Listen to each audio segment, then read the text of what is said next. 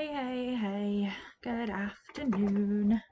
Okay, it's me and the dog again this afternoon. Archie is staring at the door after Kaylee, who has just gone to work, so we could be in for a little bit of nonsense from him, but after he demanded I went to bed last night if you were on stream, then I think we should pick up where we left off. Get on with this, because I think we were making really good tracks with the investigation, so I want to go straight back in. I'm hoping actually that we can finish it today. I really want to get into Dreamlight Valley again, so yeah, let's it helps if I open the game, doesn't it? Let's the tech part, it's always good fun. Okay, should get the game up and then we can go. So I think when I ended it last night, we were in the inner temple, I think, potentially. So let's go back into that.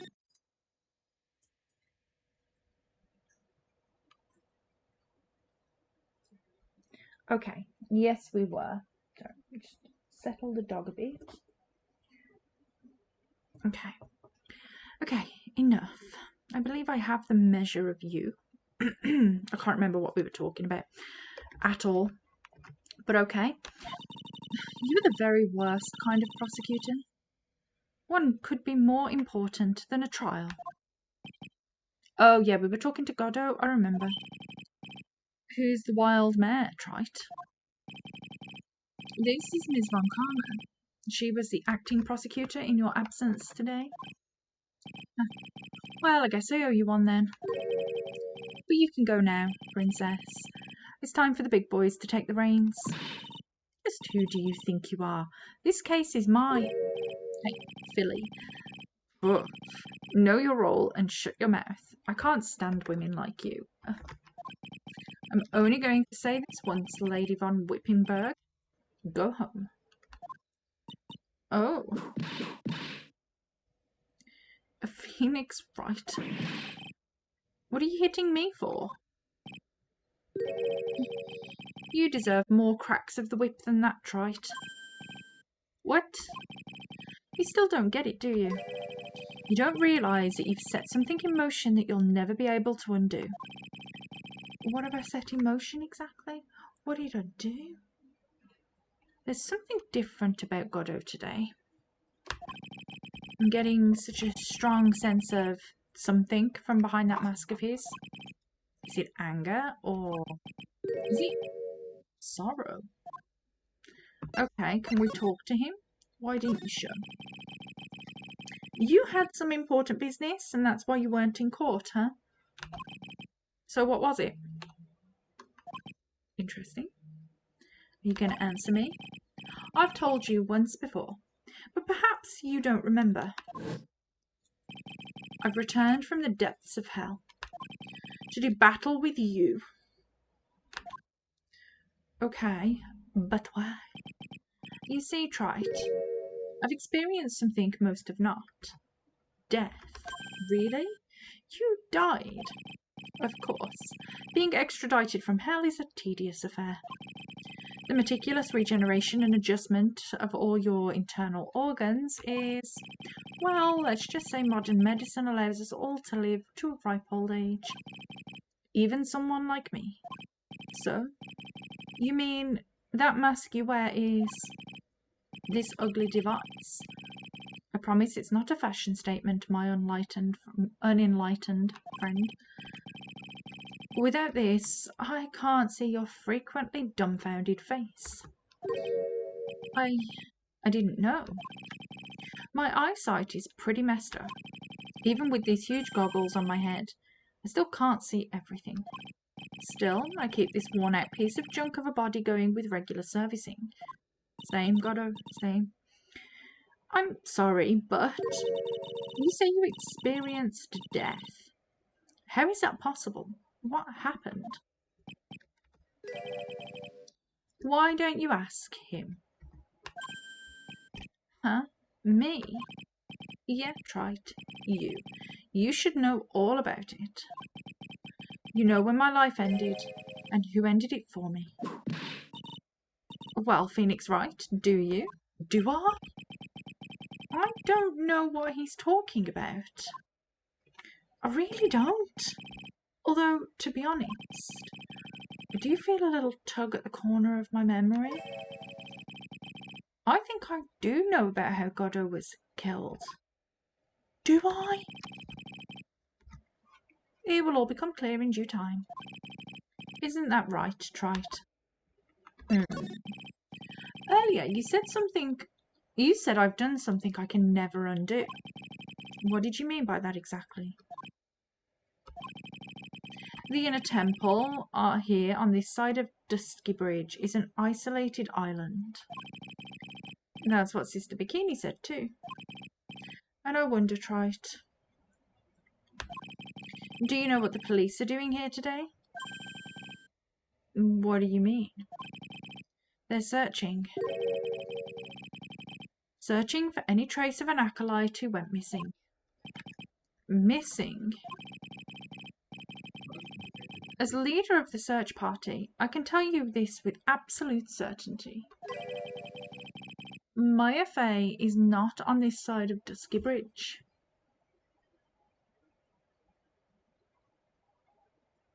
I'm just going to go and see what's been put through my door. Just 1 second. Weird person's just pulled up, put something through the door and walked away. I don't like it. And I didn't recognise who they were.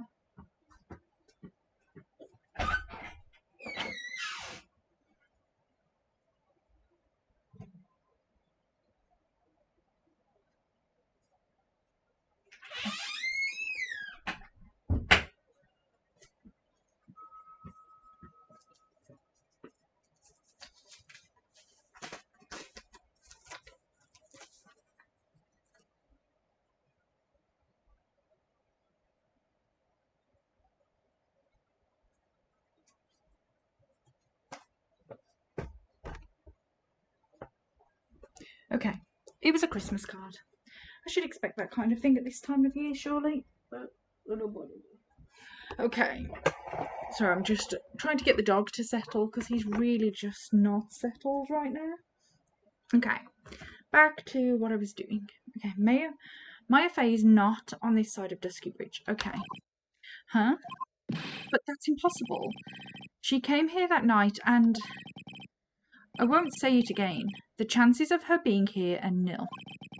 Excluding, of course, one very unique place. One? Where is that? The Sacred Cavern, the entrance of which we are standing at right now. This is the only place the search party has yet to explore. So they haven't searched that cavern yet, huh? Be aware, though, that the temperature inside frequently falls below freezing. Even if she were in there, the chances of her being found alive are slim at best. No. Which means, Trite, that you sent Maya Fey to her death. You fool. If that's the situation, why aren't you in there with the search party right now? You must have blinders on, my equestrian angel. Don't you see the big lock and chains?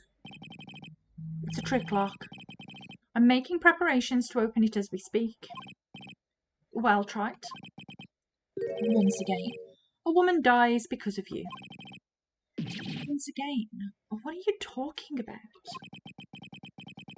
Don't tell me you've forgotten. It was only 2 years ago, after all, when the last unfortunate woman died because of you. Because of me. And do you know who that was? It was Maya Fey's sister. That's right, Mia Fey. Mia? You killed her. No, that's not how it was. It was 2 years ago. Mia Fey was pursuing someone, a man. But she bit off more than she could chew. She made a very dangerous enemy. Yeah. That's one case I'll never forget. But I got that guy. Personally. Sure, Miss Faye's murderer was caught. But that won't bring her back. Well, no, but you were with her at the time. You and no one else. It was your responsibility. You should have protected her. You say Mia Fey was your teacher? Well then, I'd say you've learned nothing, Trite. You robbed her of her life, and now you've let her sister suffer the same fate. I haven't sentenced Maya to death. No. Okay, what about this trick lock? What is this peculiar looking lock? Why don't we just break it open? It would be a simple matter of... I'm afraid we can't do that. This area has always been prone to earthquakes. The repeated tremors have weakened the foundations of the training hall. Any excessive force used to break the lock open would, well, let's just say the inner temple and the sacred cavern would be a thing of the past. Very well, then dare I suggest the obvious solution of opening it with the key? Ha. Sure, just show me where the keyhole is on this trick lock. There's no keyhole. That's right. An interesting puzzle, huh? The person who set this lock is the only one that can open it. Then who was it? Simple. The accused. What? Iris. When an acolyte undergoes training inside the sacred cavern, the attending sister is responsible for locking the entrance. Obviously, the night of the murder was no exception.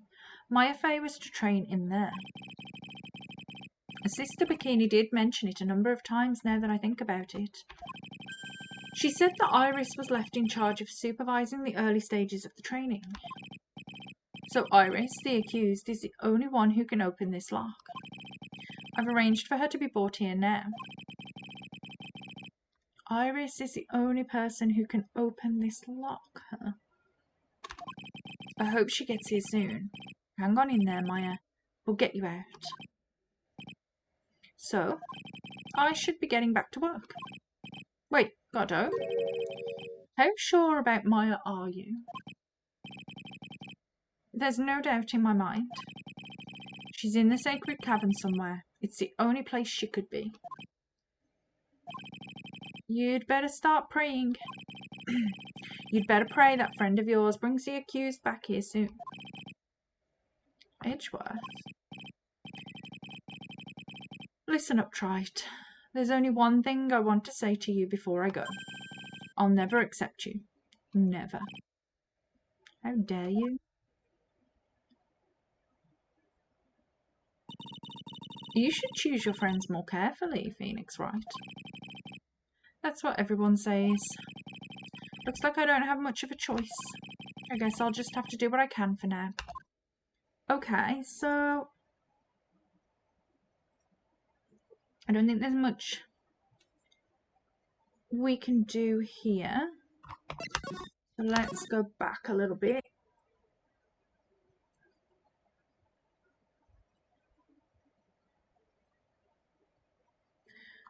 Who's he? I don't know. Should I or shouldn't I?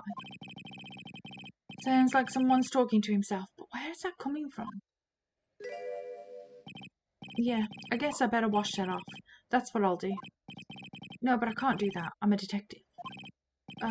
My brain. This is driving me nuts. Is something troubling you, Scruffy? Please don't whip me like that all of a sudden, sir. It was merely a simple greeting, a friendly tap on the shoulder with my whip. So, what's up, Gumshoe? Is something on your mind? How did you know, pal? Perhaps you were trying to decide if you wanted to wash that off or not. How did you know, sir? Oh, yeah, I nearly forgot. You can't go through that little gate there, okay? Why? You mean the one that says no entry on it? I, kind of already snuck in there. Is he trying to be clever or something? So what's behind there, Scruffy? Huh? A kind of garden-like garden? A garden? Yeah. Anyway, it's under investigation right now, so keep out. I'm not telling you, I'm asking you, pal. You got me? Isn't it normally the other way around? Well, see you later. So, shall we adjourn to this garden, Phoenix Wright? Of course. What else would we do? I really want to know what Gumshoe was thinking of washing off. Okay, so we're going to the garden then. This is new. New. Ooh, look at this place. What happened in here? There's a strange feeling in the air. I wonder what it is. Strange feeling. Forget about that. What's that strange writing on the stone lantern? Ah, what are you doing here, sir? I thought I said you can't come in here. Don't you know, Scruffy, a Von Karma will always show up wherever there is a clue. And there are plenty of clues to be found here. But, okay, so I want to see what this is then. Oh, no clues here. This though. What the heck is that? Uh-oh, you spotted it, huh, pal? Are you kidding me? It couldn't be more obvious. It says Maya. Yeah. And before you ask, it's written in blood. You will answer all of our questions now, Scruffy, without exception.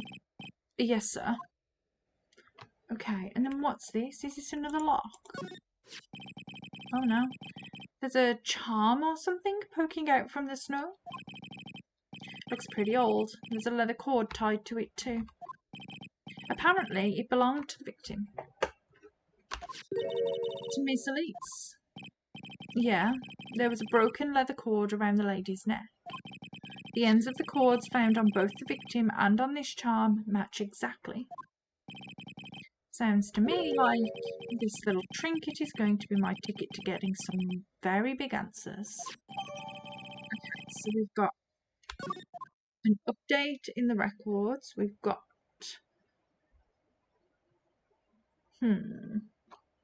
Why is all this being cleared? Oh, this is odd. There's no snow on the ground here. And it's almost a perfect rectangle. It couldn't have happened naturally. Yes, it appears as though someone has carefully cleared away the snow. No doubt it was you, wasn't it, Scruffy? Huh? No, it wasn't me, sir. It was already like that when my men and I got here to start the investigation. If it wasn't the police, then who did it? Oh, yeah, there's something I need to tell you. Just between the three of us, okay? What is it? It's top secret. You can't tell anyone. Got it? Understood. Well, when I was a kid, I got knocked out of the local wrestling contest, you see. I was so disappointed and just picked up my mouthguard and cried all the way home. And I got in so much trouble when I left it on the couch. Is that it? That's it. Whoever cleared the snow away must have had a reason. Although I can't even begin to imagine what that reason could be. Me neither. Okay, let's talk to Gumshoe. So, how's the Inner Temple investigation going? We have the best forensic team in the world working the place. Forensic team? What was the outcome of this scientific study? Nothing. Scientifically speaking, the place is as clean as a whistle.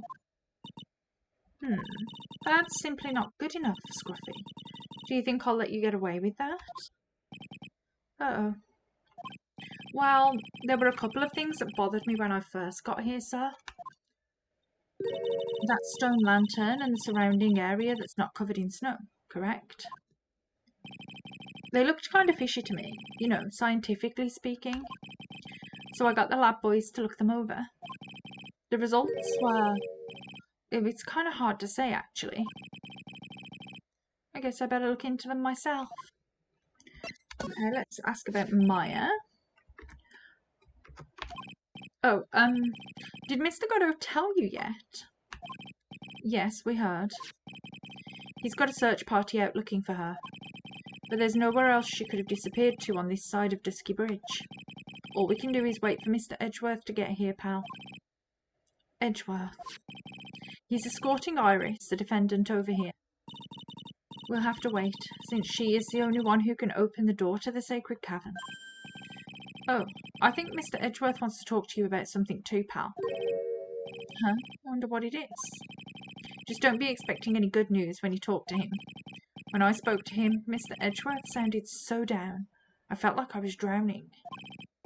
Sounds pleasant. Okay, so about the bloody writing? So these letters are written in blood? Yeah. What's worse is it's the victim's blood. Huh? This is Miss Dwaxnim's blood. We haven't done a detailed analysis yet, but it's looking that way, pal. Most interesting. Phoenix Wright, I presume you know, don't you, why Maya's name is written upside down? You know what? That was really bothering me too. But I just came up with the answer, the result of my own special gumshoe investigation. Really? Do tell. Well, on the night of the murder, that stone lantern was upside down. Anyway, there's really only one logical explanation to this mystery. Miss Elise wrote these letters herself in her own blood. You must be joking. That's impossible. From the writing in the victim's blood and the other clues left behind, it seems pretty likely that this garden was the scene of Miss Elise's murder. At least that's our current theory on how the events took place, pal. What? Okay. So, Elise was killed here. However you want to look at it, that's what people are saying now. Then, what Sister Bikini saw in the courtyard at the main temple was... Well, what was it? If that wasn't the scene of the crime, what did she see? What do you think, Ms. Von Karma? Surely a special gumshoe investigation would reveal the answer, no? But wait a sec, the bloody writing and all the other clues here. Someone could have easily set all that up after the murder, right? Sorry, but that's not an option, pal. Why not? How quickly you forget, Phoenix Wright. Ever since the incident occurred, this place has been completely inaccessible. Because Dusky Bridge was completely burned out. Oh yeah. I was overseeing repairs to the bridge the whole time. No one came over here before me and my men, which means no one could have planted all this stuff here, pal. I can't think of a counter-argument to that. I knew it. I should have washed the blood off the lantern as soon as I got here. If this really was the scene of the crime, then I need to figure out exactly what it was that Bikini actually saw. Okay, so let's carry on then.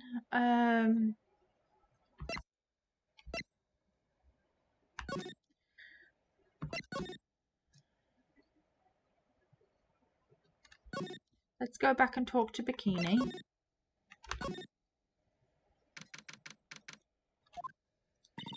It seems you have a visitor. Okay. Mr. Wright. Iris, I'm really glad to see you. Godot managed to mobilize the police by claiming a state of emergency. Not him again. Never mind him. We've got to hurry and unlock the sacred cavern. I'm sorry, Mr. Wright. It's my fault someone so important to you is locked in there. Mr. Edgeworth, can we finish our conversation later? All right. Let's hurry to the inner temple then. I'll see you later, Wright. Oh, wait, Edgeworth, I'm coming with you guys. Sorry, Wright. I can't allow you to come with us. What? I hate to be the one to break it to you, but My FA is in a rather delicate position. What do you mean by a delicate position? This isn't simply a rescue operation, right? It's also an investigation. An investigation to... That being the case, we can't allow members of the public to interfere. Come on, Edgeworth. If anything happens, you'll be the first to know. Please understand, right? I'm trying to understand. I'll be honest, I'm trying. So very much. But it's... Mr. Wright, all that matters is that Mystic Maya is rescued, correct? Listen to the voice of reason for a change, Phoenix Wright. From now on, consider anything beyond Dusky Bridge to be off limits. We'll be going now. Excuse us.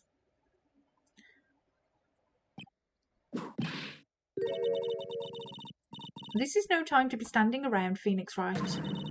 Are there other things that demand your attention? She's right. Thanks for reminding me. Okay, so we should move to here and see if we can get...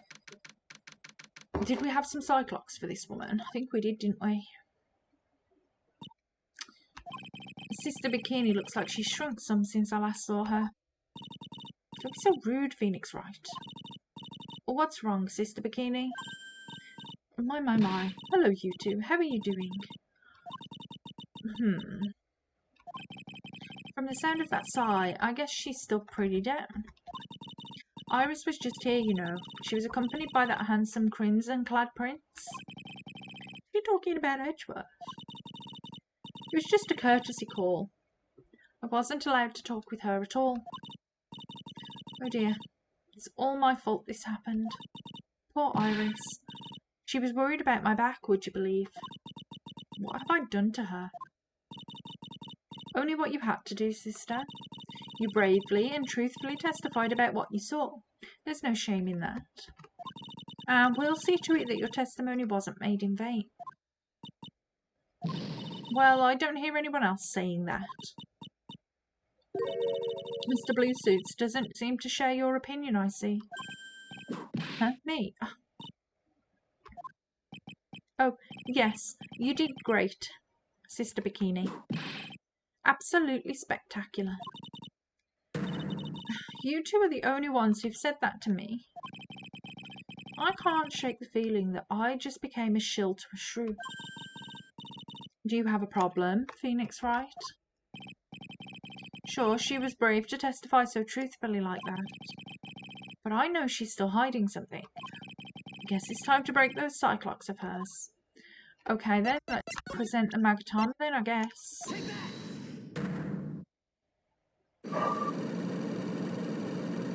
I mean, we forgot 5. Cool. Okay.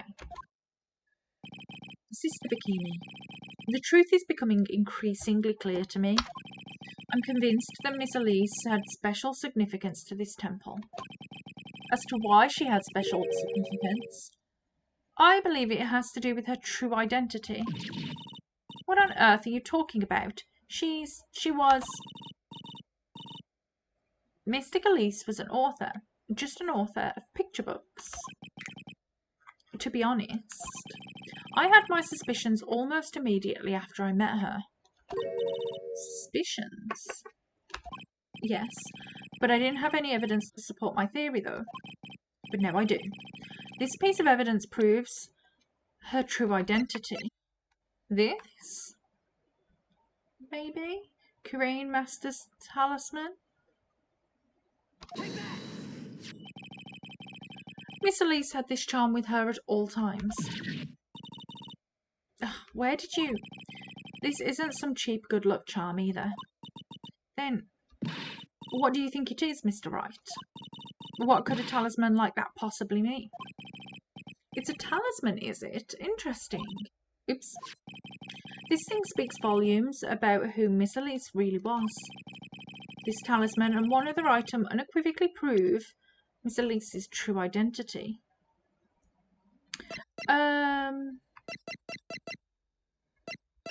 Maybe the fact that she destroyed this. The painting is obscured by this gravy stain at the moment.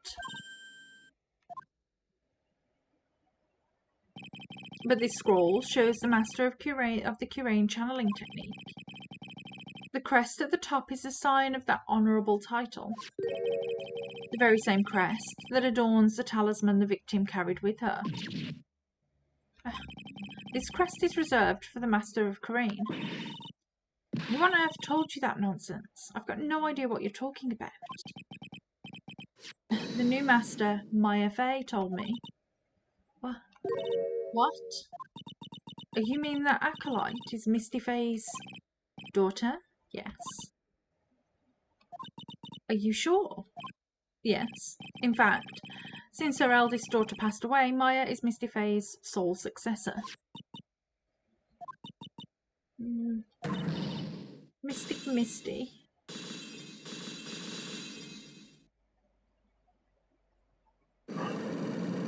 That was quick. So she's Misty? Mystic Elise graced us with her presence about a week ago. When she showed me the talisman with that mark on it, well, I nearly fainted. No one had seen her since she disappeared 17 years ago, after all. What's the significance of this talisman, sister? The Curain talisman, it's a symbol, it's the symbol of the Master of Curain. The bearer must carry it with them always until their death. Until their death. So Elise Duoxnim was really Maya's mother, huh? She was Misty Fey, the master of the Curain channeling technique. The truth comes out at last. It looks like we're making some headway here. Tell me, sister, after 17 years, why did she choose to show herself now? Because something happened that called her out of hiding. What happened? Well, what's happening? Are we having an earthquake? It can't be. Earthquake? Oh my goodness, in a temple. This kind of tremor might... The inner temple? The sacred cavern in the training hall? You might very well cave in. What? Maya? Oh no. Okay. It seems to have passed. Well, we can't just stand here and do nothing. Let's go. What? Where? To the inner temple, of course. Where else? Sister Bikini, we'll finish this later, alright? Of course. You run along now. People may have been hurt. I must get some first aid kits ready. Okay. Come on then, Phoenix Wright. They won't bar you from entering as long as I'm with you. Thank you. Right at that moment, I had the worst feeling in my gut. We just had an earthquake. I wonder if he's alright. You look worried. Are you thinking about Miles Edgeworth? Come on, let's go. Okay, let's go. We've got to hurry to the inner temple and... Right. What are you doing here? How could I have... How do you expect us to understand you if you don't speak up? Ow. Hey, why am I the one getting whipped? She's gone. No. The defendant, Iris, she's gone. Gone where? She fled. She escaped. What?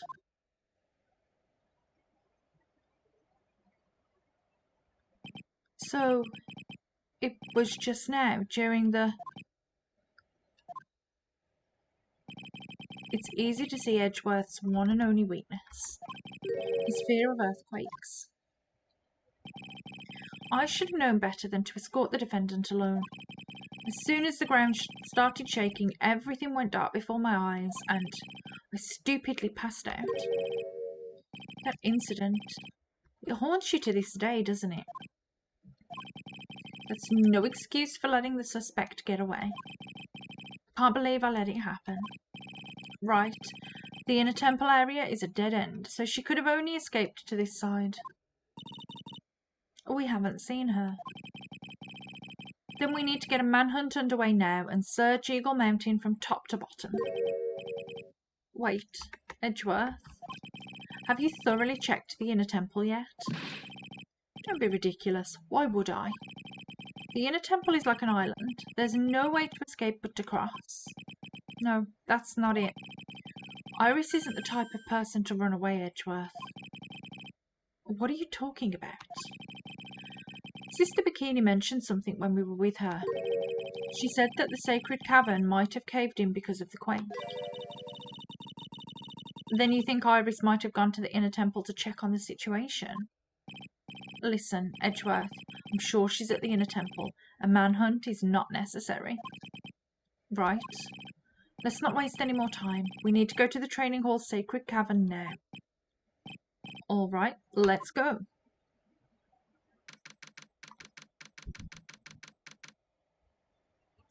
Okay. Fortunately, the sacred cavern hadn't caved in. But what we found was something none of us could have ever expected.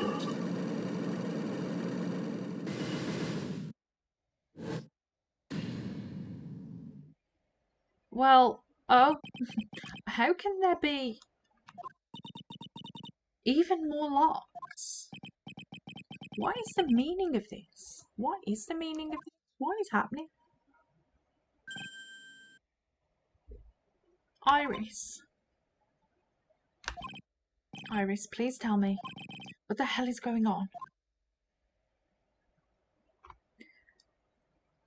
Okay, so it looks like we're not going to get any kind of sense out of that. Okay, let's just save that and then we can move on. Okay. Just do a quick save and then we'll go straight into the next part of the investigation. Okay. Right. Is this what Goddo was talking about? Yeah. The trick locks. Now then, Iris, please remove these at once. Mr. Edgeworth, I'm afraid I can't. It's not possible for me. What? During the earthquake, when the cavern was in danger of caving in, Iris escaped, and I know that there was only one lock when I came here last. So you're saying that you can't undo the new locks? Yes. Only I was stronger. Edgeworth, how are you feeling? You look a little pale in the face. Like you'll want to talk with your face all green. Miles Edgeworth, go and get some air. I'll watch over the suspect.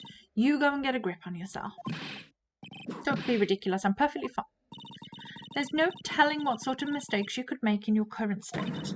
Go and get some rest. That's your only concern now, Miles Edgeworth. Okay. Understood. I'll handle the investigation in the garden. You take care of things here.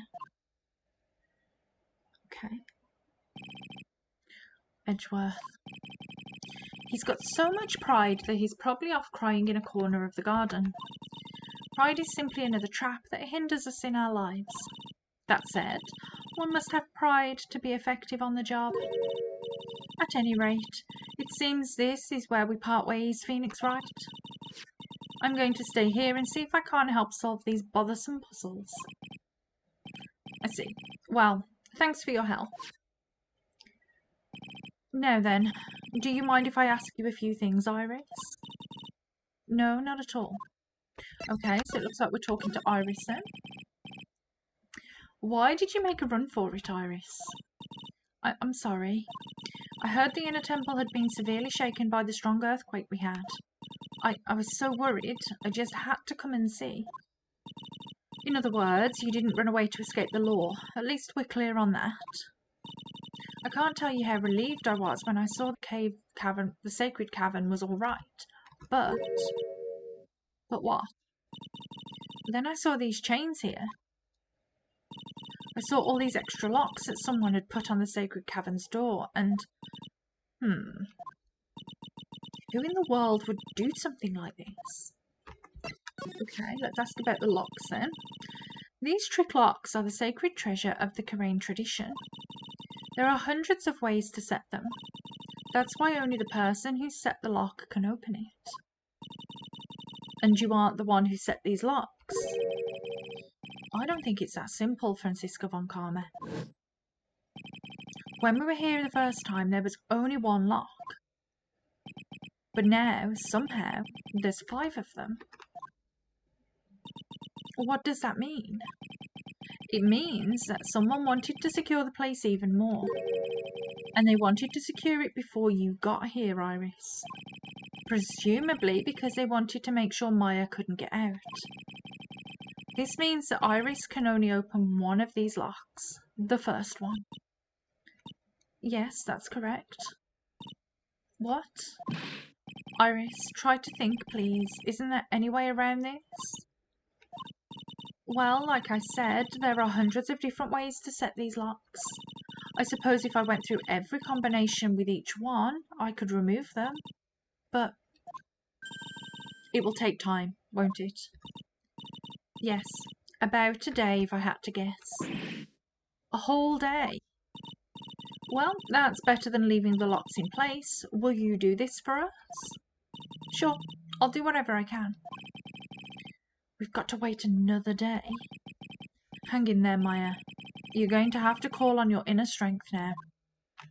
Okay, let's ask about the night of the crime, I guess. You know what, Iris? There's still one thing I don't quite get. And what might that be, Phoenix Wright? I think it's obvious. Iris, on the night of the murder, where were you? Please, Iris, don't give me that look. You told us that you were in your room at the Hazakura temple at the time of the incident. But you were seen that same evening at the inner temple. And then you were spotted at the scene of the crime in Hazakura temple too. Being spotted at both Hazakura temple and the inner temple, it's as if you were... Well, Iris, I think it's about time you told us the truth.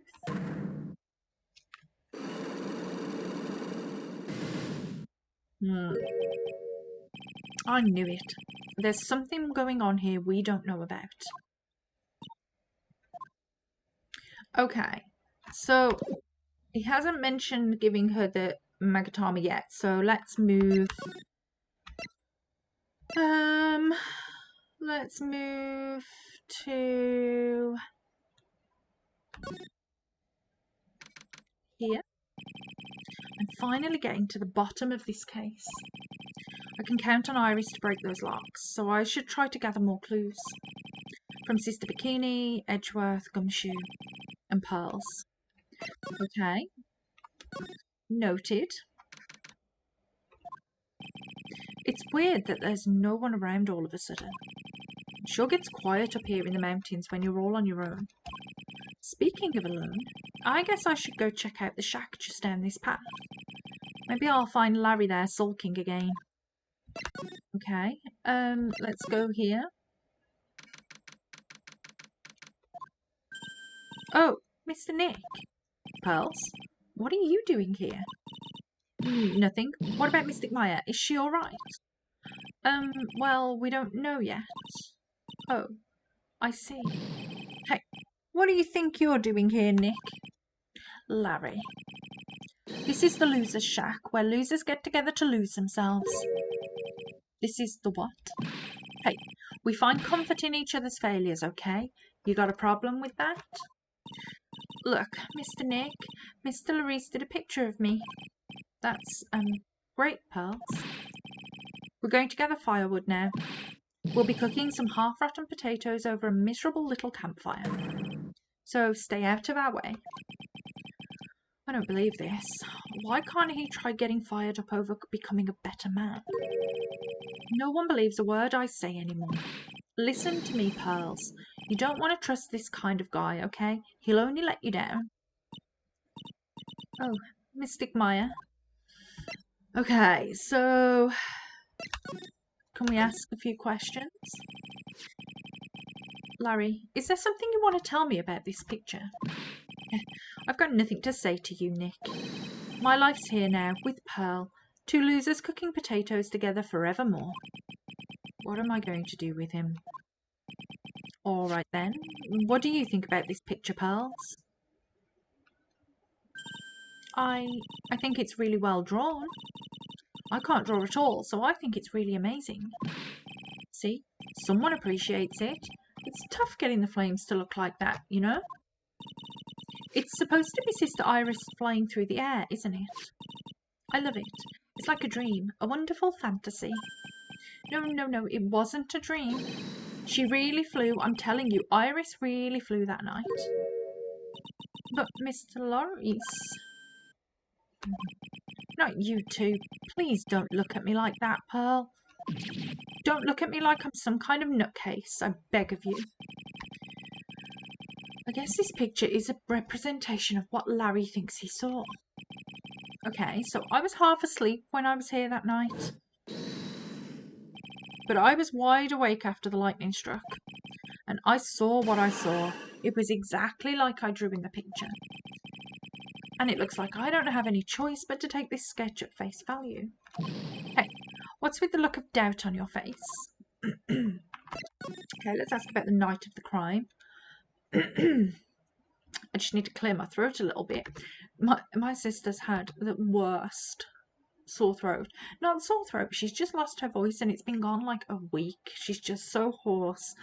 And every now and again I get that horrible little sort of tickle in the back of my throat that I'm like, oh no, don't lose my voice. I kind of need my voice. I'll have to get a megaphone to teach if I lose my voice. Okay, Pearls? Yes, Mr. Nick? I've been meaning to ask you about the night of the murder. Where were you, and what exactly were you doing when it all happened?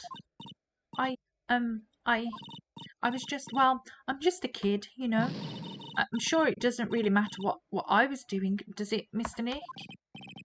Sorry, Pearls, but yes, it does. On the night of the murder, you were supposed to be in Mr. Oxnam's room reading a book together. But Mr. Oxnam was murdered and you, Pearls, were at the inner temple. Just what exactly happened that night, Pearls? I'm really sorry, Mr. Nick. Uh-oh. Does she think I won't be able to break these? Nice. A rainbow of locks. I've been a bad girl. That's why I'm being punished. What are you talking about, Pearls? My spiritual power. It has disappeared. What?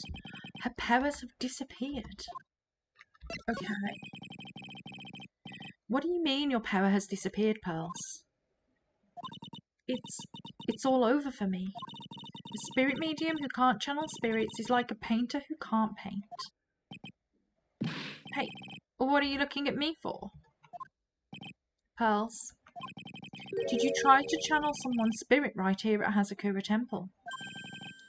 Tried but failed, perhaps. Way to go, Nick. You made her cry. That was really cruel of you. Just as I thought. I'm going to have to break her Cyclops to get the truth out of her. Okay, so let's move then to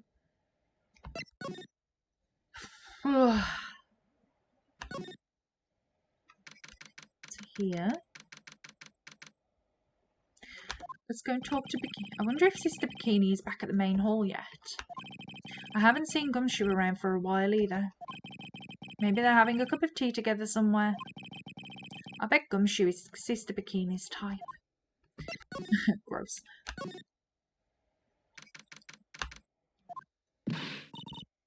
Well, what's the damage? How is the sacred cavern? It looks like it survived, but we have a bigger problem now. I told Sister Bikini all about it. About the 5 locks that were stopping us from getting inside the sacred cavern. But who could have done that? The only people who know how to set those trick locks are those of the Karain tradition. We have Iris at the Sacred Cavern trying her best to open them for us right now. Actually, there's something I've been meaning to talk with you about, Sister Bikini. Oh, yes, we were in the middle of a chat, weren't we? Yes, you were telling me about how the Master of Karain disappeared 17 years ago. I want to know why Misty Face suddenly appeared at this temple. It was about a week ago when Mystic Misty arrived. After she showed me the talisman that proved she was the Master, she said, "Someone is trying to destroy the Karain tradition's main family line. I am here to put a stop to them."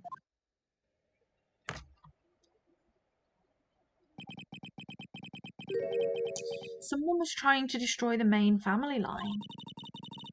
There is only one heir to the title of Master at any time, and it's usually the eldest. That child becomes the new Master of Karain, and her daughters, the main family.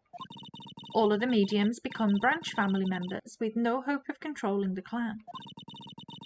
That's why nothing has changed throughout the history of the clan. Branch families always have and always will plot to erase those of the main family line.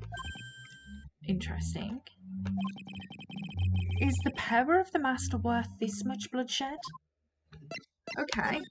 Let's ask some more questions. You believe in the technique, don't you, Mr. Wright? You know its power is real? Yes, I do. It's been 2 years since I first met Maya. In that time, I've seen her channel the spirits of the dead plenty of times. During the Master Mass case, and during Maggie Bird's trial too. Thanks to Maya, Mia's always on hand to help me out when I need her the most. Nice. The Karain technique has made a huge difference to the world, you know? I mean, the ability to communicate with the dead, that's a psychic power, you know. Members of the tradition have always been there behind every important leader. Who wouldn't respect such a tremendous skill? I suppose so, but with all that power and influence, I kind of expected you'd be really rich by now. Are you saying we're poor, Mr. Wright? You're very direct, aren't you? People don't believe in it anymore, you see, all because of one little mistake. A mistake? What mistake? It was 17 years ago. That's when everything came crashing down. All because of that incident. The DL6 incident. Is she talking about what I think she is? I'm sure the records still exist if you're interested. Locked up, of course. It was called the DL6 incident. That's the name of the file. The DL6 incident. I knew it. Okay, let's ask about that then. The DL6 incident. I know it well. I handled a related case just 2 years ago. Ah, that's right. So it was you who So it was you who was the defense attorney on that case. A murder that took place 17 years ago. It was the first time in the country's history the police ever used a spirit medium. The idea was to channel the victim's spirit to learn the identity of the murderer. And the medium who performed the channeling was Misty Faye, Maya's mother. Through Mystic Misty's channeling, the name of a certain man surfaced. Armed with that as evidence, the investigators were spurred into action. But that man, he was found not guilty, wasn't he? That's right, he was. And the case remained a mystery. In other words, we failed. It was the first case the world had ever seen the Karain tradition openly involved in. It was all over the media, the public, the judiciary, the people of Karain Village. Everyone judged her. Everyone said Mystic Misty's powers were a sham. And then she just disappeared, vanished, while everyone still thought of her as a fraud. But I know the truth. Misty Faye's spirit channeling wasn't a sham at all. Of course it wasn't. And since you managed to reveal the truth, we're finally making a comeback. The Kurain tradition is starting to recover at last. But with a new master wielding the power of the clan. Does she mean Maya? Okay, let's ask about the feud. The spiritual power of the Kurain channeling technique is in the blood. Maya's told me the exact same thing before. We, the women of the Fae clan, have always been spirit mediums. It's because the power to communicate with spirits flows strongly through us. According to Maya, only the women in the family can inherit that power.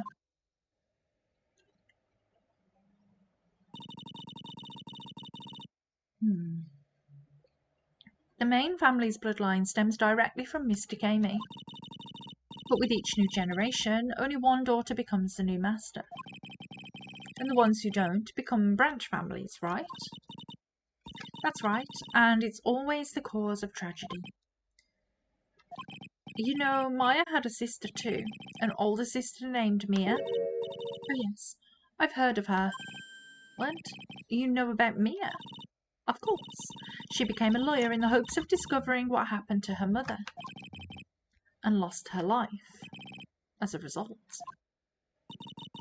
Do you know what Mystic Mia is rumoured to have said? She said it wasn't only because of her mother that she became a lawyer. She also didn't want to fight with her sister over the leadership of the tradition. Really? Well, she saw what happened to her own mother, Mystic Misty, as she grew up. I guess Mystic Mia got tired of seeing all the rivalry between her mom and her aunt. That's right. Misty Faye had an elder sister too. And Misty, having superior powers, managed to usurp the Master's seat from her. Mystic Misty's sister is Mystic Morgan, as you probably know. Morgan? There's a name I know well. It was a year ago now at Maya's home, Kurain Village. What she did was terrible. It was all so she could make her own daughter the next master. I suppose if you know about Mystic Morgan's daughter, then you must have already realised that Iris... Huh? Iris? What's Iris got to do with any of this? That Iris is Mystic Morgan's daughter. What? Iris is what? Is she kidding me? Iris is Morgan Faye's daughter. Wait a second. Did you just say that Iris is Morgan Faye's daughter? I thought you already knew. It sounded like you'd met one of Mystic Morgan's daughters already. I have. I know her very well. Oh? Yes, Pearls. Pearl Faye. But I always thought she was an only child. You jest. That child, she's Mystic Morgan's... I had no idea.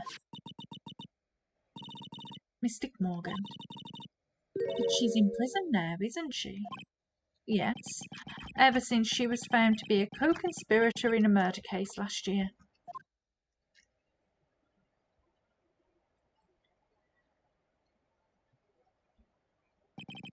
It was all done to set Pearls up as the next master.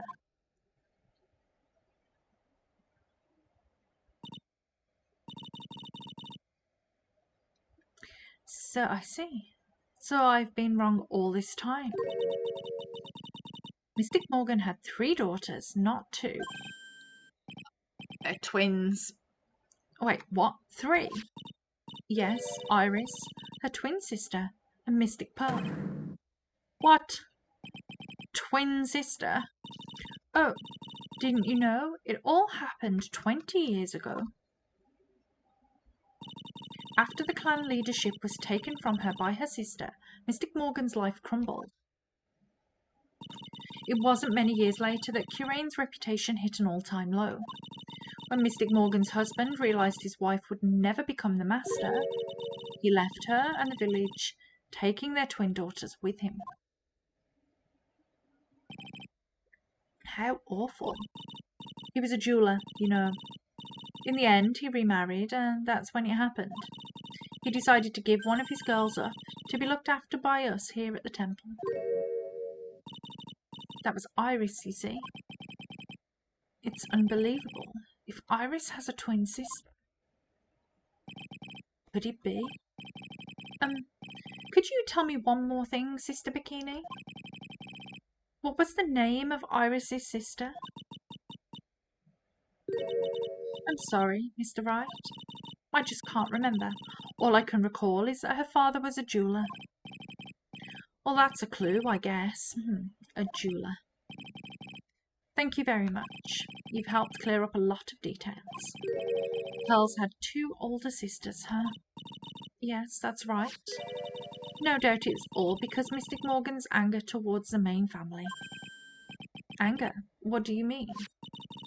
Her twin daughters were taken from her by her jeweler husband, but even that couldn't destroy her dream that a child of hers would one day lead the clan. That's why she had pearls. It seems that the incident here was a result of Mystic Morgan's anger. It was able to break free of the bars that confine her. So Iris has a twin sister. The plot thickens. The plot thickens? But this information will be useless unless I can flash it out a bit. I need to ask more questions and get some more info. Okay, so let's move around then and see what we've got. Go to the courtyard, see what's in here today. Okay. Sounds like someone's happy. What tune is that they're humming?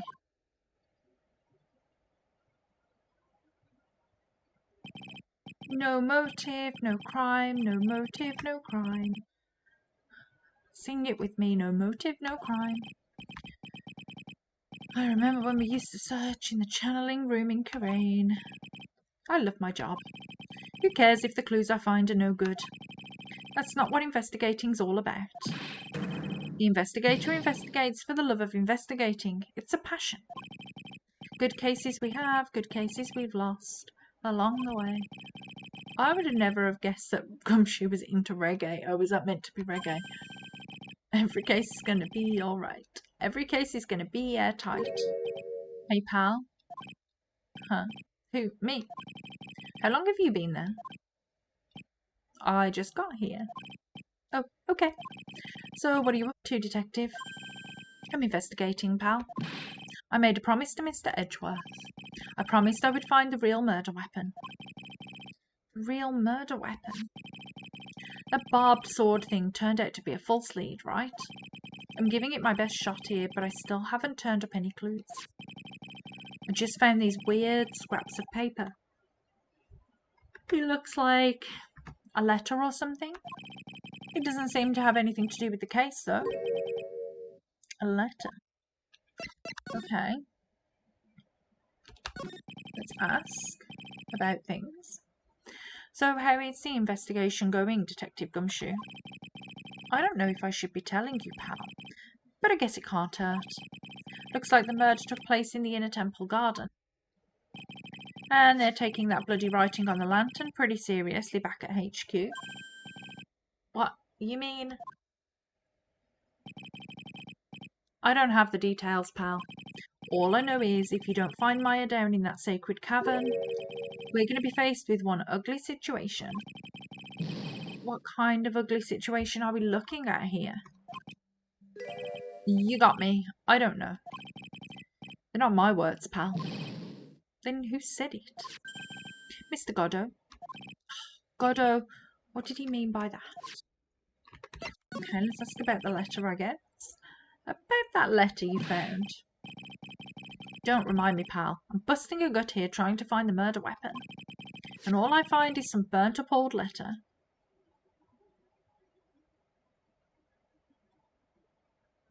Interesting, leave everything up to her. Burnt up old letter? Yeah. It was in that incinerator right outside the Inner Temple. The incinerator? I knew it. I knew I wasn't imagining it. There was snow on the incinerator when I first saw it. But after the incident, the snow had melted away, which means someone used the incinerator on the night of the murder. What's up with you, pal? I've got it right here if you want to take a look. Can I? Do you mind? Sure, go nuts. I don't want it, pal. You can have it. It's all spirit mediums and masters and stuff.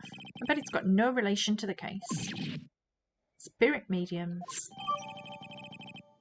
Okay. It's got to be important if it mentions spirit mediums and masters.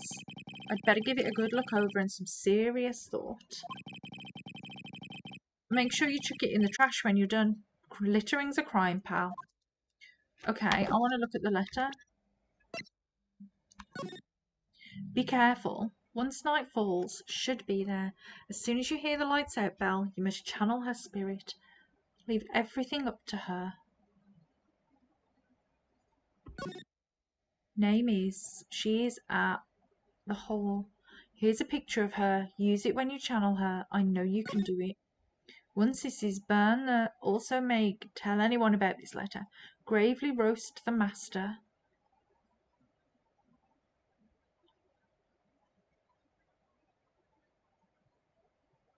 That's interesting. Pearls had this.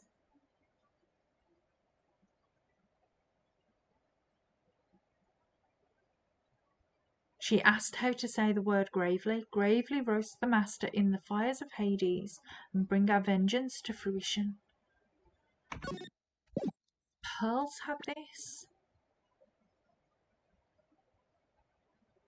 Okay. Let's finish talking to him, actually. So, what do you know about the real murder weapon so far? Well, it wasn't the sword that was found impaled in the victim's body. Mr. Edgeworth proved that in court today. Yes, that's true. In which case, it must have been another blade. And that's what you're running around like a headless chicken looking for now, huh? Yeah, and man, is it tiring work. But let me tell you something, pal. I'm no chicken. We've got the feather of forensics in our caps these days. We're using the department's secret weapon on this. Secret weapon? What is secret weapon? What is this secret weapon of yours? You want to know? You've got to think scientifically, okay? All right. The murder weapon was a sword. Swords are, scientifically speaking, made of metal, right? Any questions so far? No? I know what he's going to say, but I'll let him look smart. So what's the perfect tool for the job? Ta-da! A metal detector. Raise your hand if you didn't see this coming from a mile away. Well, you want to give scientific investigation a go? Huh? Me? I've been using this thing for hours now. It gets pretty boring after a while. Why don't you give it a try? I don't know. Should I help Detective Gumshoe out or not? I mean, let's play.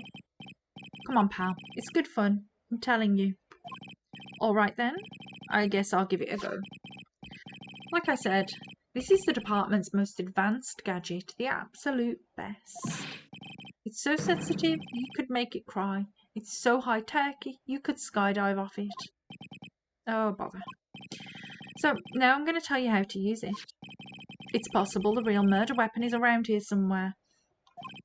Sure, that's what we're trying to find out.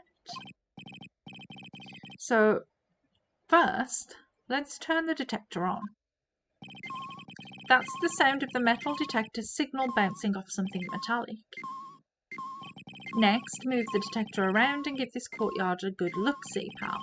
Don't worry, this baby will let you know when you've hit on something metallic. And when that happens, press enter. This thing picks up metallic objects that are hidden from sight too. Take a good look at anything and everything that seems suspicious, okay? Okay. Look, a ladder. That's a step ladder. What's the difference? Looks like a normal ladder to me, pal. Surely everyone knows the difference. I mean, they're pretty ordinary objects. I've met plenty of guys like you, always picking on the smallest details. The vegetable store guy near my place does it all the time. He even corrects me when I ask for a head of lettuce. That's a cabbage, he says. I'm telling you, they're the exact same thing. No, they're not. They're completely different. You have to plant both of them firmly in the ground before they can grow, don't you? Listen, you gotta take a step back and look at the bigger picture sometimes. Otherwise you can miss a really important clue. That's advice from a pro, pal. The last person I need advice from is this guy in front of me. Okay.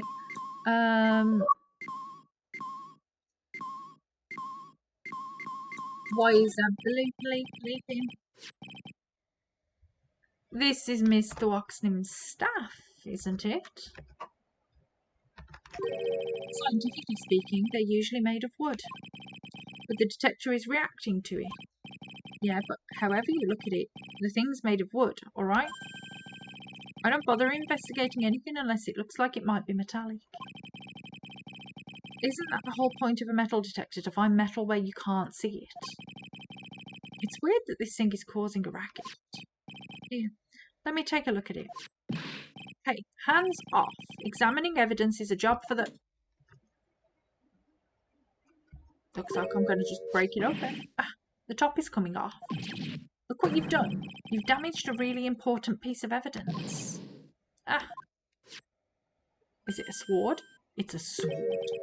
That's a sword inside the staff. Is this...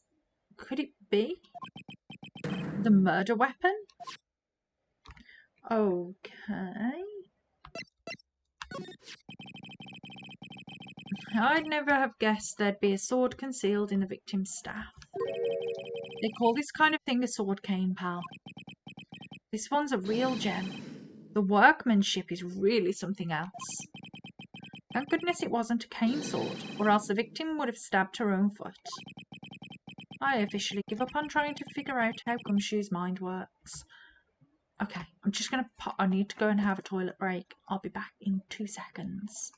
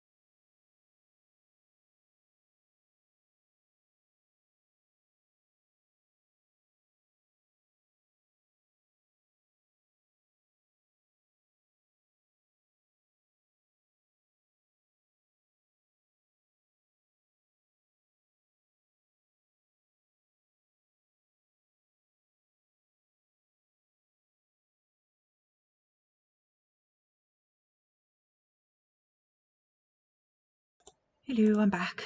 Toilet break and drink retrieved. Good, good, good. Okay, let's carry on. If the real scene of the crime was the inner temple garden, then why was the sword used to kill the victim found in the main hall courtyard? Hey, Gumshoe, who knows about the hidden sword? Well, me and you, literally, because we just found it. No one. Even the police didn't know about this until I discovered it just now. Well, as they say, there's no team in Gumshoe. It doesn't look like there are any traces of blood on it. Then I guess this isn't the murder weapon, huh? No. I'm sure someone just wiped it off after the murder. Yeah, of course. This thing's definitely the murder weapon, pal. It's about the same length as this sword, too. This must be the murder weapon. Okay, I'm going to run over to forensics. There's got to be some traces of blood left, even if most of it has been wiped off. See you later, pal. Okay. Every case is going to be alright. Every case is going to be alright. Wait up, detective. What is it, pal? I'm a pretty busy guy right now, you know. You're going to get that staff analysed, right? Would you mind holding off for just a while? Huh? What are you talking about, pal? Please? Just until we find Maya. Maya? What's this got to do with her? I don't know, but I'm starting to get a really bad feeling in the pit of my stomach. Oh, how so? Look, Maya's trapped inside the sacred cavern right now, and, well, we don't even know if she's okay or not. The more evidence and testimony I hear, the more uneasy I feel. You don't think Maya's been... Please, detective, let's just wait until we can get inside the sacred cavern.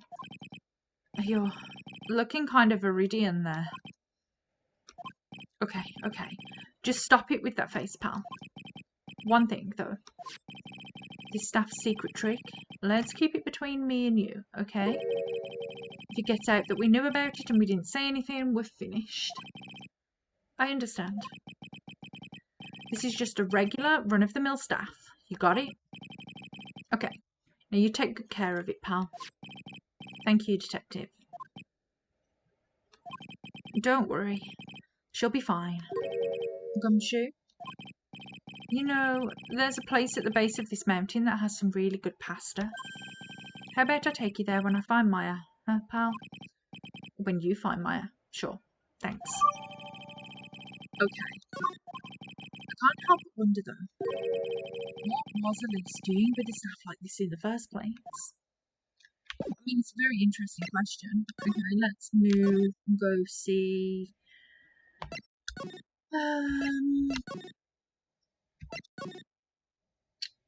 Let's go to the suspension bridge.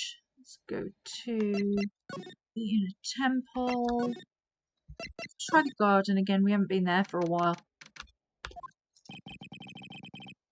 The cops are still combing the place. They look pretty nervous. I'd be nervous too. It's got to be a tough job. Especially with someone giving you the evil eye the whole time. How could I have done that? Wow. I can't believe it's still bothering him. Edgeworth? Ah. Did he run off? Hey, don't you dare run away. What do you want, Wright? What do I want? If you came here to laugh at me, then get on with it.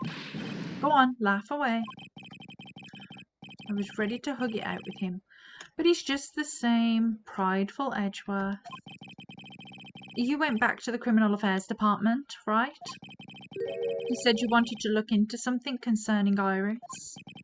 Yes. And thanks to what I found, I was reminded of something terrible. What were you reminded of, though? You guys are putting a lot of effort into the investigation of the garden here, huh? There's a high chance that this is the actual scene of the crime, that's why. You mean because of the writing in blood and the talisman in the snow? Exactly. As you know, those things couldn't have been planted here after the murder. But surely you don't suspect Maya, do you? We have to treat everyone as a suspect, Maya as well as Iris. It's our job, right? Okay, so I guess you still haven't gotten over your fear of earthquakes? No, though thankfully my nightmares have stopped.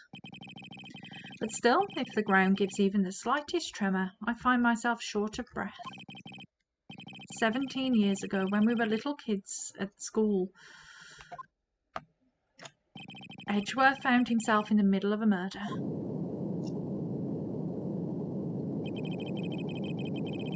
It all started with that big earthquake that hit the courthouse.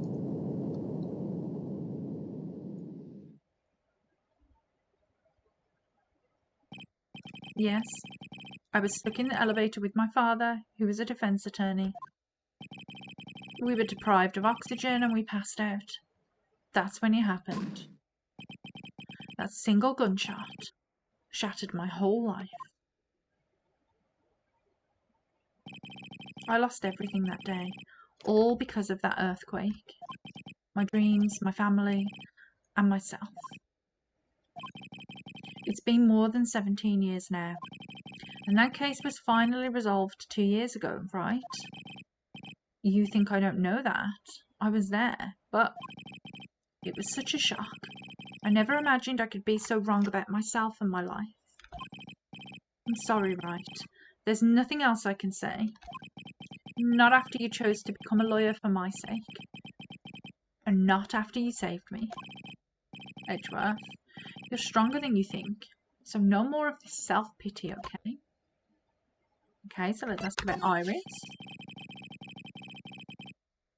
There was something that bothered me about her from the moment we met. I felt like I'd seen her somewhere before. No, wait. Not somewhere. I felt like I'd seen her in court before. So you went back to the Criminal Affairs Department to look for her file? Yes. I checked over every case file I've ever worked on. And I was right. I had seen her face before. 6 years ago. 6 years ago? It was my first appearance in court. And as cases go, it was my worst nightmare. So, who is she? I'm sorry, Wright. I can't give that information away to a member of the general public. What? Why not? It might be a crucial piece of the puzzle that solves this case. The woman I knew was the daughter of a jewelry store owner. She had nothing to do with Iris and Hazakura Temple. And neither did the case. No, that woman is completely unrelated to this murder. Unrelated? Yes, I can say that with complete confidence. You're wrong, Edgeworth. She's totally related to this case. I need to fill Edgeworth in. I need to explain the connection between Iris and the woman Edgeworth knew. Okay, so do we present something to him then? Maybe this one? Hey, Edgeworth, did you know that Iris had a twin sister? What? A twin? You can't be serious. Sister Bikini told me, but the problem is she didn't know the name of this twin. There was nothing about Iris having a sister in the files I checked. Well, Iris was taken in by the temple when she was really young. Apparently her sister was raised by her father, a jeweler, I think. A jeweler? Right, I just might know who this twin sister of hers is. I had a feeling you'd say that. Let me guess. Her name is Delilah Hawthorne, right? Yes, exactly. Please tell me what you know about her, Edgeworth. Please. Okay. It was my first court case, 6 years ago. I was a greenhorn, and due to my inexperience, the defendant died. You're talking about Terry Falls, right? You know about that case? You're not the only one who noticed something about Iris and Delilah Hawthorne. I checked one of Mia's old files from 6 years ago. Yes, Delilah was a key witness in that case. Delilah and Terry Falls conspired together to stage a fake kidnapping 11 years ago. We remember this. They stole a jewel worth $2 million from Delilah's father, a jeweler.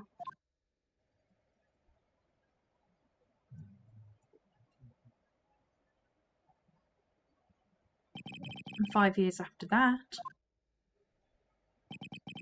she murdered her own sister, Valerie Hawthorne, to keep her from talking. Her sister? Well, her stepsister, actually. They weren't blood related. Valerie was the only daughter of Dahlia's father's second wife. Oh. And this is when she entered my life. The woman who tried to kill me.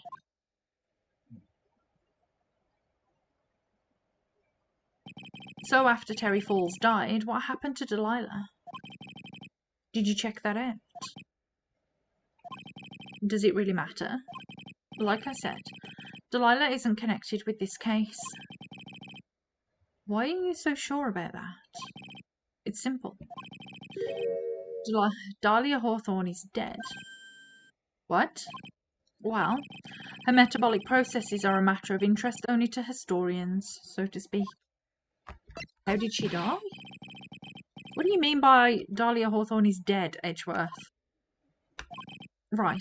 I must confess that in reading her file, I came to know of the murder case you were involved with during your college years.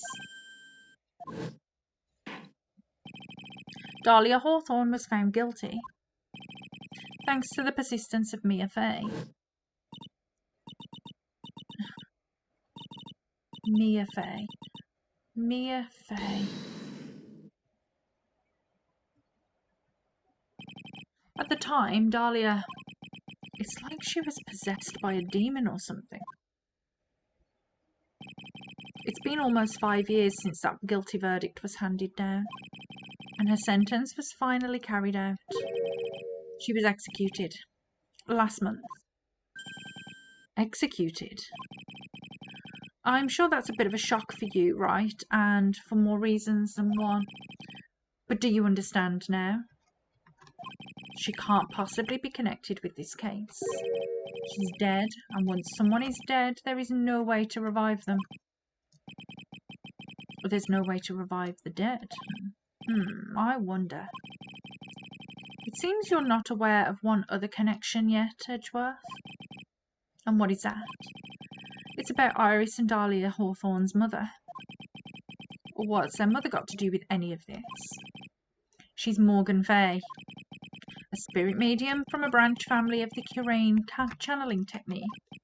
Did you say Currain channeling technique? Do you know something about it? Oh yes, I know it's connected with that fraudulent spirit medium. Fraudulent? I was involved in another nightmare 17 years ago. I was caught up in the middle of a murder investigation. The police didn't have any leads. They were stumped, and that's when they called her in. She was very famous spirit medium and the master of her channeling school. But you know what happened? As a result of her efforts, an innocent man was accused of murder. And she and her powers, they were all fraudulent. Edgeworth. Go to the police records room. It's all in there. All you have to do is check the DL6 incident case file and you'll know. Of course, how could I forget? Edgeworth was the victim in that case. Edgeworth, you'll understand someday. And then you'll see that the Currain channeling technique is real. Okay. Let's go and talk to Ms. Iris then. Let's see if we can break her stupid Cyclops.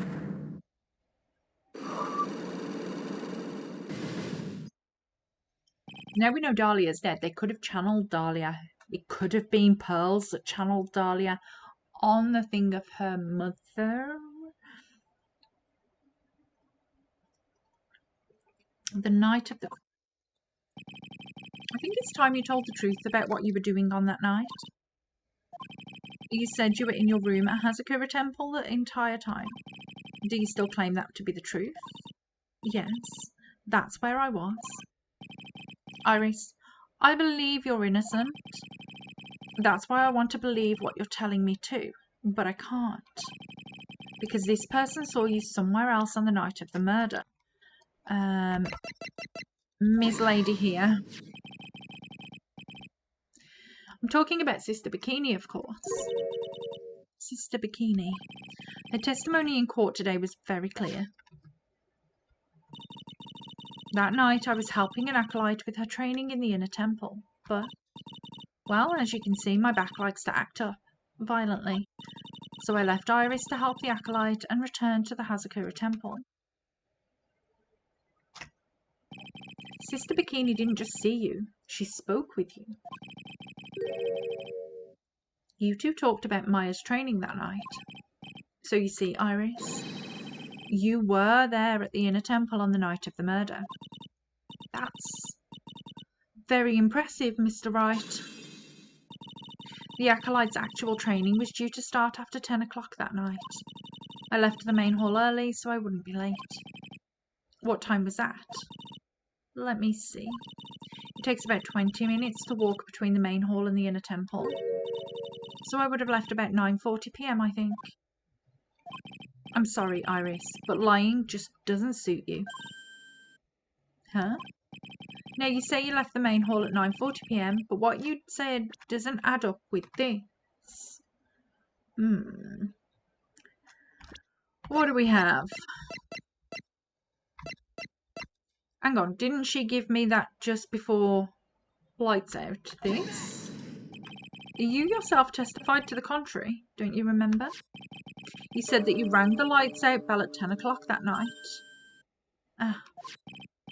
Plus, only moments before you rang that bell, you were seen at the main hall by the most reliable witness I have. Who's that? Me. Mr. Wright. We even spoke a little that evening. That's when you gave me this. Surely you haven't forgotten? No, that's right. I remember. And that brings us to another puzzling fact, Iris. At 10 o'clock on the night of the murder, you were seen in 2 different places at the same time. It's time you told me exactly what's been going on, Iris. So far, I've managed to prove 2 things. First, on the night of the incident, you were at the inner temple. And second, at the exact same time, you were ringing the bell at Hazakura Temple. There's only one possible explanation for this apparent impossibility. There were 2 of you.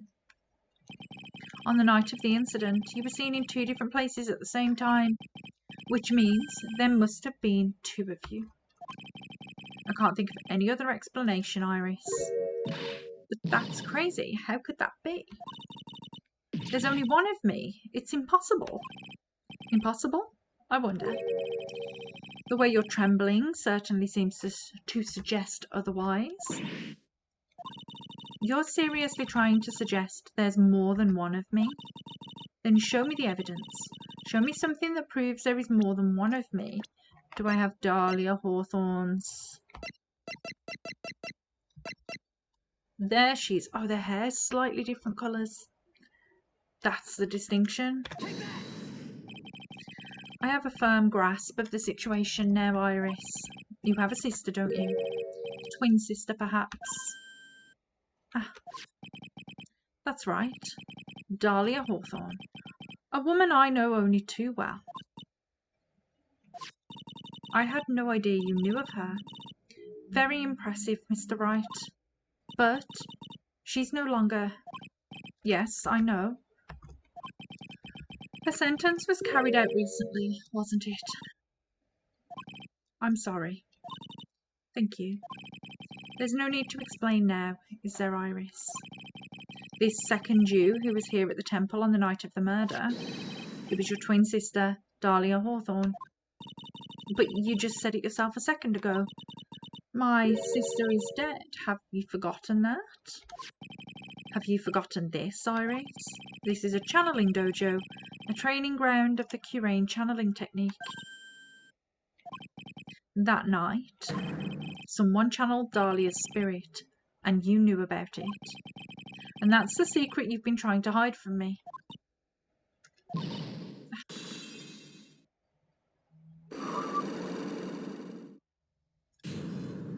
Okay, we might get some answers now.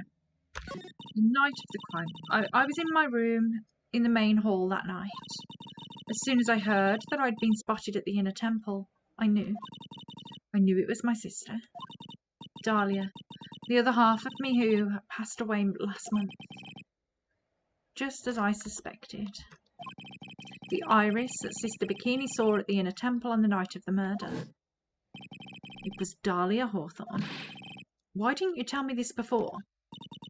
Because my sister always does the right thing. Excuse me? And because I mustn't get in the way of what she's trying to do. I already betrayed her once before. I can't do it again. You betrayed her? What do you mean? That's why I have to accept I may be found guilty. It's the only way. What is she talking about? What is she talking about?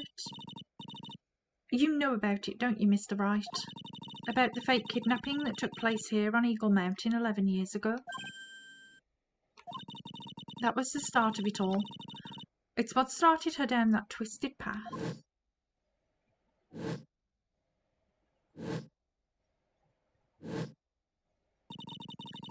She started to commit crime after crime, and in the end, she lost her life. It's all because I betrayed her. How did you betray her, Iris? It was no coincidence that Eagle Mountain was where the exchange was to take place. After all, I helped plan the whole thing. What? But I got scared, so I ran away. What are you talking about? Why would you help her?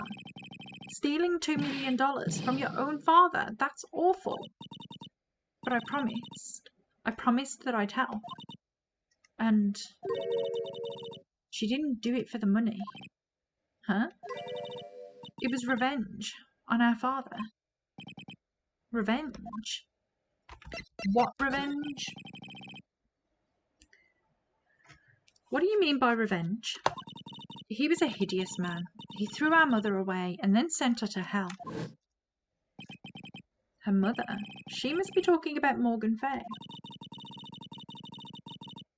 Our mother was the eldest daughter of the main branch of the Fay family. The Main family had a lot of influence in many businesses and political circles at the time. As the eldest daughter, our mother was set to inherit all of that as the next master. That's the reason our father married our mother in the first place, for power. But his plan backfired, because our mother's sister took it all from her. She took over as the master of Kurain. That would be Misty Fay, Maya's mother. But before long, the credibility of the Kurain tradition hit rock bottom. The new master, Mystic Misty Fay, made a terrible mistake. It was during the investigation of the DL6 incident. After that happened, our father took me and my twin sister away, leaving our mother and our home behind. He hated the place. He said it was a hick dive and that he had no reason to stay there. And that's when you came here to Hazakura Temple. Yes, the woman my father took as his next wife already had a daughter, Valerie. I had no place in his new family, you see. Oh, and I haven't seen my mother once since then. Having the master's seat stolen from her and being rejected by her own family, I've heard she's been very battered spiritually and emotionally. I think I'm finally beginning to see how the pieces fit together. I have asked her everything I can in my capacity as a prosecutor. This incident, everything related to it, goes back to the history of the Fae clan. That's what it looks like. Okay. Iris, there's just one more thing I want you to tell me. What is it? During the incident in which your sister Dahlia Hawthorne poisoned a lawyer, she began a relationship with a certain college student in order to hide the evidence. That college student, have you heard anything about him? Well, I did hear one thing. She said she hated his guts. I see. Thank you for your help. You're welcome. Hurry up, Phoenix Wright. There is still much to investigate. Leave these locks to me. I'll open them for you, I promise. Thank you. I suppose I'd better continue my investigation. There's still one giant secret left to unlock. Pearl Cyclops. Okay, so she's at the Heavenly Shack place, isn't she? So we've got everything we can get out of her then by the looks of it. Let's go back over the suspension bridge and go to the Heavenly Hall. Okay. Let's show her some Megatamas. Look at that. They really did make a fire right in front of the shack. Oh, Mr. Nick. You're too late, Nick. If you came here for one of our potatoes, we've already polished them off. I think I've pretty much got all the evidence I need. Now I just need to find out what Pearls is hiding. Okay, let's do it. Let's do it. The night of the...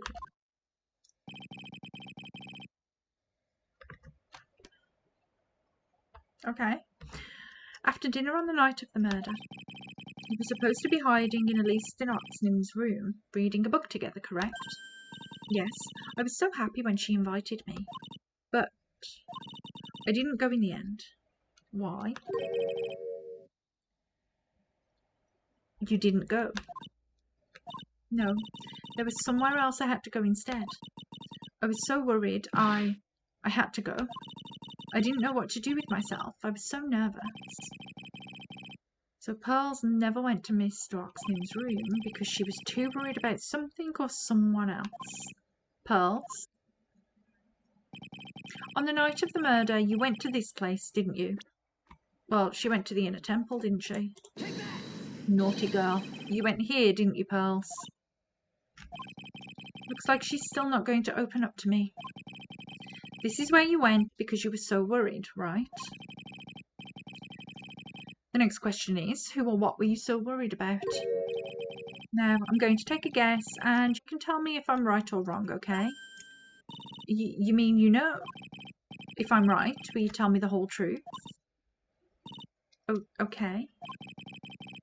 You went to this place for one very simple reason, and that is you were worried about Maya. It's obvious what you were so worried about, Pearls. It was Maya, wasn't it? Ah.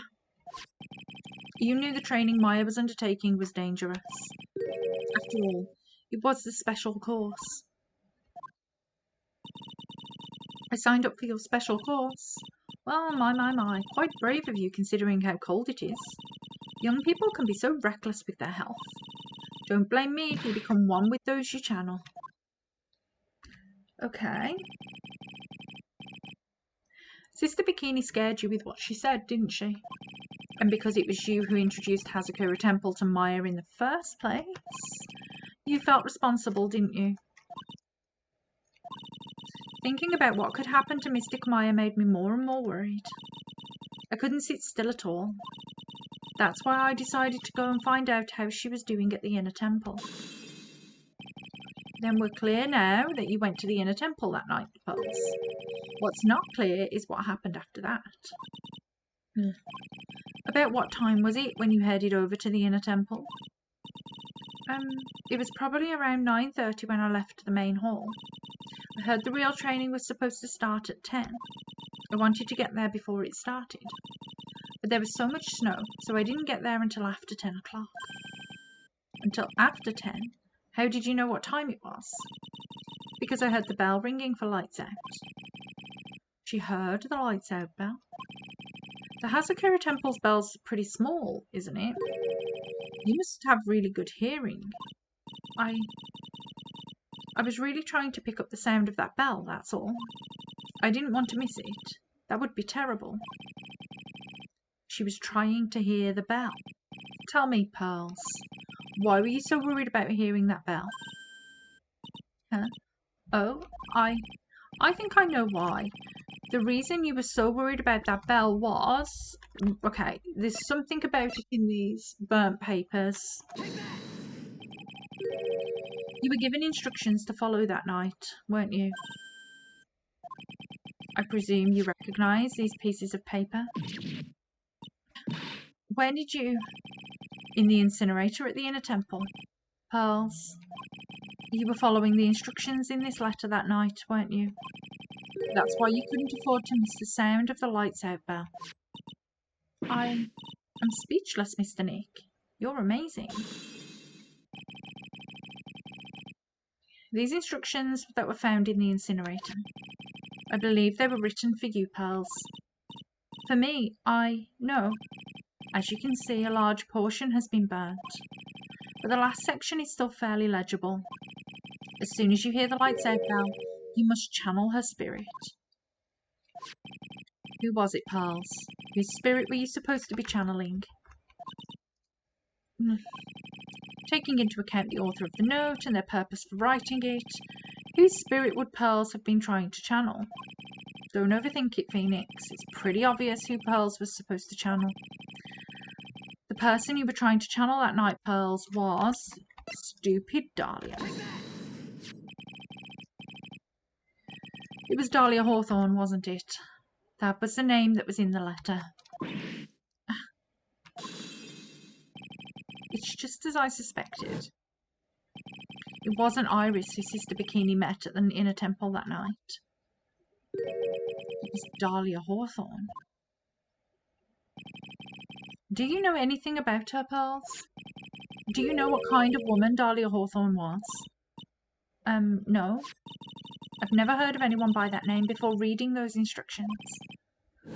I thought so. Pearls doesn't have a clue. She doesn't know that Dahlia is her sister.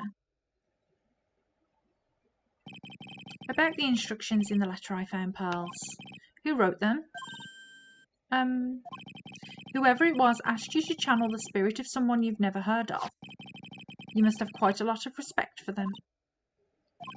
After all, you followed their instructions without question. So here's my next question. Who wrote this set of instructions for you to follow? Your stupid mother. Pearls, I have to wonder about something. You didn't have any idea what these instructions meant, did you? But you followed them to the letter regardless. Why? Because it was your own mother that asked you. That's why. How did you... I figured it out. The person who wrote you this letter was your own mother, Morgan Fay. All right, Pearls, it's time you started telling me the truth. Mr. Nick, Why is she holding back from me? I don't like this. Don't underestimate me just because I'm a child. Huh? If you're trying to say I followed these instructions, I'd like to see some proof. What? Because I don't think you have any. She'd say anything rather than admit to carrying out those instructions. I guess I'll have to produce some more evidence then. One more thing should do it. All right, Pearls. We both know someone carried out these instructions on the night of the murder. But you're right. There's no evidence that proves it was you. I knew it. However, I do know that whoever did it was a child. Huh? How do you know that? It couldn't have been an adult. No adult would have made a simple mistake like that. A simple mistake? What do you mean by that? I'm sure you thought you were carefully following the instructions you'd been given, but you misunderstood some of the words, and this is the evidence that proves it. She mistook gravely for gravy, didn't she? Gravely. Gravy. Okay. It was you who splattered gravy on this hanging scroll, wasn't it? What? Why would I do something like that? Do you remember what was written in that letter? Gravely roast the master in the fires of Hades and bring our vengeance to fruition. But you didn't know how to read the words gravely and roast, among others, right? How do you know that? Remember the conversation you had with Mr. Oxnam on the night of the murder? Perhaps we can read some books together. Really? I'd love to. I'm not very good at reading. Well then, would you like to practice reading with me? Miss Elise, so for example, how do you read this? It says gravely. That's kind of a tough word. Sure, Mr. Oxnam taught you how to read gravely and roast, but what she didn't teach you is what they meant. Gravely sounded like gravy to me, and the only roast I could think of was the food. And that's why you did it. That's why you covered the picture of the master in gravy from that night's pot roast. To be honest, I did think it was a bit strange. I guess I really did get the wrong idea. Just a tiny bit. I really am useless. I couldn't even burn the letter properly as my mother had asked of me. Such a simple thing, and I couldn't even do it right.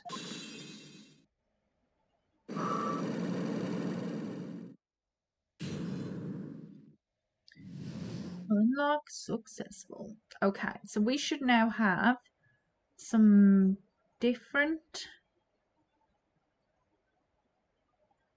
stuff to speak to her about.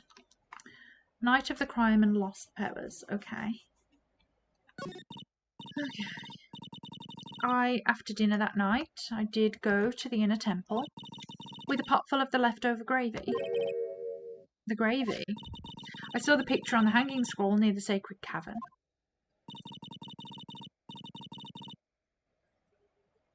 I was sure it was the Master of Kirain, like it said in the letter. I see. And then? Well, it was already way past 10 when I got there because of all the snow.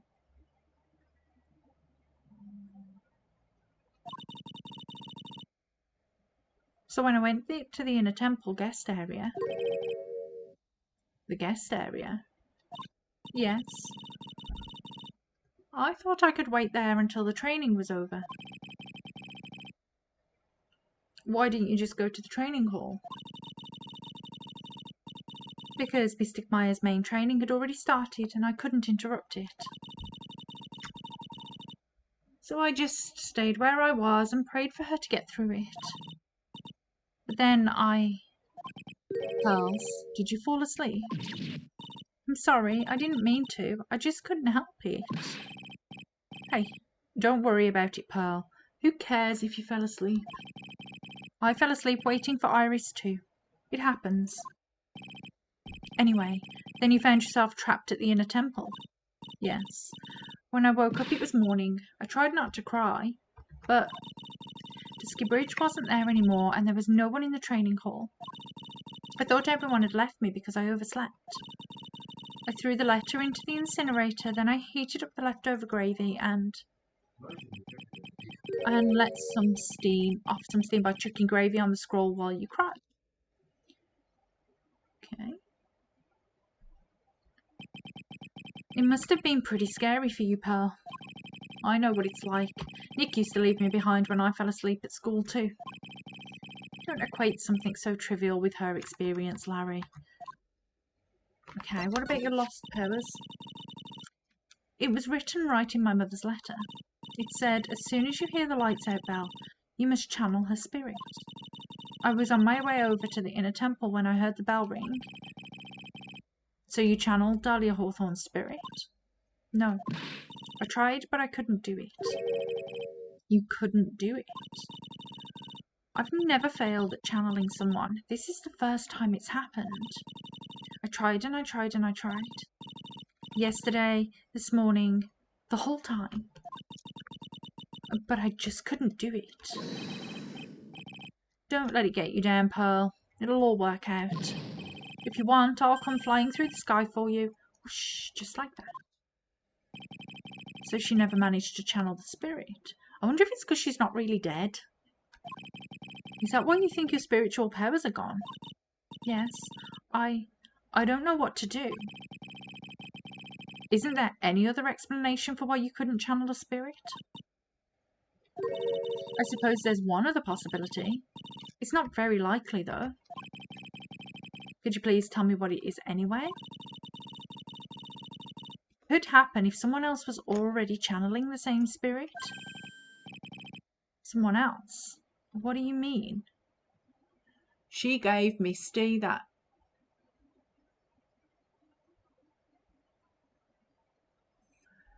She gave Misty that letter to read, to help her with her words. Well, there's only one of each spirit, right? Yep, it's like dating a girl, Nick. You can't see a hot chick if she's already taken. Then that would mean on the night of the murder, someone else channeled her spirit before Pearls could. Someone else channeled the spirit of Dahlia Hawthorne. I'm a failure. I couldn't even grant my mother's final wish. Her final wish? Yes, this letter. This is my last wish, she said. So make sure you follow the instructions carefully. This letter. I definitely need to find out more about it.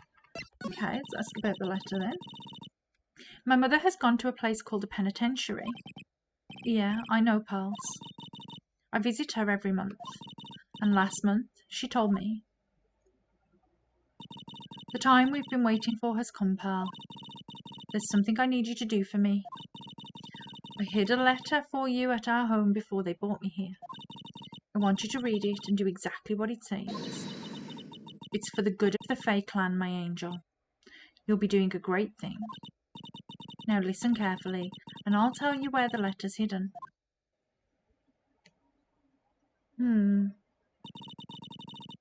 My mother is always nice to me. I love her very much. Yeah, moms will do anything for their kids, right? She said it was for the good of the Fae clan, so I knew I had to help her. I mean, Mystic Maya's part of the Fae clan, so it had to be good for her, too. That's right, isn't it, Mr. Nick? I guess so, yeah. There was a picture with her letter, too. A picture of Miss Dahlia Hawthorne. Usually a picture is enough to channel someone's spirit, but this time... Pretty weird, huh? Like Larry knows anything about this stuff. There's something else that was strange about my mother's letter. The seal on it was broken, as if someone had already opened it once before. That sure is pretty strange. Someone had opened it already. Who would have opened it already? Letter updated. Okay, thanks, pals. You really helped me out. You're very welcome. My mother is watching over us, so I'm sure Mystic Maya will be all right. Look at that innocent smile on her face. What am I supposed to say to her? Goddo, you're back. Finally figured it out, have you, Trite? You finally realised how terrible of a crime being painfully oblivious is. Goddo? The entrance to the sacred cavern looks like a freaking puzzle workshop.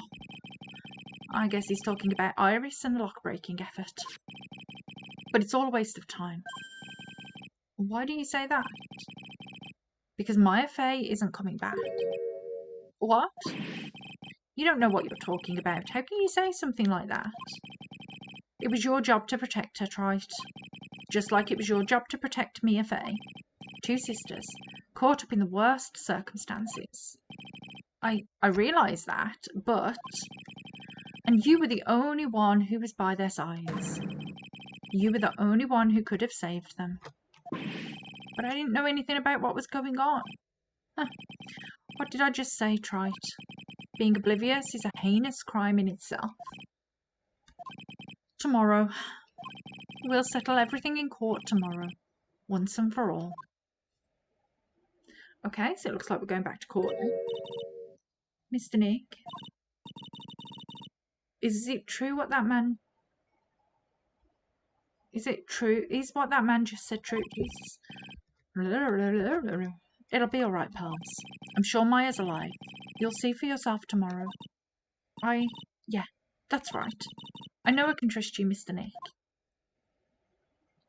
Okay, so we're going to trial then, I guess. My dear Pearl. You've done so well, my child. My Pearl. Oh, Morgan. Okay, so we've got... It's better that you don't know what you've done. I knew this day would come for you. The blood of the main family is no more. Now, finally, after all this time, the Master's seat is yours. My last great wish. It seems I was just in time. Okay, so let's save.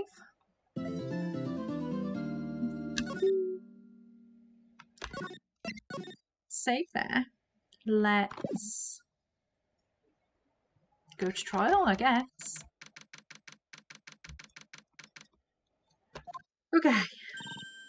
Good morning. Oh, are you by yourself? Ah, morning, Pearls. Mr. Nick, please tell me what's going to happen to Mystic Maya? I'm sorry. We don't know yet. The investigation is still going on, so I wasn't allowed into the inner temple. Oh, I see. So is Sister Iris still trying to remove those trick locks in the training hall? No. She's the defendant in this case, so she can't be at the inner temple. She's required to be here in court. Then how come she's not here in the defendant's lobby? I have to admit it's kind of strange. If you're looking for Iris, she's in the prosecutor's lobby. Edgeworth? What's Iris doing over there? She's going over today's testimony with the prosecutor as we speak. Today's testimony? You heard me. Iris is going to be testifying as a witness for the prosecution. Wait, what? The prosecutor is squeezing her for a confession, or so I heard. Franziska von Karma, what are you up to? I know what you're thinking, but Franziska isn't going to be the prosecutor today. What? Then who is? Who else would it be but Goddo? Goddo? Franziska is engaged in some important work at the Sacred Cavern. The Sacred Cavern? You don't mean that she's... Exactly. She has been out there all night trying to remove those trick locks. With the headman's assistance, naturally. We estimate that the last of the locks should be taken care of in about 3 hours. We hope everything continues to go smoothly and we receive some good news soon. Yeah, thanks, Edgeworth. Prosecutor Goddo intends to nail this case shut today. Be prepared to fight like there's no tomorrow. You don't have to tell me that. Touché. I can already see it in your eyes. You're not the same fever-ridden, frantic maniac you were yesterday. It's strange. On the way here, I decided that today would be the end of all this. Almost immediately after I made that decision, I felt myself getting stronger. Interesting. Maybe you've passed on your cold onto someone else. Literally. And with that, I leave the rest in your capable hands, partner. Thanks. Okay, into court we go then, I guess. I still don't have answers for most of the riddles plaguing this case. The circumstances around the murder of Miss Miss Misty Fay, or the impossible flight Larry claims to have seen, and what that woman is really after. I will solve them all and bring this whole tragedy to an end.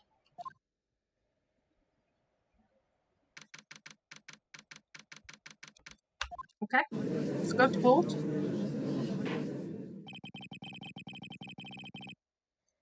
Court is now in session for the trial of Iris of Hazakura Temple. Why have we got the other judge today? Your Honour, what are you... Me?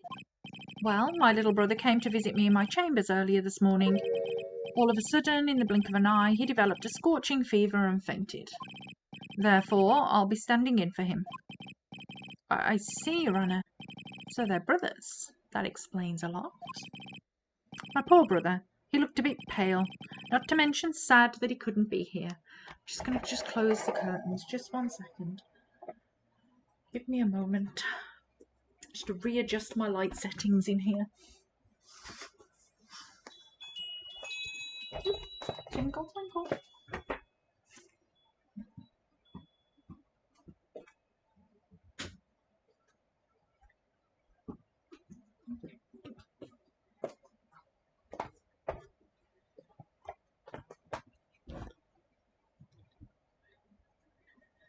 Okay.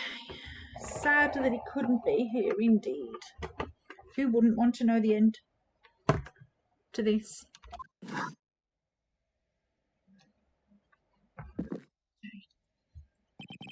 It is impossible to predict what the future has in store for any of us. This is precisely why people feel the need to judge the past. And we of the court have been charged with the solemn duty of passing such judgment. Well said, Mr. Godot. I understood exactly what you said, at least up until the end, anyway. Now then, Mr. Godot, please proceed with your opening statement. Humans are fragile, fickle beings. Our hearts change with the shifting of the tides. There is only one thing that remains a constant in this crazy world. The bitter darkness that lies at the bottom of this mug. So then you mean, forget it. What do you mean? During yesterday's trial, the accused refused to admit her role in the crime. But today, she has had a change of heart. Sister Iris of Hazakura Temple has a confession to make. Confession? The defendant? Iris, why didn't she discuss this with me first? Very well. This court will now hear the defendant's confession.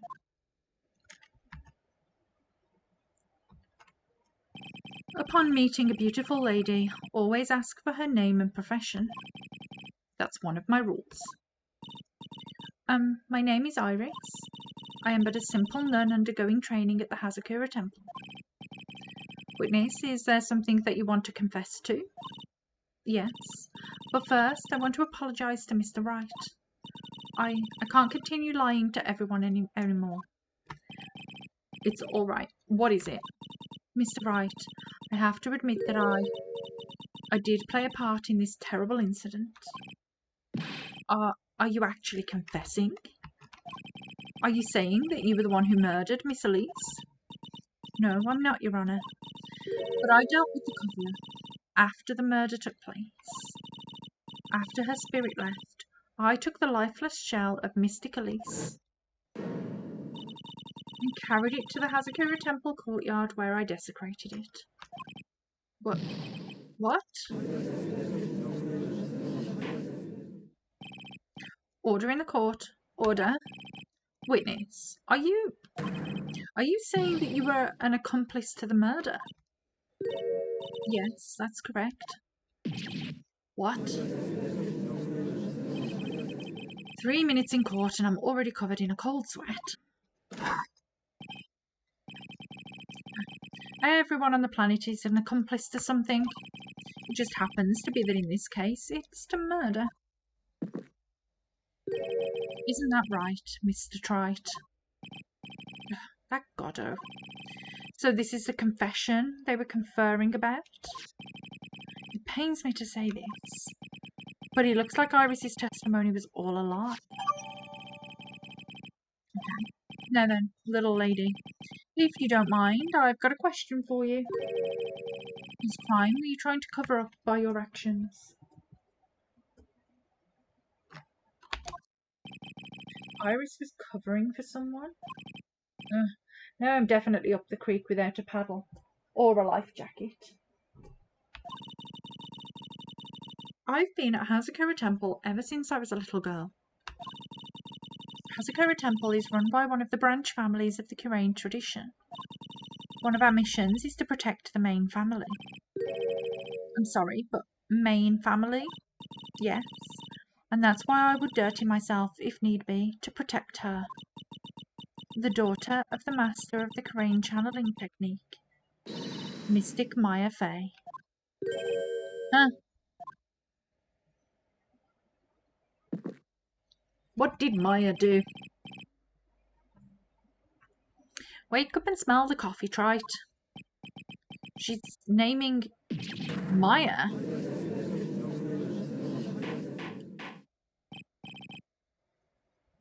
Order in the court. So not only did you witness the murder, you know the name of the murderer. I'm terribly sorry, but it's true. I saw her commit the crime with my very own eyes. And then I cleaned up the area to try and protect her. That's ridiculous. Maya could never do such... The defense will refrain from commenting until the appropriate time. Now, witness, let's hear your testimony. What exactly happened on the night of the crime? Yes, Your Honour. I thought I was prepared for the unexpected, but I never imagined the case would wind up going in this direction. Interesting. Okay, the real murderer. I went to the inner temple that night and saw it all happen in the garden. I saw Mystic Elise strike Mystic Maya with her staff. While Mystic Maya was still stumbling, Mystic Elsie moved in to deliver a fatal strike. Mystic Maya tried desperately to defend herself and stall the weapon. It was only in self-defense. You can't blame her for it. So it was in self-defense. Yes, Mystic Elise was the one who attacked first. That's why I tried my best to protect Mystic Maya. You moved the victim's body to the temple so that Maya wouldn't be suspected. Isn't that right? Not bad. You've got the instincts of a true criminal. Something's not quite right. I'm sure it was established yesterday. Iris never went to the inner temple that night. And that person who did go was that woman. Iris even admitted it. Now then, Mr. Wright, please proceed with your cross-examination. Okay, let's press on what she actually saw. How about this? She moved in to deliver a fatal strike. Yes, I'm sure of it. She threw down her staff and reached into her robe for the weapon. Wait a minute. What was this weapon? It was some kind of dagger. A dagger, huh? Annalise Darksim tried to stab her with this weapon. To kill Miss Fey. Yes, exactly. Huh. Interesting.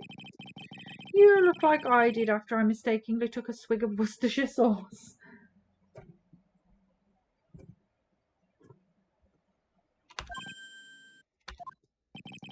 Do you have a problem with the testimony we're hearing from your client, lawyer boy? Do I have a problem with Iris's testimony? There is one thing.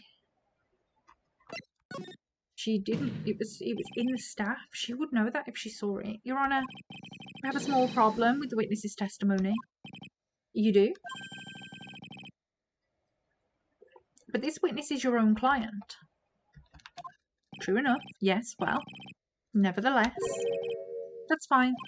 Witness, let's add your last statement to the testimony. Yes, sir. Hey, just a moment. It's my job to say that. Listen, Gramps. I won't say it again. Final judgment will be rendered by me. Okay, now, let's continue. She threw her staff away and pulled a dagger from inside her robe. Not true. We have a stupid dagger.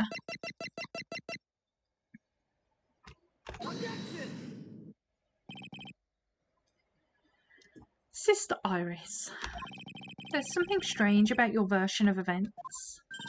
Huh? Miss Oxnam throwing her staff away makes no sense at all to me. But all you can do with a staff is hit someone.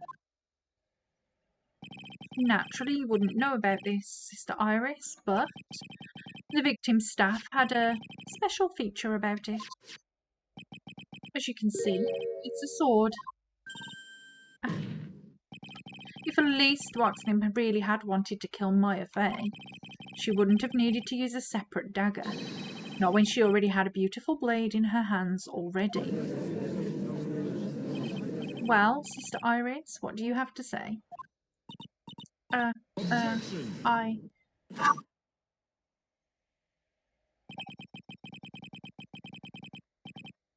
That was an impressive bit of investigating, Trite. I never would have thought there was a sword hidden in that staff. But even so, how should I put this? A long sword is unwieldy, and thus quite ineffective in close quarters combat. Maybe that's why she chose a dagger over her blade. Well... Anyway, the type of weapon she chose to use isn't what's important. The important thing is that she tried to kill Maya Fey. As long as there's nothing strange about that, there's no problem with her testimony. But there is something strange about this whole testimony. Well, Mr. Wright, the prosecution has a point. Very well, Your Honour.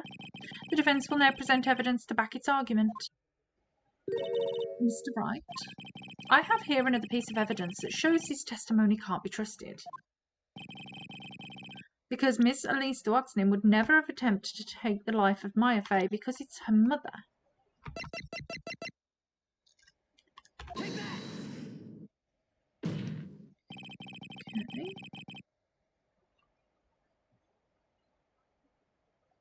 Okay. Elise would never have attacked Maya Fey. How can you be so sure? Because the victim's real name was not Elise Dwarksnip. Her real name was Misty Fey. Fey? No, not Mystic Misty Fey. Who is this Misty Fey? Is she related to... Misty Fey is the master of the Karain channeling technique. She is also the mother of Maya Fey.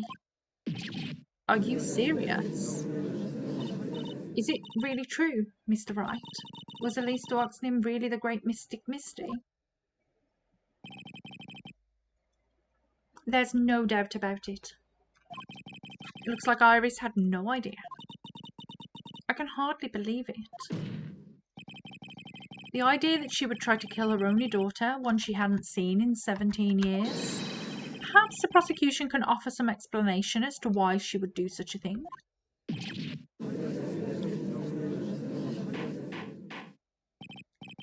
Order in the court. Upon first hearing the witness's testimony, it seemed natural enough.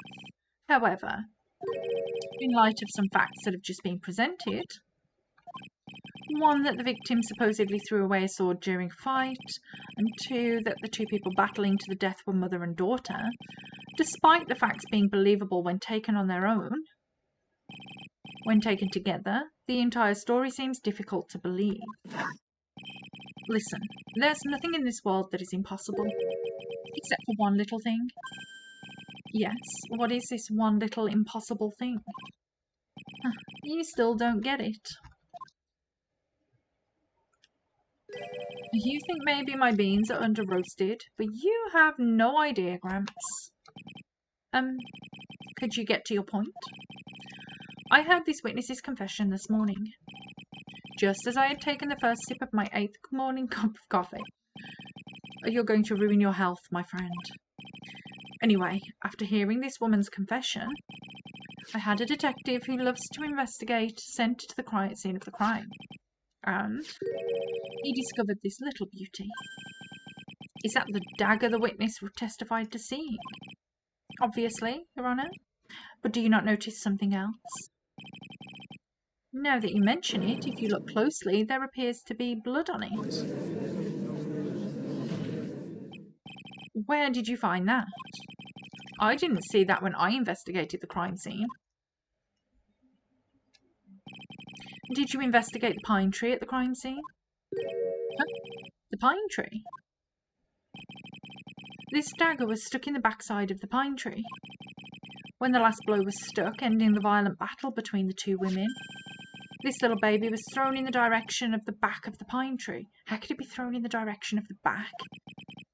Which means the blood on the dagger belongs to the victim, correct? Were you even listening, old man? I first heard this confession this morning, just as I had taken my first sip of my 13th cup of coffee. Didn't you just say it was your 8th just a minute ago? I didn't have enough time to get the blood analysed on such short notice. In any case, the court will accept the dagger as evidence. Furthermore, I order that a blood test be performed on it immediately. This is my sweetheart. Make sure you treat her right.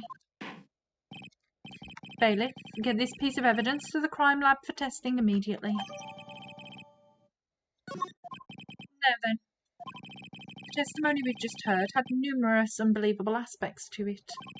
However, after having found the very dagger that the witness spoke of, I believe we can consider her testimony to be credible. Cute girls never lie. Ever. Not true. In any case, witness, if you could please testify again to this court. About what, Your Honour? About the incident you saw, the battle between the two women? Yes, Your Honour. Okay, testimony, the battle. Mystic Maya stumbled briefly after being hit over the head with the staff. But then she dodged Mystic Elsie's next attack and stole her weapon. Suddenly, Mystic Elsie was the one on the defensive, with her back to the stone lantern.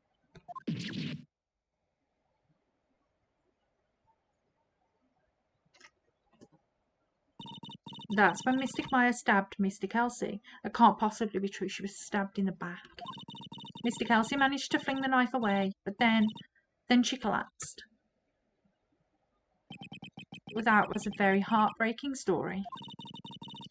I don't know if there were any bad feelings between them, but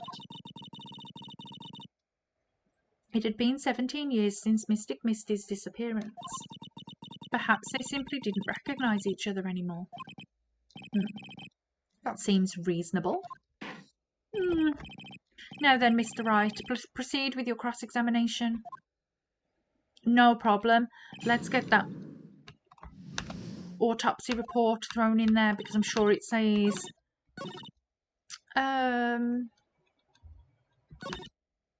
Okay. This doesn't make any sense. This right here. Where's my autopsy? Stabbed in back. Okay. Something about you just isn't right today, Iris. Huh? Until now, I didn't think you were the type to make up such careless lies. However, the testimony you just gave contains quite a few contradictions. What do you mean? What's so wrong about my testimony? According to you, Maya Fey stabbed the victim while she had her back to the stone lantern, correct? Yes, that's right. But in that case, the victim would have been stabbed in the stomach, right? Yes, I think so. But, according to the autopsy report, the cause of death was due to blood loss from a stab wound in her back. This proves that the victim was stabbed from behind, not from the front. Sister Iris, it appears another seed of doubt has sprouted from your testimony.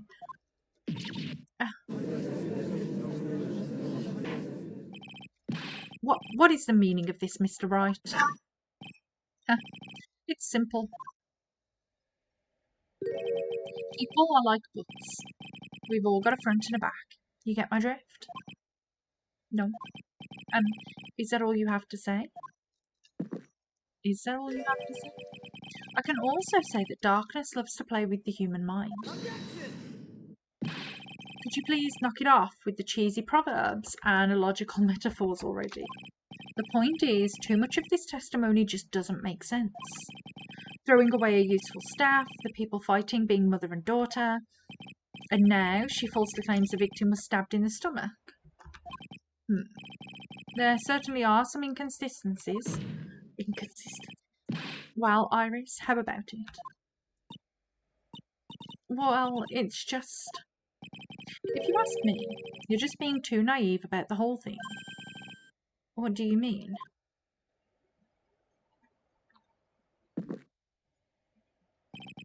There are 253 distinct types of bitterness in coffee, but to pick out each one requires total concentration and the use of all the senses.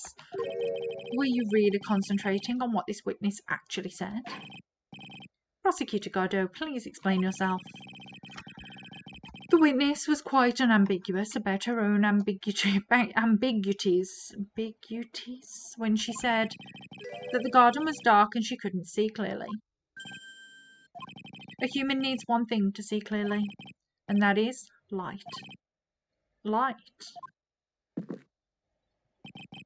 By the way, did you know Hazakura has a rule on nights that when an acolyte is in the inner temple training, the stone lantern in the garden must be kept lit. I did wonder what that stone lantern was there for.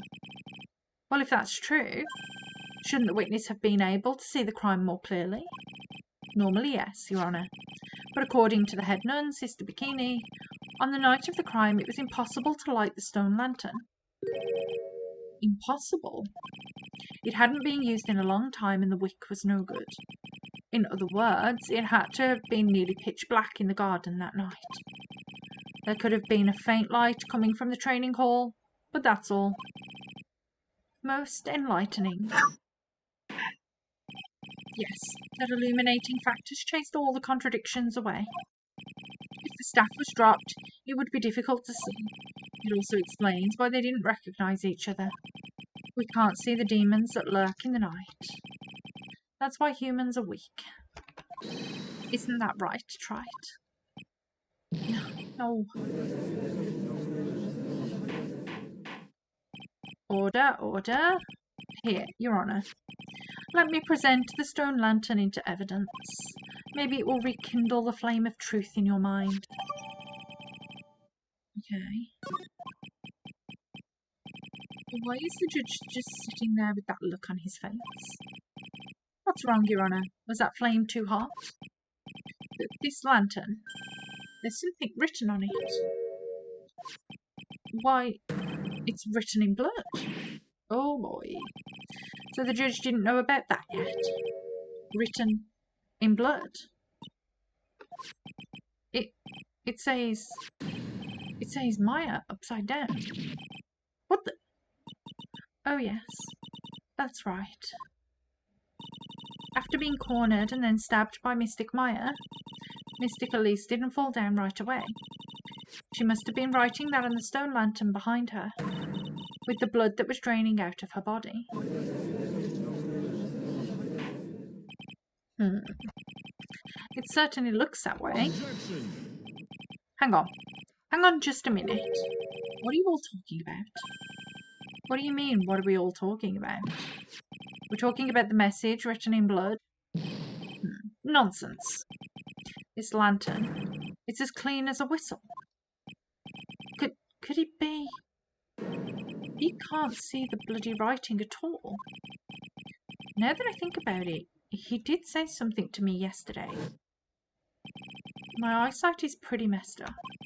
Even with these huge goggles on my head, I still can't see everything. So that's what he meant by that. In any case, this is obviously an important clue. We now know that the crime scene was dark and that the victim scrawled this message on the stone lantern. Well, Mr. Godot, anything further? Mr. Godot? Okay then, let's move on. Godot is literally shaking, and somehow I don't think it's from caffeine overdose. I believe it has now been established that Ms. Waxman was killed by Maya Fey. That's just wrong. Now it's time to turn our attention to you. Yes, sir. After the victim died, you did something, didn't you? Let's hear it. We're all ears.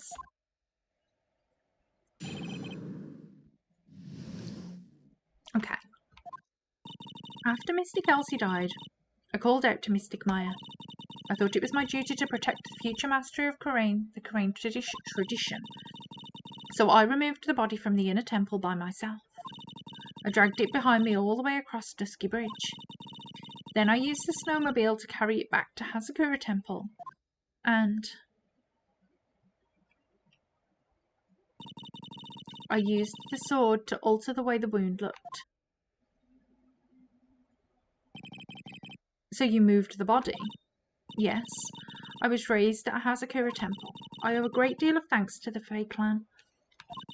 But even so, I never imagined that Elsie Dwarksnin was actually Misty Fae. I've committed a terrible sin. A terrible trick of fate. I believe you're looking for a twist of fate, Your Honour. Is this Kaylee? Just 1 second.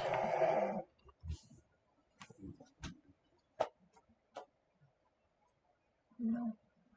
Just random people. Random people pulling up outside my house. Twist of fate. I intended to return to the inner temple after taking care of the body. But you were spotted by the head nun, correct? Yes, and that's why I couldn't go back. Your story makes sense, I suppose. Mr. Wright, go ahead with your cross-examination. Okay, so the tracks have got to come back up. Yes, Your Honour.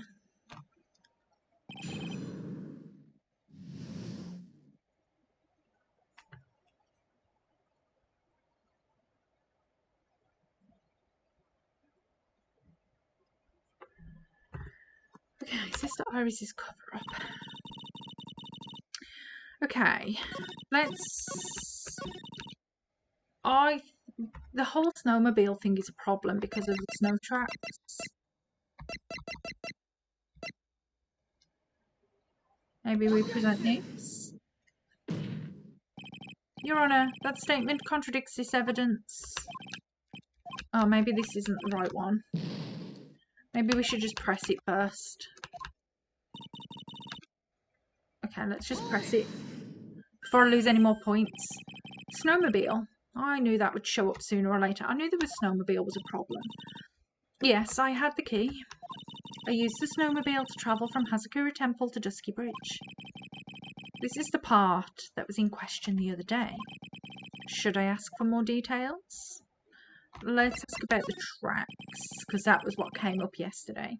If you really did move her body by snowmobile, then there should be tracks left in the snow, right? Well, yes, naturally you would expect tracks.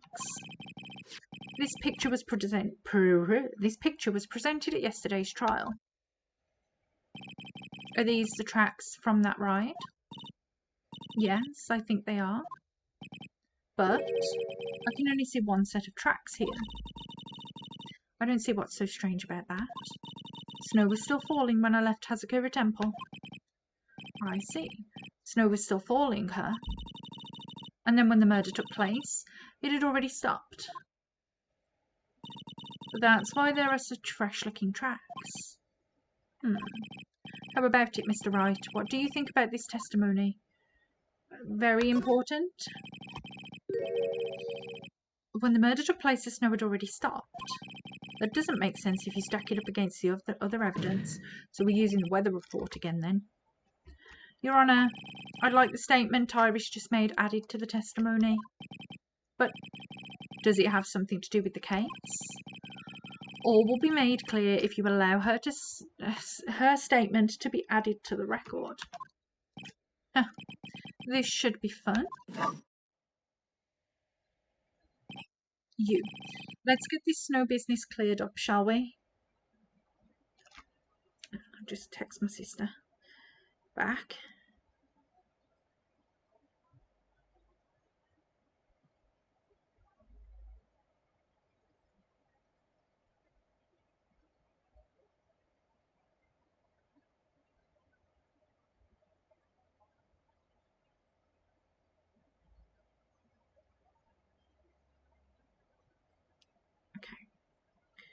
done.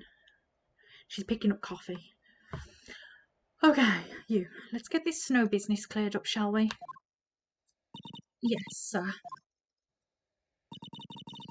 Okay, by the time the murder took place, the snow had already stopped. Incorrect. We have evidence, I believe.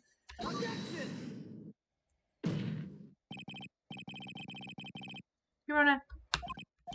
Oh, I've done it again. Okay, I've done it on the wrong thing again. Okay. By the time the murder took place, the snow had already stopped.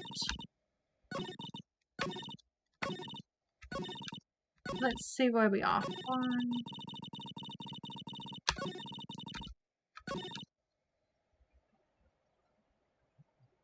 That's interesting.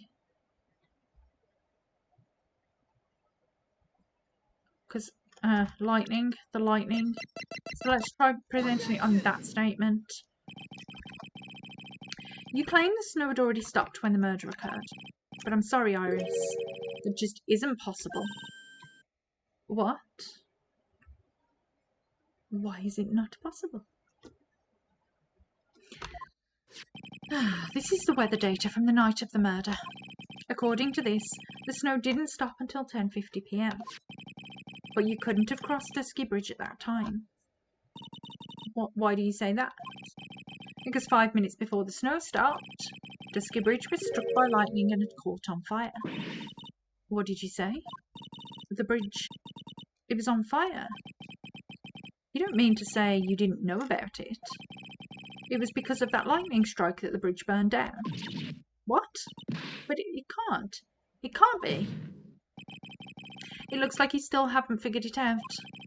No matter how hard you try to deceive or conceal the truth, you can't pull the wool over the eyes of a real defense attorney. No. Okay.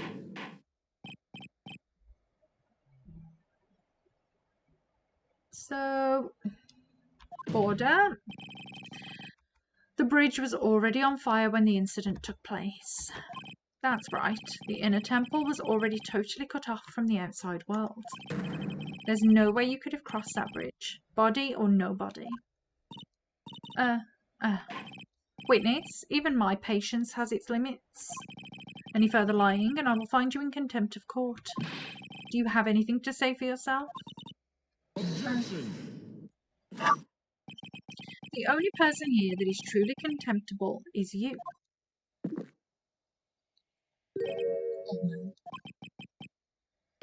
Me? How dare you? Whether this witness lied or not doesn't mean squat right now. Squat. The important thing now is to find out the truth. Isn't that right? Yes, of course, but whether it was snowing or not snowing, or whether the bridge was burning or not, there are two facts that can't be disputed. First, the body of Elise was discovered in the Hazakura Temple courtyard. And second, the head nun, Sister Bikini, witnessed Iris desecrating Elise's body. He makes a good point on both accounts. That's right. I'm not lying. What are you claiming this time? I wasn't myself at all that night, so my memory is still somewhat hazy. You have stood at that witness stand and testified this entire time. Are you telling us now that your memory of that night is hazy? Objection! It is only human to err. If you're so perfect, trite, maybe you can explain this for the court. What is it? When the murder happened, the bridge had already burnt down. But somehow, the body travelled across the bridge and was found in the temple courtyard. Perhaps you have some kind of perfect explanation for this little magic trick? Well, not exactly, no. I know there must be some other way she got across that burnt-out bridge, but unless I can somehow demonstrate it, we'll never know the truth. It looks like the defence is not prepared to offer a suitable explanation. You see what I mean? In other words, you're in no position to suggest this lady's testimony isn't the truth.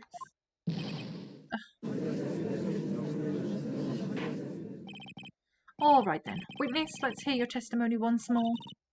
About what, Your Honour? You've admitted that you moved the victim's body.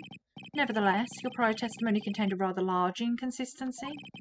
Please add an explanation to that for your... No. Please add an explanation for that to your testimony. Yes, Your Honour. Will this be her final testimony? Maybe.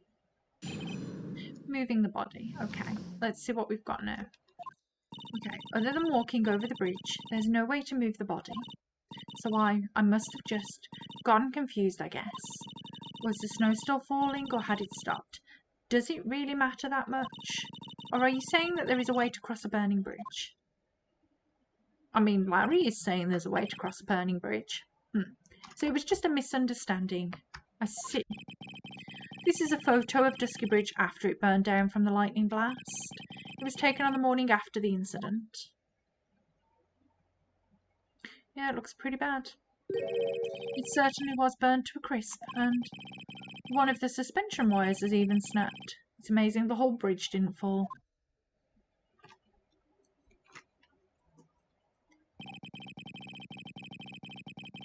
Clearly, it would be impossible to carry a corpse across a bridge in this condition. Okay. Unless I do something to discredit this testimony, it's going to be deemed as the truth. And Maya will be accused of murder. Right. I'm only going to say it one more time. It is only human to err, and only humans can spot the error of our ways. The more sense he makes, the less sense he makes. All right, Mr. Wright, please begin your cross-examination. Okay, so let's throw this Larry's drawing into the mix somewhere. What about when she says, unless this... Are you saying there's another way to cross the bridge? Larry, yes. This one. A dead body flying over a burning bridge. I wouldn't exactly rule out the possibility. What?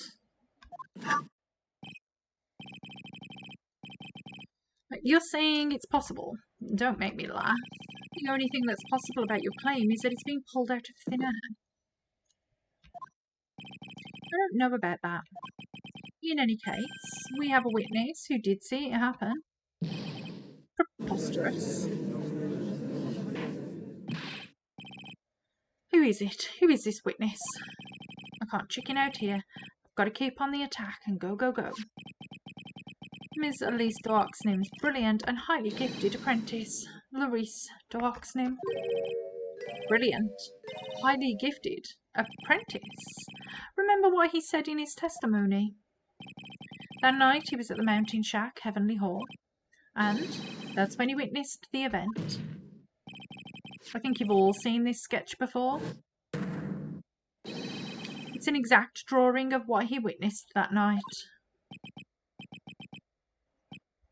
Are you serious? Today is not April Fool's Day, is it? Mr. Wright, are you seriously claiming that the victim flew through the air? And you're using this pathetic scribble to support your argument? The judge looks like he's about to blow a gasket. Well, Trite, there's nowhere for you to hide now. Other than looking like it was drawn by a 6-year-old, does this sketch prove anything? Yes, I'm pretty sure it does, and I'm going to prove it. Listen, I know your tricks. You're trying to turn this whole thing upside down. If you're so eager to turn this case upside down, why not start with this sketch? Upside down? Why did Godot say that?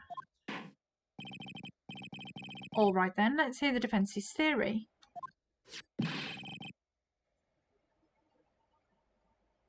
What exactly is this sketch trying to show?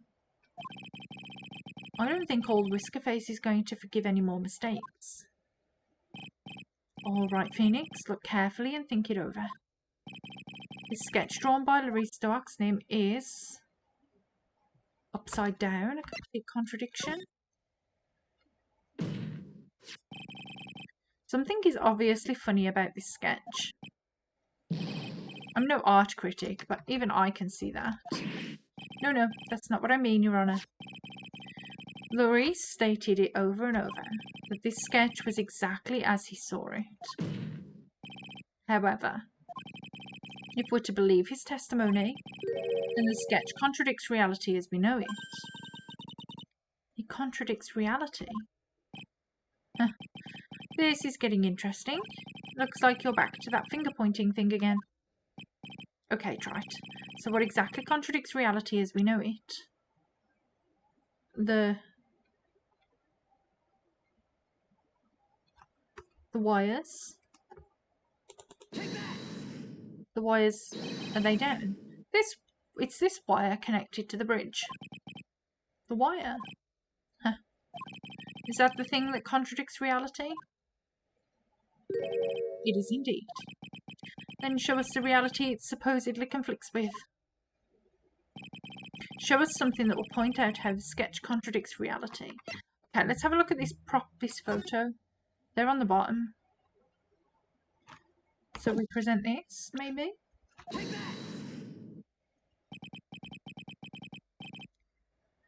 Is that a photo of Dusky Bridge, correct? Yes, now compare the sketch and the photo for a minute. In the sketch, the wires appear to be above the guard wires. But on the actual Dusky Bridge, jumping Jessafat, the wires are below the guard wires. What? Order, this sketch is somewhat different than what's depicted in the photo. However, isn't it likely that the artist just saw it wrong? Or perhaps he just drew it wrong? Either way, it sounds like you're just wrong. No. With someone like Larice, I admit a mistake is a definite possibility. But then that begs the question, why did he make a mistake? What was the reason? Are you saying you know the answer to that? Listen, think back, alright? Remember what Larice was doing when he witnessed this event? He was at a heavenly hall waiting for a lover that was never going to come. He waited and waited, and he finally laid down. But then, lightning shoots from the sky and sets the bridge aflame. Now ponder what sort of position Larice must have been in at the time. He was lying on his back, which is why he remembered the scene the way he did. He was lying on his back. I can't see how it relates. But it does, Your Honour. That is the reason why the wires in this sketch go up instead of down. No way. Larice Dogsnim witnessed the event while he was lying on his back, face up. In other words, the scene that he saw was actually upside down. So then, this sketch should actually... I think you finally get it, Your Honour. The correct way to view Larice's sketch is like this. This is how it should actually look. The victim's body wasn't flying above the bridge, it was actually swinging below. That's right, just like a pendulum.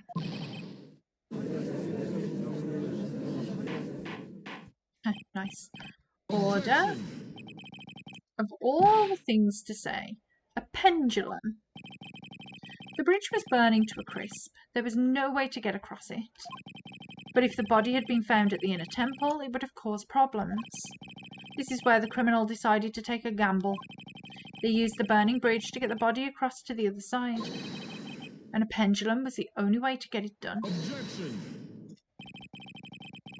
Let's just think about this for a minute, shall we? Dusky Bridge is about 20 yards long, which means it's about that far from the inner temple to the opposite cliff. Yes, that sounds right. In order to cover that distance with a pendulum, you'd need a rope at least 10 yards long. To get a rope that long, you'd have to plan ahead. No. The lightning strike that night can only have been an accident, so it doesn't make sense that the culprit would have prepared the rope beforehand. So then... They didn't have to get the rope ready. The rope was already right in front of them. What? I'm saying that it was just a matter of using what was already there. In that case, Mr. Wright, please give us an explanation to support your theory. What makes you think the criminal had the rope on hand to create a pendulum? Well, this was already broke, so it's right there. Yeah, let's present that, maybe. And the meaning of this is, if you want to know where the rope came from, it's hanging right there in front of your glorious beard. This is one of the wires from the bridge. When the lightning struck the bridge and set it on fire, one of the suspension wires came loose from its anchor. The criminal didn't have any time to waste, so they tied the wire around Elise's body. Swung her over. Nice. Good work. Because there was simply no other way to move the body. But how then did she get back? Huh.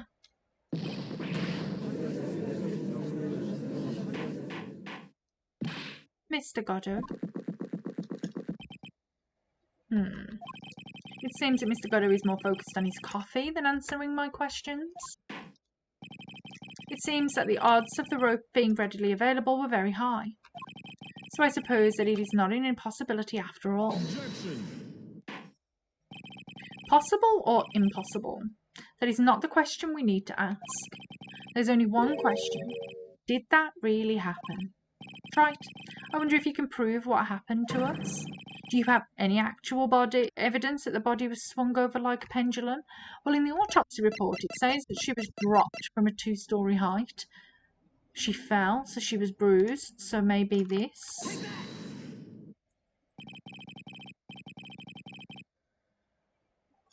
Before I present my evidence, let me review what we know so far. According to this photo, one of the wires snapped. Looking at the map, we can see it's the one that was in front of the inner temple. So then, that was the spot where the criminal... Yes, precisely. Now let us consider the body's movement by looking at the overhead map again. If the body was pushed from this point here, it would drop on the opposite bank at approximately this point. Did you say drop? Well, they must have failed to catch the body on the other bank. What makes you think something like that happened? Because I have evidence that suggests her body dropped some distance. What kind of evidence? Take a look at this autopsy report. It says here that her body fell about 10 feet after her death. 10 feet, huh? That's most likely the height difference between the two sides. The body overswung due to the forward momentum, but then came loose and fell about 10 feet. And then, as a result of the landing impact, this crystal sphere was knocked loose. Yes, this blood-stained amethyst crystal. Just 1 second, you guys. I'm just going to say hello to Sister.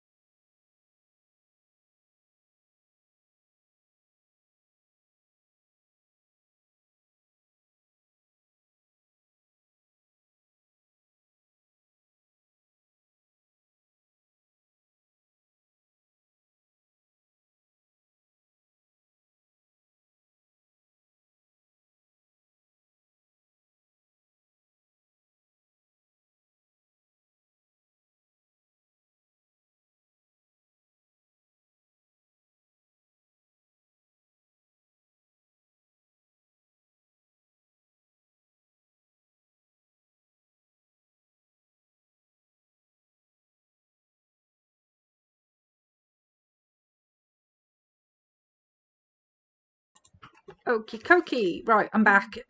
Sister is back. She thinks she's got the tonsillitis, so she can't talk. Okay, so let's get... Yes, this blood-stained crystal amethyst. It's the one that came off Miss Elise's staff. Okay. And even more important is the place where this crystal sphere was found. Indeed. I believe it's already marked on this overhead map. The crystal was found... Precisely, Your Honour. In the very spot where the pendulum would arrive if given the right amount of speed. This explains your theory quite well, Mr. Wright. You have provided us with the way that the body could have been moved that night. Impressive deduction, Mr. Wright. Most impressive. Oh dear. Mr. Wright. I thought this cold coffee might help cool you down. What is the meaning of this, Mr. Godot?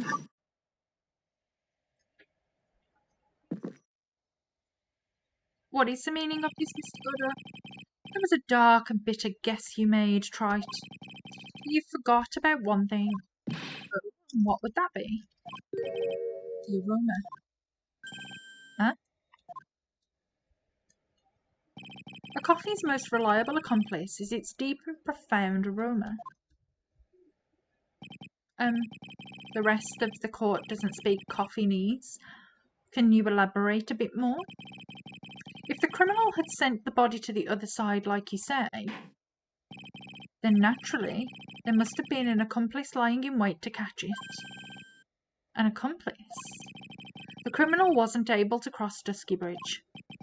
So who collected the body? What do you have to say about that, Trite? Mr.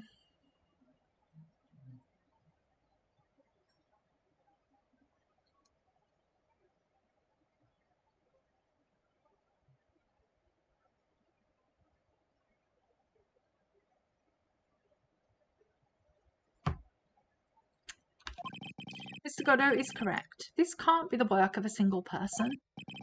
Well, Mr. Wright, you know what you must do. Yes, Your Honour. The body couldn't have made it to Hazakura Temple without an accomplice. Very well then, if you please, Mr. Wright. Who was the person that received the body on Hazakura Temple's side? It's got to have been Iris. Iris was not over there. Pearl was, which means Pearl was definitely... Yeah. Okay. It was her. Let's present her. It can only be you, Sister Iris. Huh? But I don't see why you're so surprised. The only way to transport the body from Dusky Bridge is by snowmobile. But with her bad back, Sister Bikini could never pick up a body like that. You're the only one who could have managed it. Objection! Trite, were you even listening to the witness's testimony? On the night of the crime, this little cutie pie was on clean-up duty in the inner temple garden after the mother-daughter bloodbath. Objection! I haven't forgotten, but have you, Mr. Godot? This witness was also seen at Hazakura Temple, desecrating the corpse of the victim. Strange indeed. It's almost as if, on that night, the defendant was in two different places at the same time. Sister Iris, let me ask you something. Why didn't you mention it when you first gave your testimony? Mention what? The pendulum, of course. Using this sketch drawn by an eyewitness, I have established how the body was moved using the burnt-out bridge. Which means it's now a fact that this occurred, something you should have already known. No, I had no idea. I didn't know anything about a pendulum. But the body couldn't have been passed along to the other side without your help. So you should have known about it. In fact, it'd be impossible for you to be clueless about this whole thing. Unless you're not really Iris to begin with. What? How can you say that, Mr. Wright? What? What kind of nonsense is this? You're saying this witness isn't Iris of Hazakura Temple? Objection. Oh my god, is it Dahlia? It's going to be Dahlia, isn't it? How is this happening? Are you serious, Trite? You mean this woman is...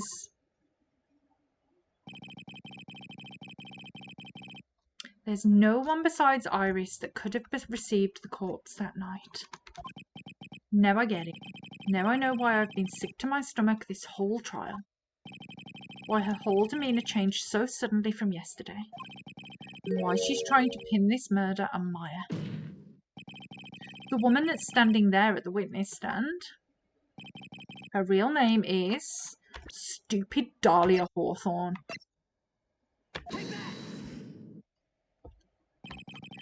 I never thought I'd have to utter your name again, let alone see you. It's been a long time, Dahlia Hawthorne. Hawthorne? Sister Iris had a twin sister. And you're looking at her, Miss Dahlia Hawthorne. That name rings some bells. Distant bells, but bells nonetheless. It's just your imagination, Gramps. This file contains all the relevant data about Dahlia Hawthorne.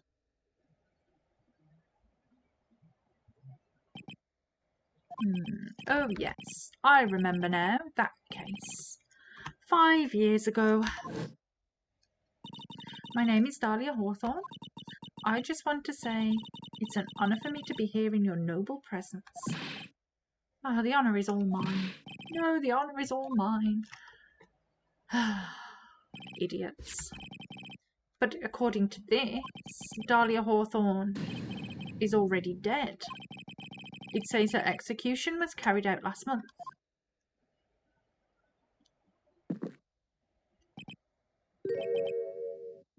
So what? Death has no meaning in this courtroom. What? What are you talking about, Goddo? Order? Wait a moment. How can you... My sister... She's already dead. What kind of... Oh, you of all people should already understand. After all, the blood of the master of the Kurain channeling technique flows within that body. The Kurain channeling technique? Now, where have I heard that? That's right. You're not Dahlia Hawthorne herself. You're the spirit of Dahlia, currently inhabiting the body of a spirit medium. What an exciting story. Exciting, but quite impossible. You're asking us to buy that Dahlia Hawthorne just happened to be channeled by someone on the very night of the murder to a temple by her where her twin sister Iris was. Well, if you're going to put things that way, then yes. Objection. We're supposed to believe that a coincidence like that just happens? No. Naturally, it was no coincidence. The whole thing was part of a plan from the very beginning. It's all written right here in these instructions. What's that? These instructions were written by your mother, Morgan Fay. And part of the plan called for Dahlia Hawthorne to be channeled. That night, there were 2 irises at Hazakura Temple. 2 of them. Even the time of the channeling was planned out. As soon as you hear the lights out bell, in other words, 10 p.m. However, Iris was seen before dinner time. That means the Iris that was at dinner was the real Iris. And the Iris that gave me this hood in the main hall was also the real Iris. Meaning that the Iris that Sister Bikini saw in a temple was someone else dressed as her, namely one Dahlia Hawthorne. Objection. Do you even know what you're saying, Trite? This whole channeling the spirit of Dahlia Hawthorne business. Yes, it's true that you found plans that talk about it. However, there's one thing that's perfectly clear. The witness Currently standing in the witness stand is the real Iris. What?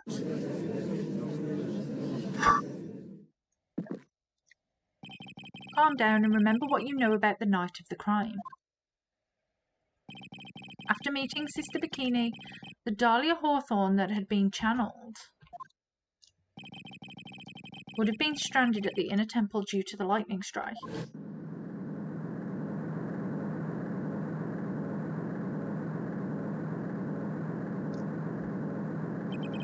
It was later that the body was moved by the pendulum. That's right. Naturally, that would mean that the Iris that received the body was the real Iris. Are you with me so far? Yes. After being notified of what happened, the police came to Hazakura Temple's main hall. There they found Iris in her room and arrested her. And ever since, she's been under police supervision at the detention centre. Yes, I suppose. I can't deny any of that. Phew. Thank goodness. It looks like he's finally convinced. But something still seems off. Way off. I'm still not convinced that the Iris here is the same one from the other night. I suppose you're about to say something really ridiculous.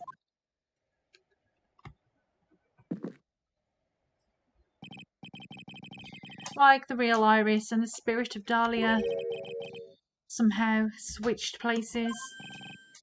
Switched places? To be perfectly honest, there are still quite a few things I don't understand. But I do know that unless we confirm the witness's identity, we can't continue with this trial. Iris doesn't have the spiritual power needed to channel Dahlia, which means they must have switched places somewhere. Well, Mr. Wright, since the time she was arrested at Hazakura Temple, have there been any chances for Iris to switch places with Dahlia Hawthorne? The earthquake? The earthquake. Your Honour, I think there might have been one chance. Oh, explain yourself. Yesterday, for a few minutes, Iris's whereabouts were unknown. Unknown? What do you mean? What I mean is, there was a span of time in which Iris was able to move about freely, unsupervised. Well, who was it? Who would give a murder suspect time to move about freely like that? I'm sorry, I know you didn't mean to, it wasn't your fault. The person who gave Iris a chance to move freely about was poor Miles.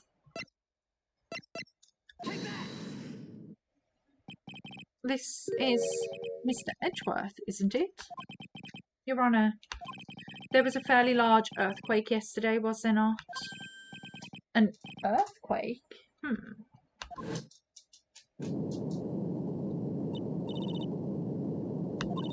Oh my goodness, the inner temple. This kind of tremor might...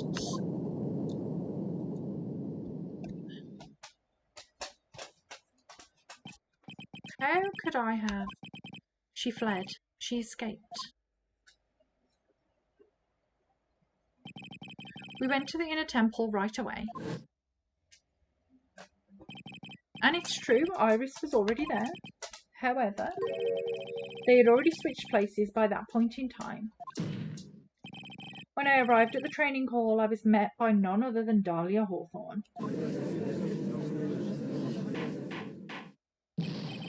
That's quite enough already, Mr. Wright. Now see here, no judge in his right mind would consider the idea of Be quiet. Oh dear, she's back. It's been a long time, Mr. Judge. That voice. Guess I'll have to ask again. Upon meeting a beautiful lady, always ask for her name and profession.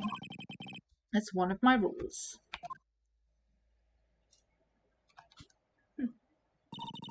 Dahlia Hawthorne, and my current profession?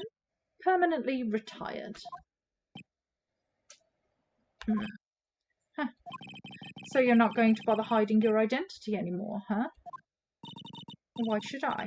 After all, I'm dead. There's really nothing you can do to punish me.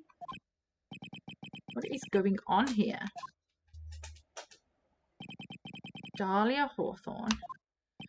I never thought we'd meet again, and I never thought we'd meet like this. But this time, I'll end it. For her and for myself. Okay, to be continued. Just give me a second, you guys. I think I've got to go and get the dog some more dinner. He's just out and binging. So let me just save this. And then I think this bit is the last part. So let me just save. I'll be back in a second.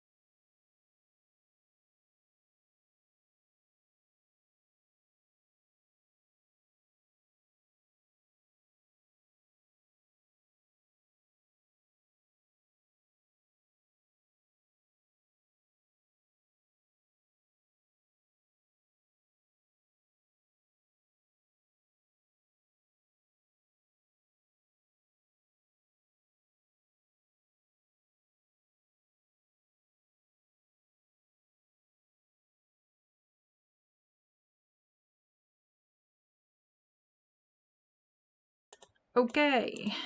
Right, doggy's eating, so let's get back into this trial.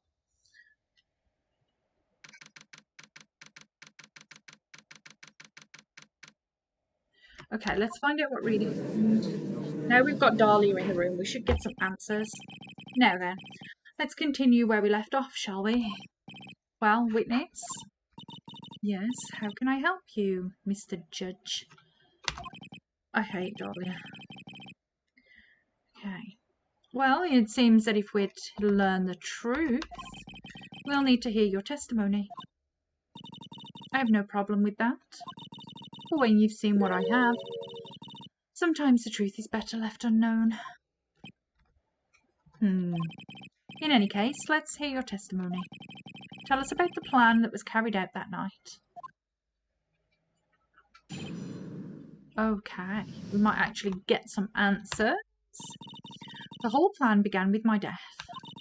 A stupid plan hatched by Morgan Fay to install her own daughter as the next master. But for it to work, Maya Fay would have to die.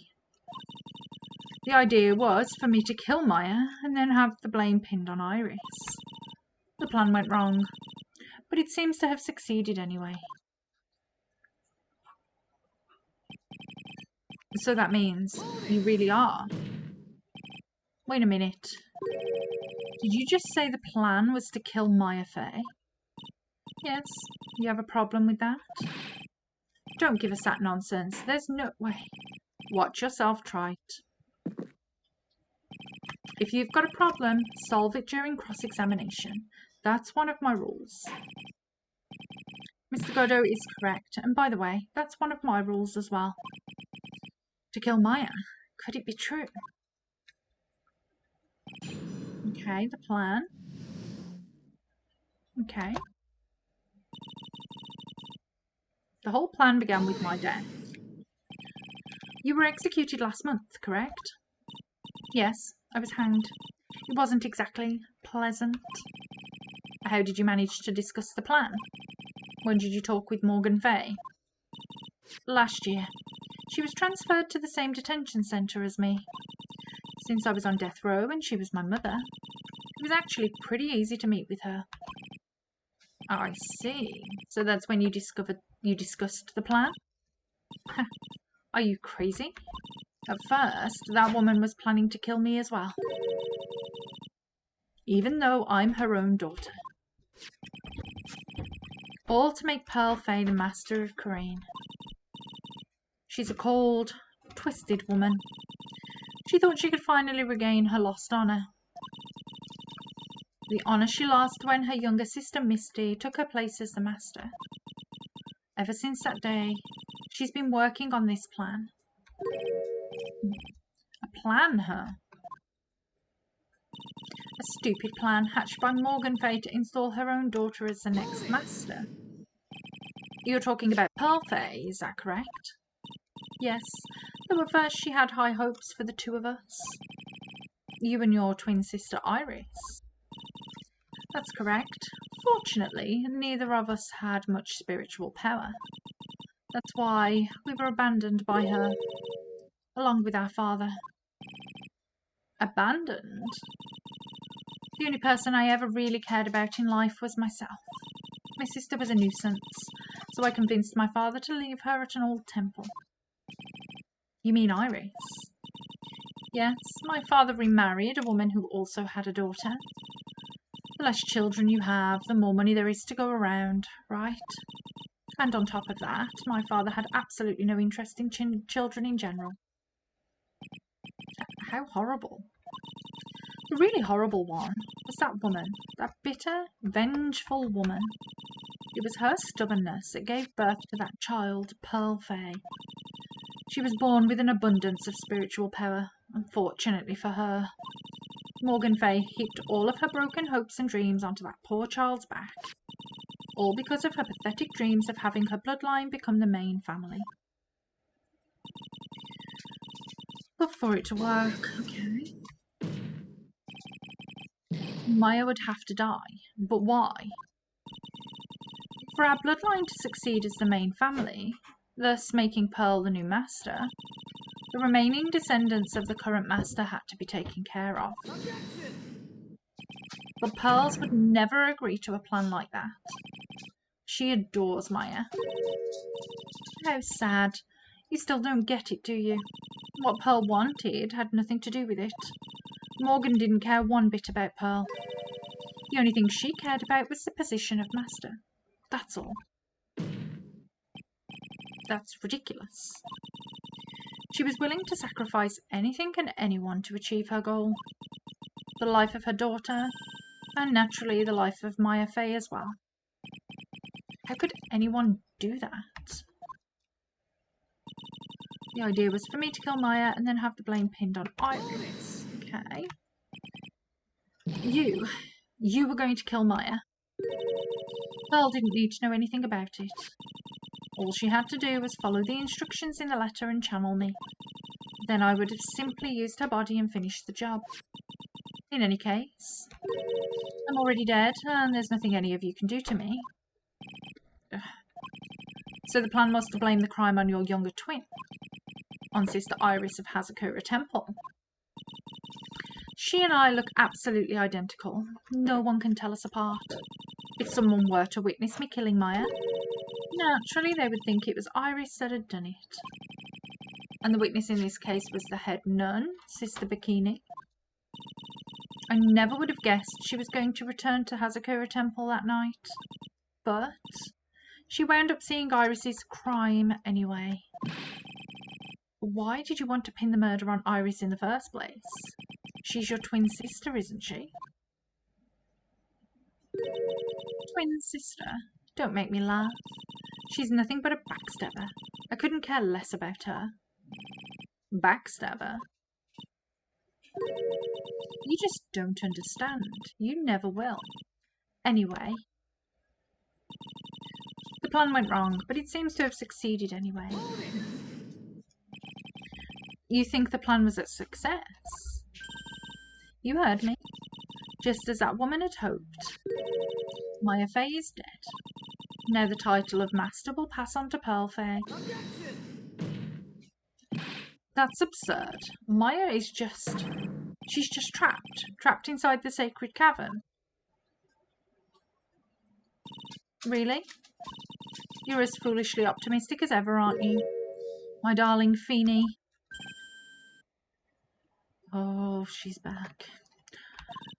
Do you want to know the truth? Ever since we met, I've despised you. Your snivelling naivety and your pathetic faith in other people. I just want to know one thing. What did you personally think of Morgan Fay's plan? I told you already, didn't I? It was a stupid plan. It had no point, no value other than fulfilling her own greedy desires. Yes, it was certainly nothing to be proud of. If that's how you feel, why did you help her carry it out? Why would you do it? Why would you kill Maya? You may not understand it, by being the kind and gentle soul that you are.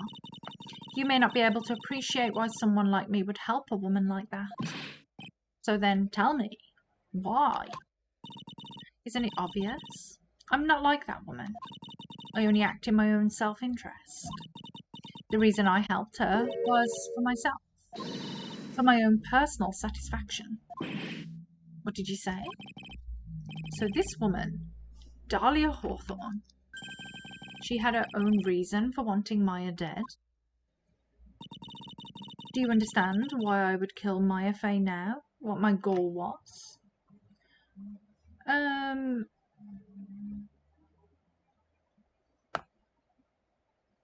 Was it to get back at Mia for putting her in jail? I don't have a lot of room to play, so let's try. Revenge for Mia. Could it be that your actual goal had nothing to do with Maya Fey herself?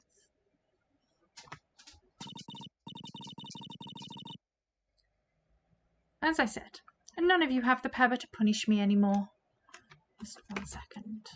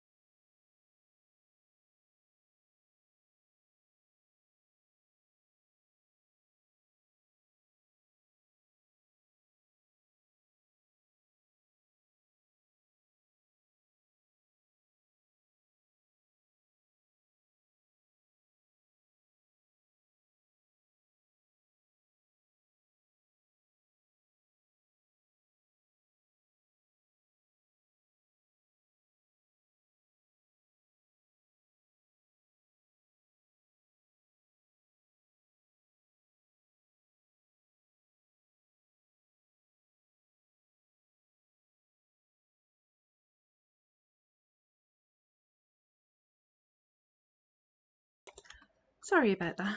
My dog wanted to go upstairs. And because he's so old, he can't get up the stairs on his own anymore, so we needed some help to get there. Okay, so let's carry on. Let's keep going. Okay, as I said, none of you have the power to punish me anymore, because I'm already dead. Well, I had the same problem, you see. You can't punish the dead, and you can't take revenge against them either. You wanted to take revenge on someone. I was sentenced to die because of that woman, Mia Fey. I somehow knew this was it. I wanted to send her a message. It was at her hands that I suffered my first humiliation. I wanted her to feel the same pain she made me feel. Sadly, when I realised revenge was impossible, I gave up. And the reason it was impossible? Was it perhaps because Mia Fey had already died? Yes, and I realised there's only one way to take revenge against the dead. And how do you do that? Even when the body dies, the spirit, the ego, it lives on forever. I wanted to take away the person that Mia Fey loved most. I wanted to kill her with my own hands. That would be the one and only way I could take my revenge against Mia Fey. That was the reason I helped out with that woman's plans. She's psychotic. Just for that. For that, you would kill Maya? Your goal was no different than that of Morgan Fey. She's the worst. As they say, the apple doesn't fall far from the tree. What a cruel plan. Cruel, cold, and heartless. Don't waste your time preaching to the dead. I've already told you, there's not a thing you can do to me.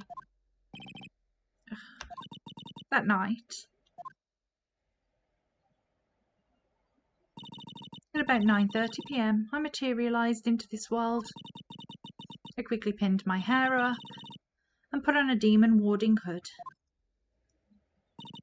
Then I picked up the staff that was by my side and left the Hazakura temple.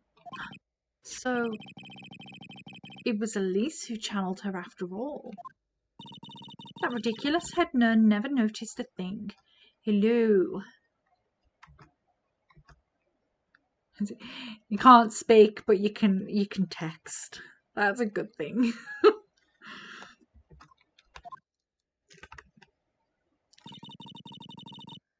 Sure can type. She left Maya Fey at the inner temple and wobbled back, clutching her poor old back. What did you do then? That kid was easier to handle than I had hoped. I caught up with her in front of the stone lantern. Then I took out the dagger I got from the storeroom and...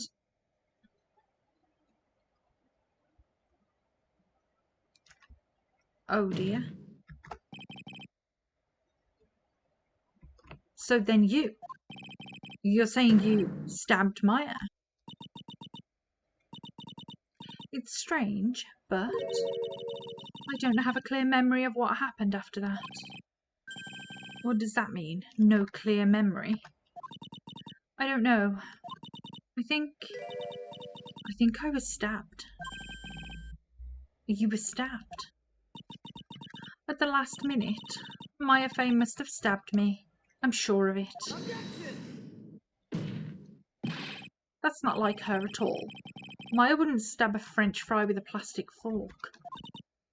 Anyway, I suddenly lost consciousness, but before I did, I scrawled her name on the lantern.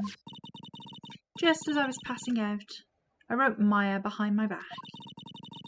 I had hoped it would cast suspicion on her. I can't believe she was thinking of that until the bitter end. That's where my memory temporarily stops. It stops. I don't have any actual memory of killing Maya Fey with my own two hands. My very last memory was Maya's terror-filled eyes. When I woke up after that, I was in the sacred cavern surrounded by darkness. You were in the sacred cavern? The entrance was sealed with one of those trick locks. Somehow I had been trapped in there. But how did you wind up in there? I'd like to know that myself. Anyway, I was worried. I didn't know whether or not Maya Fey was dead, and I swore I wouldn't return to the underworld until I knew I had killed her myself. She's so... I hate her so much. For a ghost, you're one tough cookie. That's not really how I would, but okay. I wanted to make sure... No, I wanted to get out of there and make sure she was dead.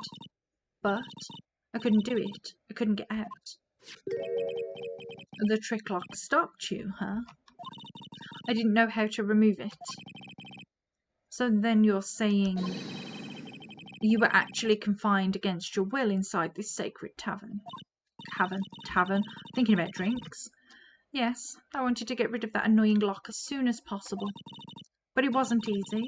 I kept getting interrupted while I was working on it. Interrupted? It was early in the morning, but someone came into the training hall. What? Who? Could it have been Maya? I bet it was Pearl. I thought the same thing, but I couldn't see. Why not? If someone had spotted me, I would have lost my chance to take revenge. So I made sure to hide myself while at the back of the sacred cavern. That morning, only 2 people could have gone into the training hall. Maya and Pearls. Pearls went there to cover the hanging scroll in gravy. Still, I finally managed to remove the lock, but I was too late. What do you mean by that? The flies had already started to gather. The bridge had been fixed and the police started their investigation, correct? Naturally, I couldn't go out. So instead, I returned to the cavern and put the lock back on myself. I realised I wouldn't get a chance to see Maya's corpse as I'd hoped. But just then, Lady Luck showed up. Lady Luck? After that big earthquake, she showed up all by herself. The real Iris. She said she'd come to make sure the sacred cavern was all right. Stupid girl. I came out from the sacred cavern and got a feel for the situation.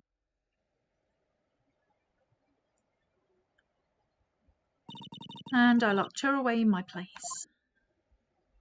Ugh, she's in there. I had finally learned exactly what had happened. It was then that I learned that the plan had actually succeeded. What do you mean your plan had succeeded? I had misunderstood one thing, you see. That night, the one who had summoned me, I had assumed that it was Pearl Fey. Well, of course, she would have assumed that it was written in the instructions. But I was wrong. The person that had actually called my spirit back was Misty Fey, the picture book author. What? Well, that's really the only possibility, isn't it? After I lost consciousness in the garden, it was her body that was left lying there.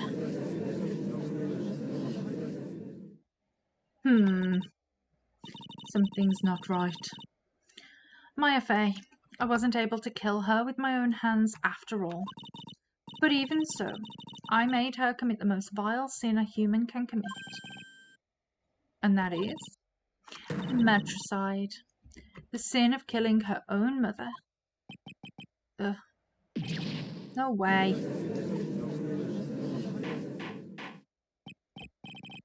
Order in the court. What is the meaning of this? It's true that I was the one who attacked Maya Fey, but even so, the murderer who actually snuffed out Misty Fey's life was none other than your darling little Maya. Okay. Ridiculous. That's nonsense. Are you sure about that? Just think about it. There's even evidence supporting these facts, isn't there? What?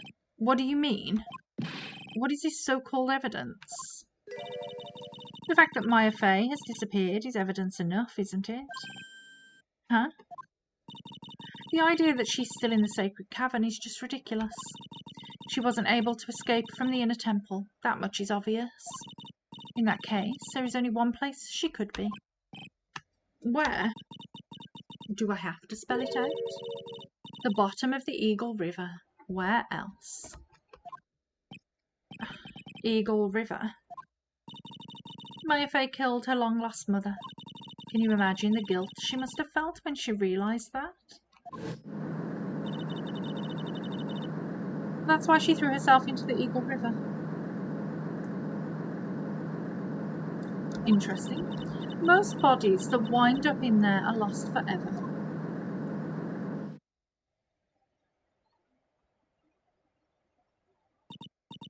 So, what do you have to say now, Feeny? Ugh. It's a shame we can't phone. Uh-oh. We have a phone. Oops. Sorry, that's my phone. What kind of ringtone is that? Godot here. Okay, thanks. Was it something important? They just finished removing the locks from the sacred cavern. That's great. What about Maya? There was a woman in the cave. Was it Maya Fey? It was the accused, Sister Iris. Huh. Don't look so surprised. I locked her in there yesterday. I just finished telling you that. So, what about Maya? Where is she? There was no one else found inside the sacred cavern. No, it can't be. Whose body does she think she's in? I told you, didn't I? She's dead. I mean, surely you're in Maya's body. Who else are we missing? We're not missing anybody else. No.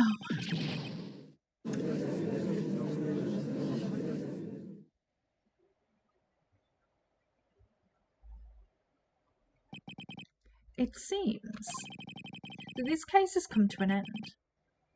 A tragic end. Sadly, it appears the killer of Elise, also known as Misty Fey, was her own daughter, Maya Fey. Overcome with guilt for what she had done, Maya Fey jumped to her death into the raging waters of the Eagle River. It can't be. Ha!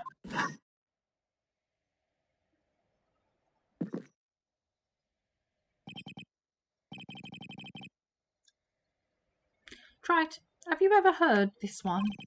Once you eliminate the impossible, whatever remains must be the truth, no matter how improbable it may seem.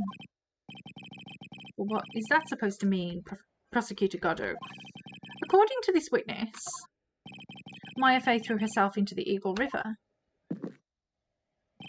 However, is that really the truth? Remember, this woman testified earlier that the bridge was already on fire when the murder was taking place in the garden. Which means if Maya had thrown herself into the river, it must have been from the inner temple side near the bridge. That's right, that's where she jumped from. No. But that's impossible. It's impossible to jump into the river from there. What? Don't get your panties all twisted up, Trite. Just relax and think through the whole thing again. So it's impossible. Maya couldn't have thrown herself into the Eagle River. Well, Mr. Wright, Miss Hawthorne claims Miss Fey threw herself into the river from the inner temple side. Do you have any evidence that refutes this claim? Where's the map? Yes, this.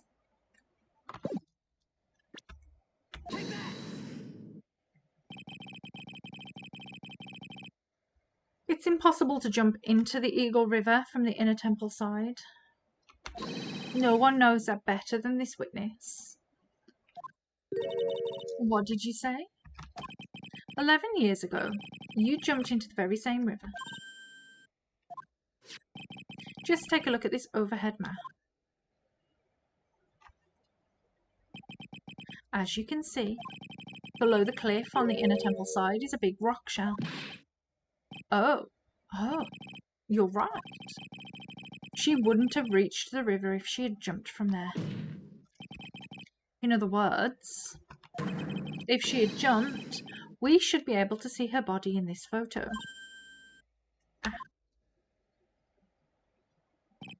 So you finally figured it out. No. Order? You're just playing with me. Maya Faye's body is at the bottom of the Eagle River. There's nowhere else she could possibly be hiding. Miss Hawthorne, have you ever heard this one before? Once you eliminate the impossible, whatever remains must be the truth. Yes, just a few minutes ago. Maya Faye wasn't inside the sacred cavern. We now know that she didn't throw herself into the Eagle River. Correct. That eliminates all the most likely possibilities. Now, although it seems improbable, there's still one other place she could be. What? What is this one possibility you're talking about? That's obviously a bluff. So where is her dead body then? Finally, I think the pieces are falling into place. Normally the living have no way to punish the dead. But I think there is a way to give Dahlia Hawthorne the ultimate punishment. Shall I tell you, Miss Hawthorne? Shall I tell you where Maya is this very instant? Maya Faye is in this very courtroom. You are her. There's only one possibility left. Namely, she's right here in this very courtroom. What? Maya Faye is here. You say she's in my courtroom? Dahlia Hawthorne, I seem to recall that you said I had misunderstood one thing, you see. So what? But I think there's one more thing you misunderstood. What do you mean? Tell me something. At this very moment, who is channeling Dahlia Hawthorne? Why, that's obvious. It's Pearl Faye, that pathetic little snivelling runt.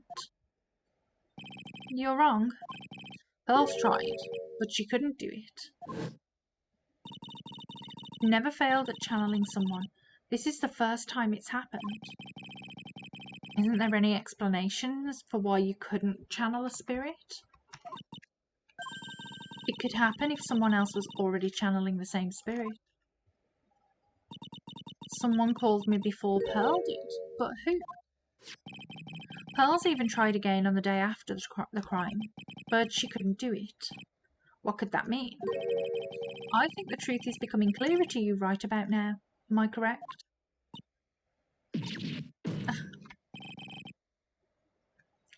It wasn't Pearls that channeled you. There was someone who called you before she could. It was Maya. This is an easy one. Pearls couldn't do it, and Misty Faye's gone. There's only one possibility left. Come on already, I can't stand the tension. Dahlia Hawthorne, the person channeling you right now must be Maya Faye. What? But how could that be? Remember what this witness, Dahlia Hawthorne, said about her goal? She said that her goal was to kill Maya Faye. Yes, that's right. But if Maya channeled the spirit of someone that was trying to kill her... Well, Gramps, what would happen? Could it be? It looks like you finally understand, Your Honor. Well, I don't. What are you going on about? What I'm going on about is the reason Maya channeled you. And there's only one reason. To protect herself from you. To protect herself from me. Yes. On the night of the crime, you were only interested in one thing. Killing Maya Fey. The path back to Hazakura was closed off and there was nowhere for her to run. So then the problem became, where would be the safest place to hide? You mean, that's when she channeled me? All this time, you thought you had been channeled by Pearls. That's why it never occurred to you that Maya's hiding place was you. No, don't say that. I'm saying it. We're saying it. You're saying that I, Dahlia Hawthorne, was played for a fool by that little whelp? Maya Fey killed herself. Isn't it obvious? No. Sorry, but no. It would have been impossible for her to jump into Eagle River. This was the only avenue of escape open to Maya. The only way that Maya could disappear from the inner temple. I don't believe you. Stupid little girl like that who has never been out in the real world. She could never have come up with a plan like that. Who could have ever given her such a brilliant idea? Well, me, of course. Mia? Mia Fey. It's been a long time, Dahlia Hawthorne. So it's true. It was you. Yes. You're something else. But what are you doing here? That hair. It's Pearls, right? Tell me something, Dahlia. I want you to think back to that night one more time. You had just cornered Maya in the inner temple's garden, and then, in the final moments of the fight, you lost consciousness.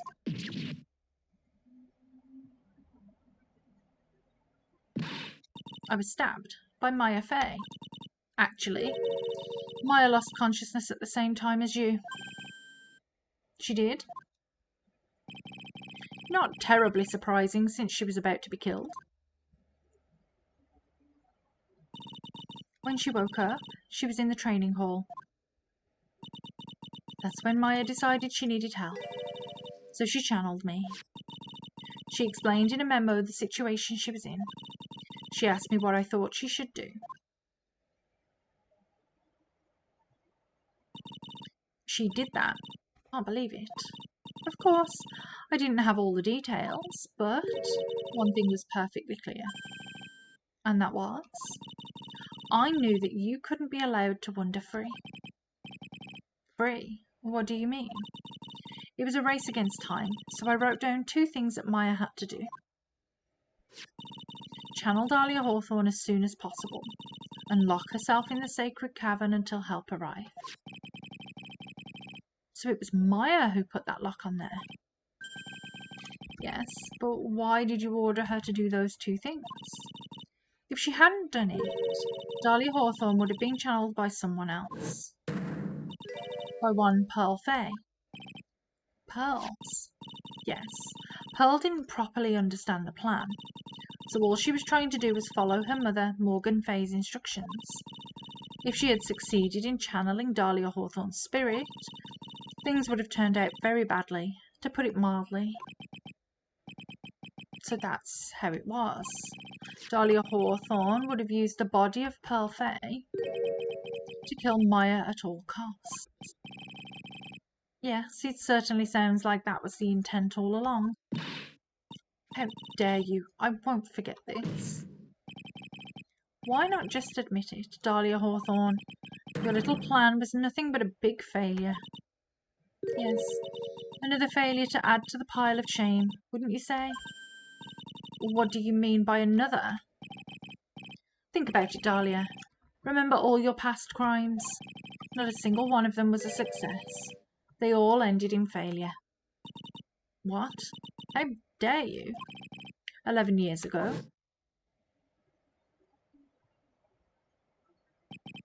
The fake kidnapping, your very first crime.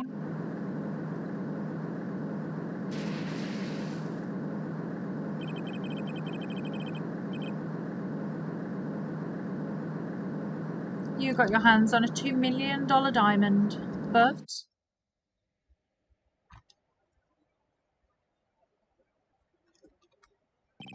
after Terry Falls escaped and went to meet with Valerie Hawthorne, the truth was exposed.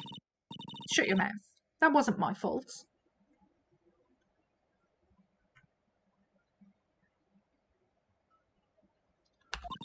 It was because of that stupid oaf of a prisoner and that weakling of a policewoman.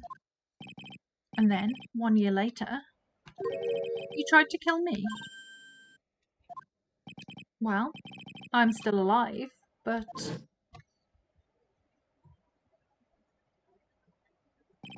you wound up killing someone else.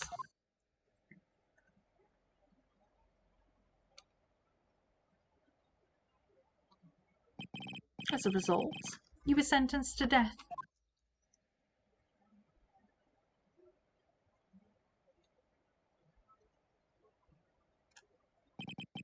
It's one stupid move after another for you, but it's no longer funny. You wipe that smug, happy-go-lucky smile off your face. And now this. You've messed up again. You let Maya Fey escape, even though she was right there in front of you.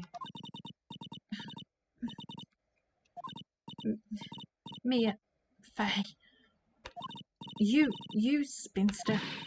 I was supposed to kill Maya Fey like I swore I would. And if only you had gotten this spiky-haired jerk the guilty verdict, I wouldn't have been hanged to death. True. But I think you finally understand, Dahlia Hawthorne. You will never defeat me. What? What did you say? Whether you're alive, dead, or somewhere in between, you will never defeat me. As long as I'm around, you're destined to lose for all of eternity. I remember what you said earlier in the trial. You said there was no way we could punish you, because you were already dead. What about it? Then you said, even when the body dies, the spirit, the ego, it lives on forever. That's very true, Dahlia, and that's exactly the punishment you'll never be able to escape from.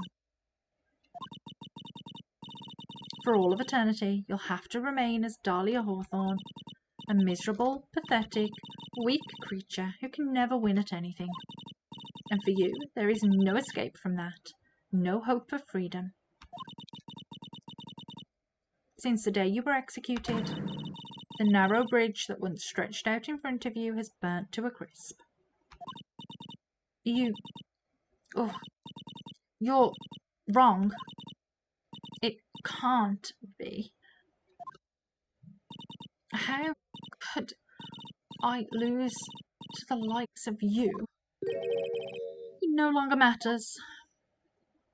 I don't care whether you win or lose anymore. The only thing I want is for you to come out of Maya's body right now.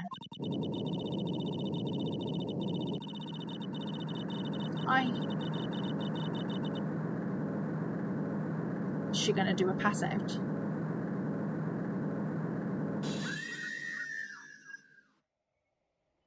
Oh, she's pretty evil. I'm not ready to go.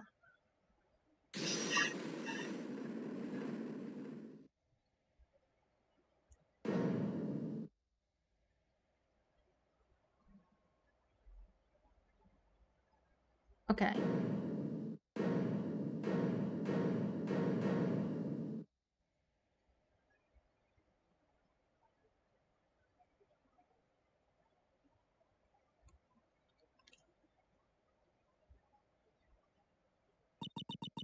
Nick? Sis? Oh, now she's out. Oh, she gone.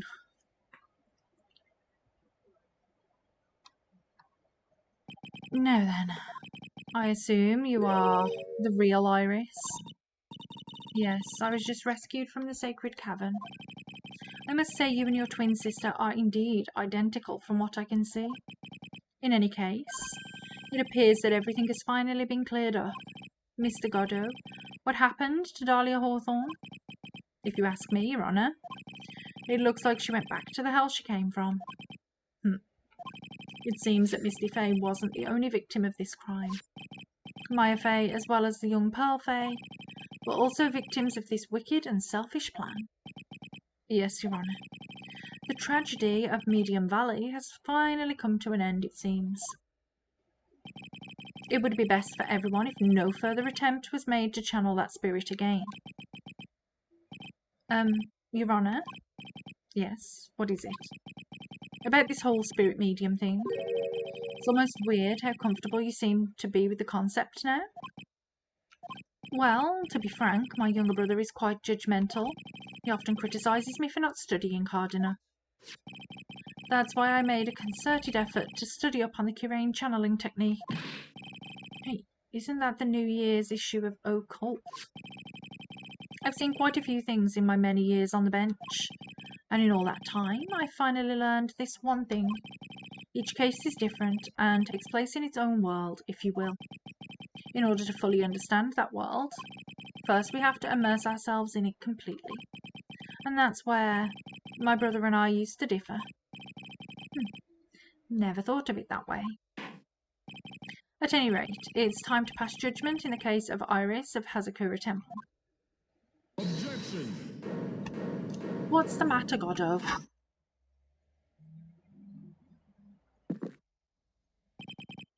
You're a little too fast with that gavel, Your Honour. What do you mean by that, Mr. Godot? It's true. It isn't over yet. That's what he means. What? Right.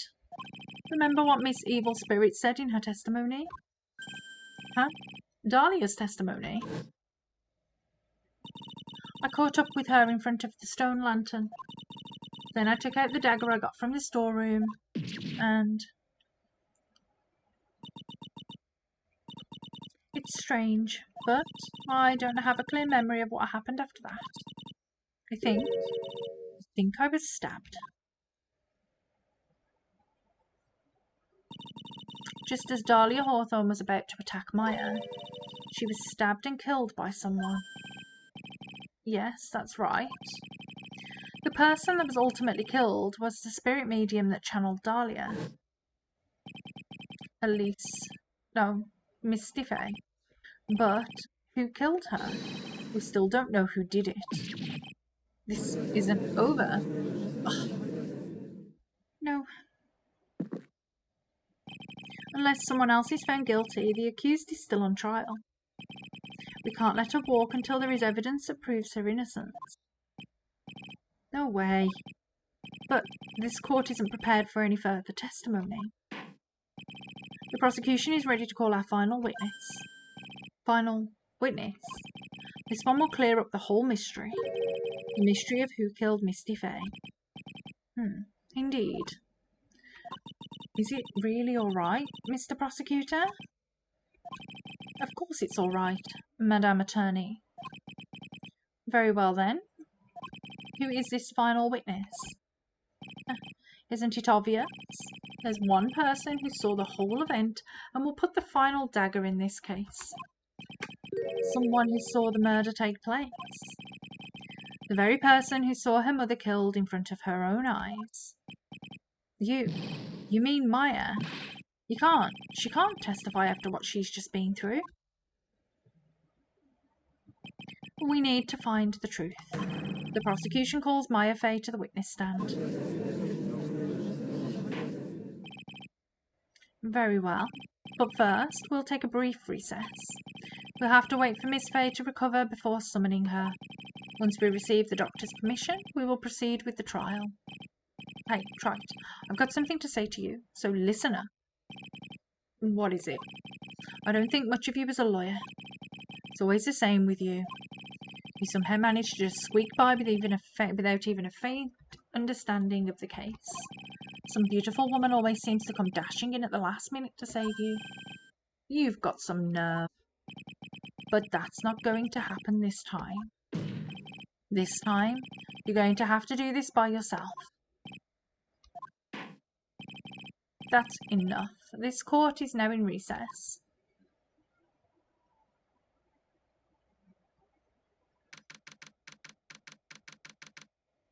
Okay. I'm truly sorry about everything. You were working so hard to defend me, but I was missing all day and we didn't even have a chance to talk. She's right. When I met Iris at the training hall yesterday, they had already switched places, and Iris was inside the sacred cavern. I wanted to at least be in the defendant's box today to root you on. Well, it wasn't your fault. You were locked up this whole time. There's something more important than that, though. I have to ask you, why did you help your sister out as much as you did? Huh? If you had tried to get help at the sacred cavern yesterday, you wouldn't have spent an entire day locked up in there. My sister, I felt sorry for her. She was abandoned by our mother and never got any love from our father either. Yes, but it was the same for you too, wasn't it? Yes, but at least I had Sister Bikini, who was like a mother to me. If only Dahlia had come with me to Hazakura Temple. I always loved her. Dahlia was always so smart, so strong. She never complained about a thing. That's why I promised her that I would help her. Are you talking about that fake kidnapping case 11 years ago? Yes. I wanted to be useful to her in some way.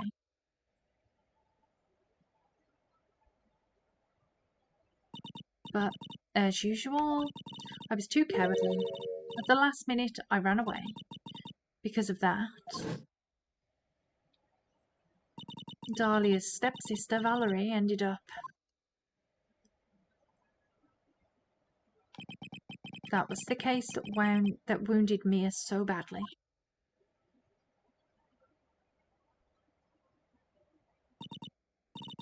But things didn't end there, of course. Some people suspected that my sister was involved in the murder. Some people? You must mean... Yes, 2 defense attorneys. Mia Fey and Diego Armando. After poisoning Mr. Armando, who was getting too close to learning the truth, Dahlia even tried to kill the person who had unknowingly hid the poison for her. You. That's right. Iris, there's one more thing that I have to ask you. Yes, what is it? On the night of the murder, the person that cleaned up the corpse of the victim, Elise, was it really you? Yes, it was me. That night after I rang the lights out bell, I went back to my room. At around 10:30, I received a call on my cell phone. There's a problem. Come to the inner temple right away.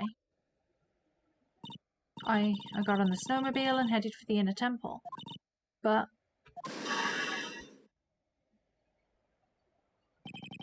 the path to the inner temple was cut off, right? Exactly.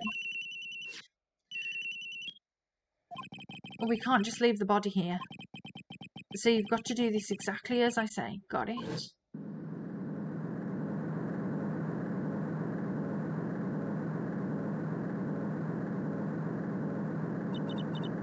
It was me. I was the one that received her body. The murder weapon had been left in her body so she wouldn't bleed too much.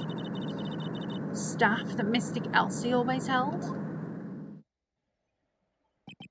I knew it. So the actual murder weapon was the staff? Yes, that's right. I brought the body back to Hazakura Temple on the snowmobile.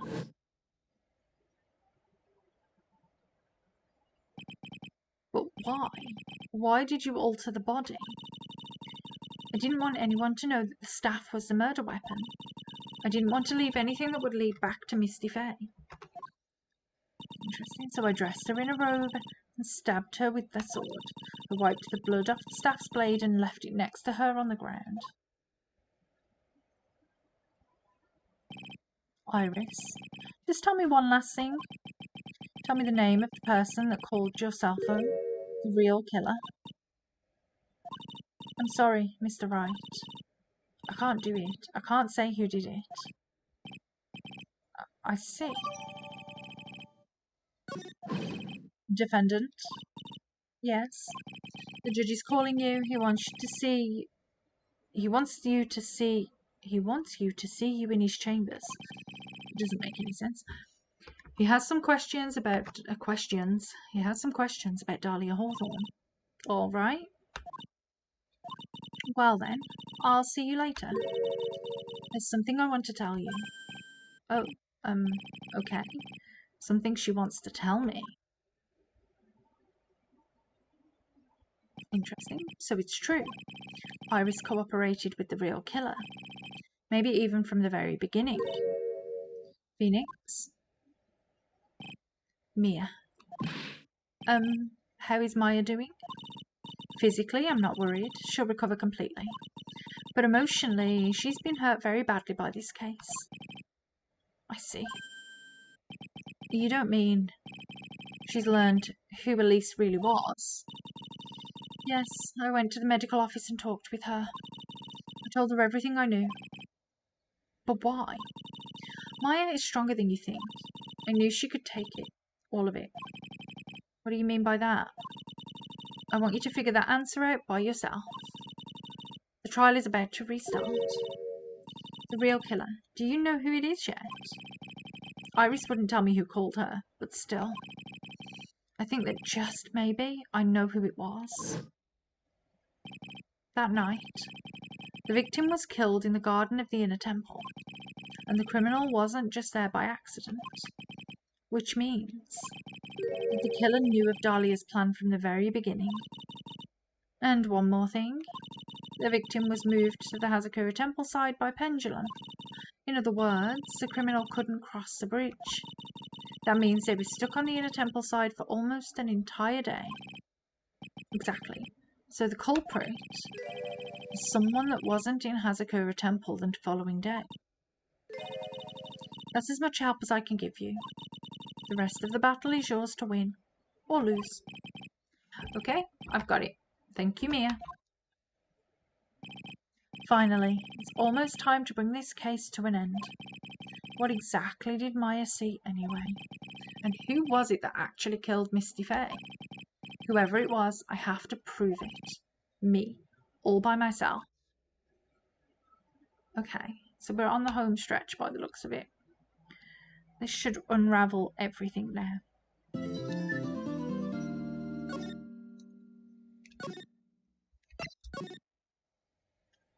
Okay, let's go. Go back and forth. I don't have it. Now then, before we proceed any further, I'm going to announce the results of the tests we had performed earlier. Tests? Yes, tests. On the bloody dagger that was found stuck in the pine tree. Oh, yeah, that. Totally forgot about that. That's the weapon that Maya Faye used when she fought the victim. So what are the results? Was it the victim's blood, or... Due to time constraints, a full test wasn't possible. However, there's one thing we can say with certainty. The blood that was on this dagger was not the victim's blood. Interesting. That is all. Now then, let's restart this trial. So it wasn't Misty's blood on the dagger. Then whose was it? I'm sure both the defence and the prosecution know this, but this trial is rapidly coming to a close. Both sides will need to show some firm evidence with their claims. I understand, Your Honour. From what I've heard, the witness is dangerously weak, physically speaking. So let's finish this quickly. Okay. Agreed. Very well. Please bring in the last witness. And Maya's on the stand again. Witness, please tell us your name and profession. Maya Fay. My profession is, I'm the assistant manager at Wright & Co. Law Offices. Maya? According to the magazine I have here, you're a spirit medium of the Karain channeling technique. I'm frightened. The Fae clan, I don't want any more to do with it. Oh, Maya, the pain the Fae bloodline causes must be unbearable. Very well. Now then, Miss Fae, when the event occurred, you were in the garden of the inner temple, and you witnessed the moment of Miss Elise Darksnim's murder. Is this correct? I didn't see it. Straighten up this instant, young lady. Huh? Pick your head up and speak clearly. There's always time for crying later. But your mother was killed right in front of your eyes. There's nothing you can do to change that fact. Harsh. But there's something you can do. You can finish this. You've been watching the whole thing, right? You've seen the witnesses coming out and seen us squeeze the truth out of them. Now it's your turn. Let's hear your testimony. On the night of the crime, what exactly did you see happen? Witness, if you please. Yes, Your Honour. Okay, what did Maya see? I was passing through the garden on the way to a spare prep room when it happened. Suddenly, someone struck me over the head. I stumbled and I ended up against the stone lantern. I think I screamed, "Help me." Then something warm splashed over me. That's when I lost consciousness. So you were struck on the head. I suppose it must have been this staff. Maya, the person who hit you, it was Dahlia Hawthorne, wasn't it? I'm sorry, Nick. I couldn't see. I don't know who it was. Maya, think hard. Sorry, Nick, but I really couldn't. Can't say it was an especially good night for young ladies to be walking around alone. It seems that it will be hard to determine the criminal through testimony alone. Very well then, Mr. Wright, please begin your cross-examination. Maya, hang in there.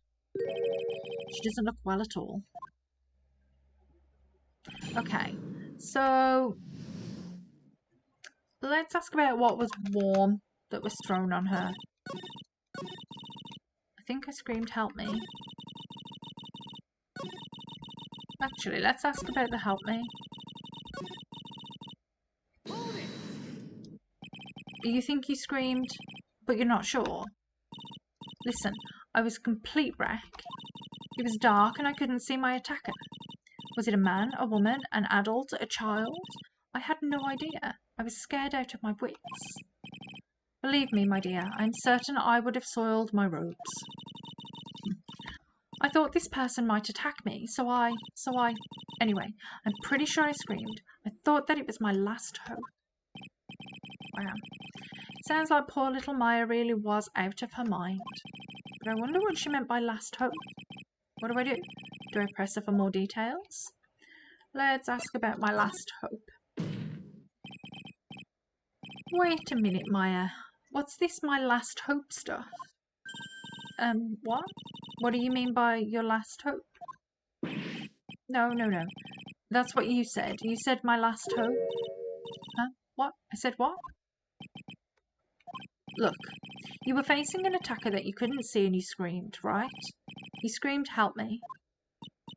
Yeah.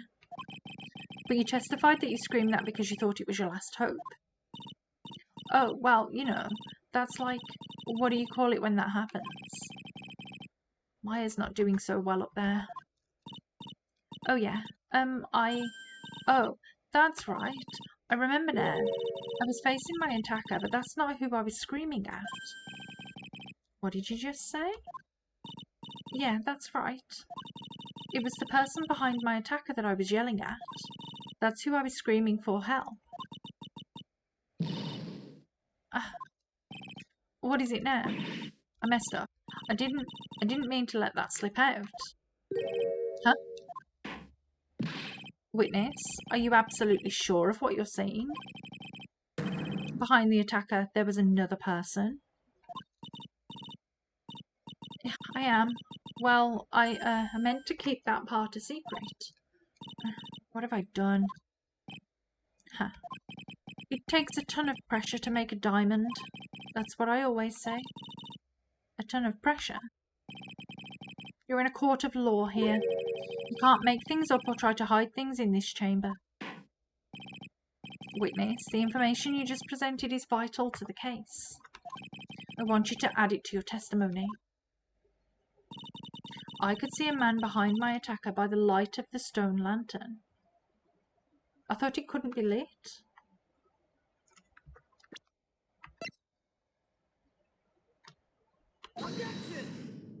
Objection? So there was a man standing behind your attacker? Yeah. That man. He's the killer. He stabbed her from behind. He's the one who killed Elise, otherwise known as Misty Faye, your mother. The killer? Maya. You know who killed your mother, don't you? What is the meaning of this, Mr. Wright?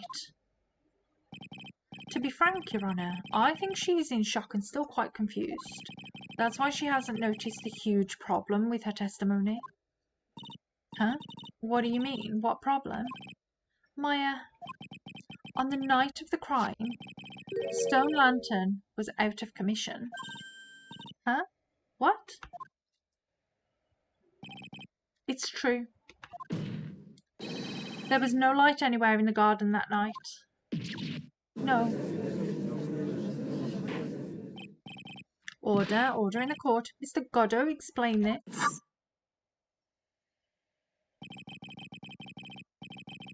Add the pureness of milk to the perfect clear darkness of the coffee. Still. That is the state of the witness's mind right now. A cup of cafe au lait. Cafe au lait? Is that even legal? Mr. Trite's words are the milk, and you are the spoon, Your Honour. I'm a spoon. I'm no spoony bard, I'll have you know. You must have noticed it too, Trite. This witness's mental state is highly unstable right now. It's not hard to understand why she would make a little mistake like that.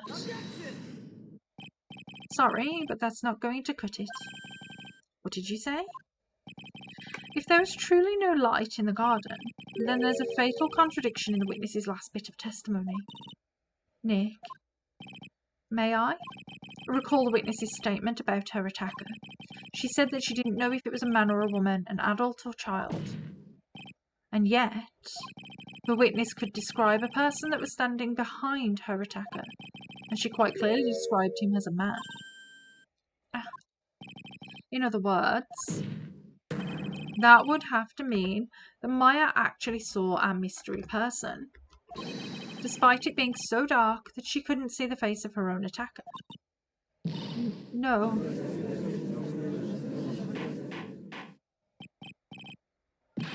Order? What in the world does this all mean, Mr. Wright? Are you saying Miss Faye saw the real killer under pitch black conditions? Objection. Trite, do you have any idea what you're proposing? How could she have seen in the dark? There was no other light source at the scene. There are some things that you can only see in the dark, Mr. Godot. Maya, you did see who the killer was in the dark. And now, you're trying to cover for him. Cover? For the man that killed her mother? There's only one conclusion I can draw from this. You know who this man is. Please, Nick. I don't know anything. Please, I'm begging you. Huh. You talk a good game, Trite, but let's see if you can walk the walk. It was pitch black, so what could the witness see? I'm calling your bluff. No, Nick, don't. Please, stop. Maya is dead set on protecting this guy, the man who murdered Maya's long-lost mother. But You can't let him get away with it. I'm a lawyer, an officer of the court. I'm here to find the truth. All right, Mr. Wright. Time to show us what you've got. Who was this person that you say Miss Fay saw in the darkness? It can only be Godot with his lighty up face.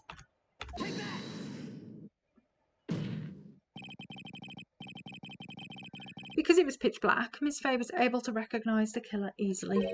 I'm sure the court would like to see for itself how this is possible, yes? What? But how do you propose to show us something like that? It's easy. We just need to recreate the conditions of that night. Conditions? Your Honour, the defence officially requests that all the lights in this courtroom be turned off.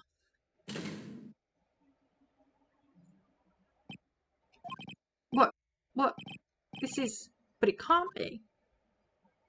Huh.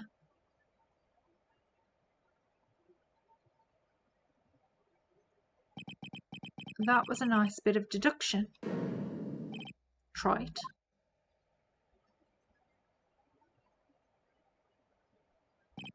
Well, everyone, this is the man Maya saw the night of the murder.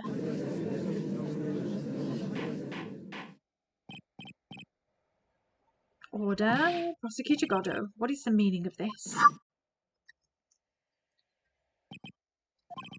Surely you must be shocked to hear yourself accused of such a thing. Why aren't you denying it? Your Honour, you're asking the wrong person. What do you mean by that? If you've got a question, ask the witness. That's one of my rules. Well, Maya, how about it? What you saw that night? Was it 3 glowing red lights? Well, witness, answer the question. You're wrong. I never saw that. Maya, I thought the person that stabbed my mother was a man, for a totally different reason. What? Witness, Mr. Wright, what the... Stop your chattering, Your Honour.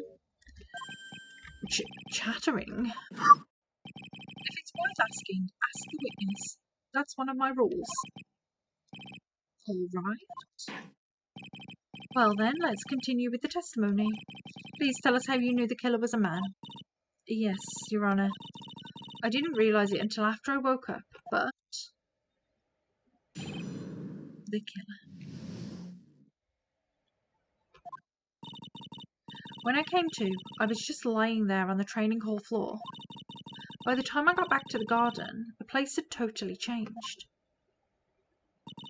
The torches were lit, and the body was gone, and all of the snow around the stone lantern had been carefully cleaned up too. Since the person did all that work alone, I just assumed it was a man. So it was after the crime took place that the witness came to think the killer was a man. Yes, that's right. I'm sorry, Your Honour. No need to apologise. It's as Mr. Godot said, you're utterly exhausted.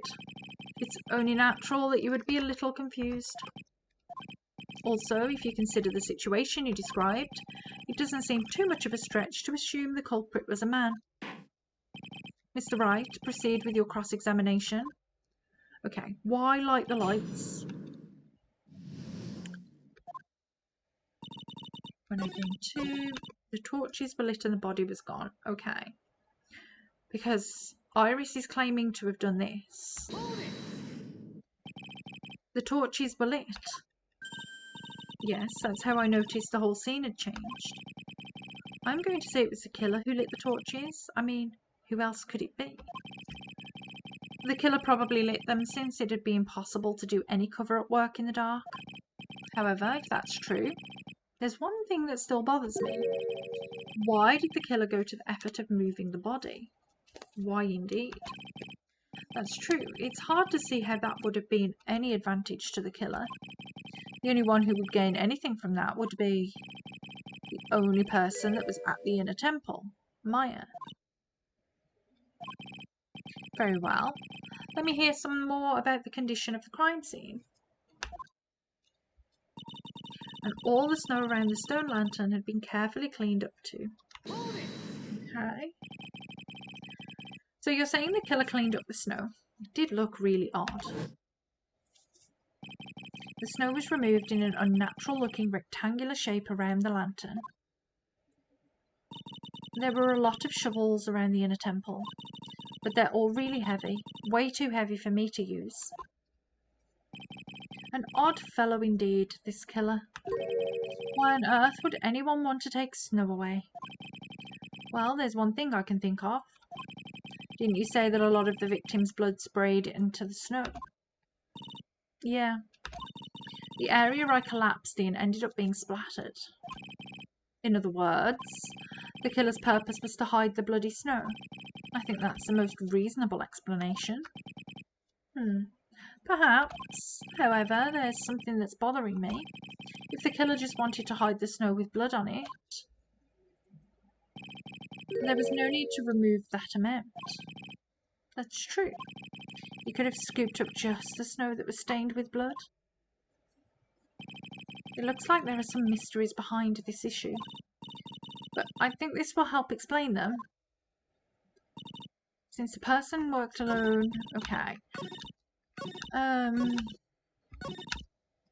The place had totally changed. Okay. Naturally, the killer must have done it, right?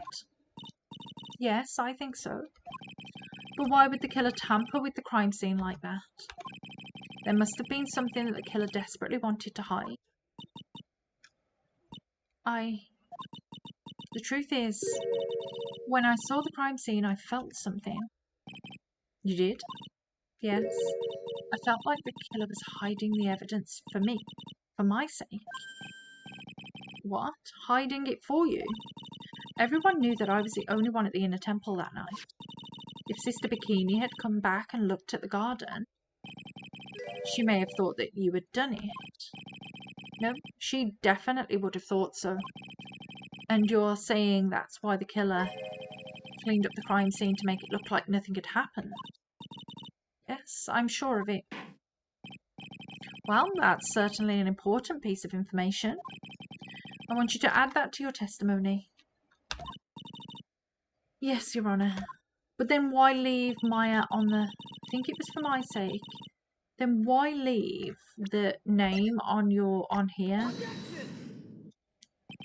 The body of Elise was carried all the way to Hazakura Temple's courtyard. Then at the garden, the real scene of the crime, the snow that we suspect was covered in blood was scooped up and removed. It's reasonable to believe all this was done in an attempt to hide the true crime scene. However, there's still one matter that seems somewhat odd. Oh, and what would that be? You must have figured it out by now, Mr. Godot. It's the message written in blood on the lantern. It was written very clearly on the white stone lantern. Maya. Ah.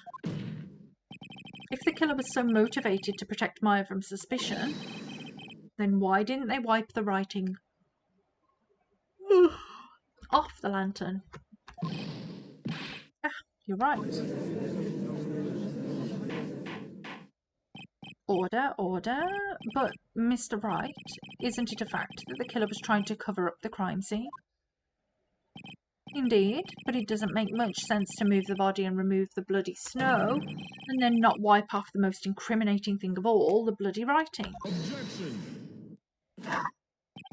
But if that's the case, do you have an explanation for the killer's mysterious behaviour? Why would this killer move the body and remove all that snow, but then leave the bloody writing on the lantern? I don't know what the killer's plan was, but it's a fact that the killer left the writing on the lantern.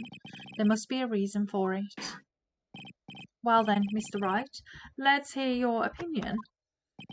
Why did the killer leave the message written in blood on the lantern? The killer didn't see it, because Godot can't see it. He didn't even know it was there. Prosecutor Godot, earlier in this trial, you gave me some good advice. Once you eliminate the impossible, whatever remains must be the truth. And you're not as dumb as I thought. The real killer wanted to disguise the fact the crime had occurred there. That's why he shoveled so much snow, because he couldn't see where the blood had spattered our bed. If that's the case, he wouldn't have left the bloody writing on the stone lantern on purpose. Therefore, it must mean that they didn't notice it. But that doesn't make any sense. The torches were all lit and everything.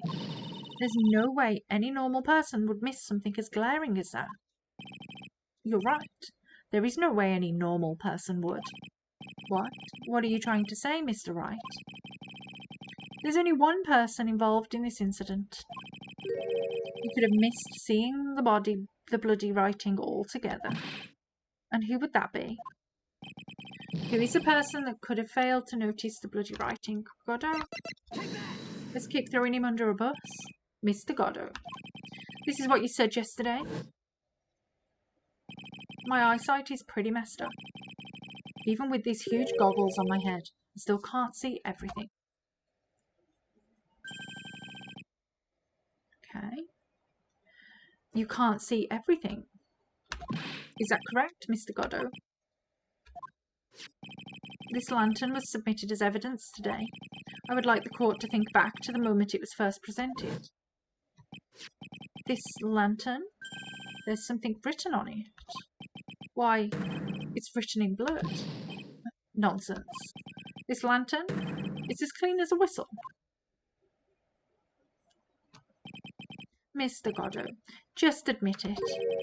There are certain colours you can't see, correct? You can't see red on a white background, can you? That's right. We went through this once before, during the poisoning case at Trebian. This is the apron the delightful Miss Bird was wearing at the time, and somehow spilled coffee on. There's something still bothering me, Mr. Godot. Why have you not explained the bloodstain to the court? Bloodstain? What bloodstain would that be? Don't play games, prosecutor. The blood-coloured stain that's smeared all over the apron. That's ridiculous. No one told me anything about a bloodstain. You could see the coffee on the white apron, but you couldn't see the ketchup, because it was red. It's strange. In a black and white photo, those letters would have appeared black to me. I wonder, why am I the only one that can't see them? So then, Mr. Godot, are you admitting it? Are you admitting that you can't see red writing on the lantern?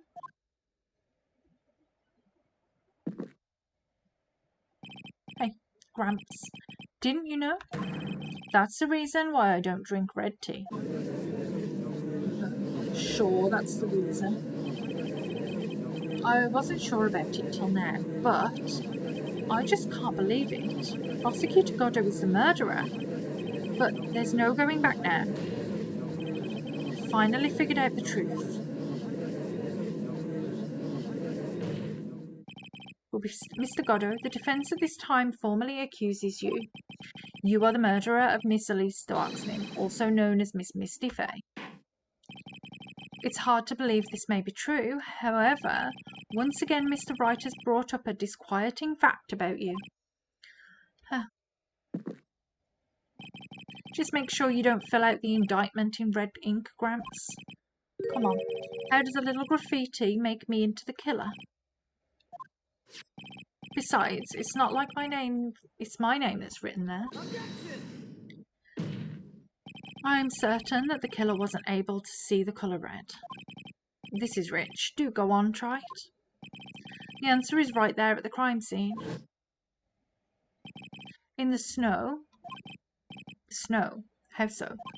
Well, for example, why did the killer move all that snow? Your Honour, you said it yourself.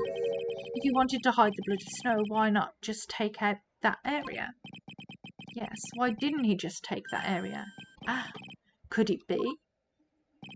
Yes, the killer couldn't see the red blood that had seeped into the snow, and so he had to remove all of the snow. He couldn't be sure of where the blood had landed, so he removed the whole area. Objection. Isn't it more likely that the killer couldn't see the blood because it was dark? Not a chance. The torches were all lit. He would have been able to see just fine. It seems that once again this trial has taken an unexpected turn, to say the least. Can you explain this, Mr. Godot?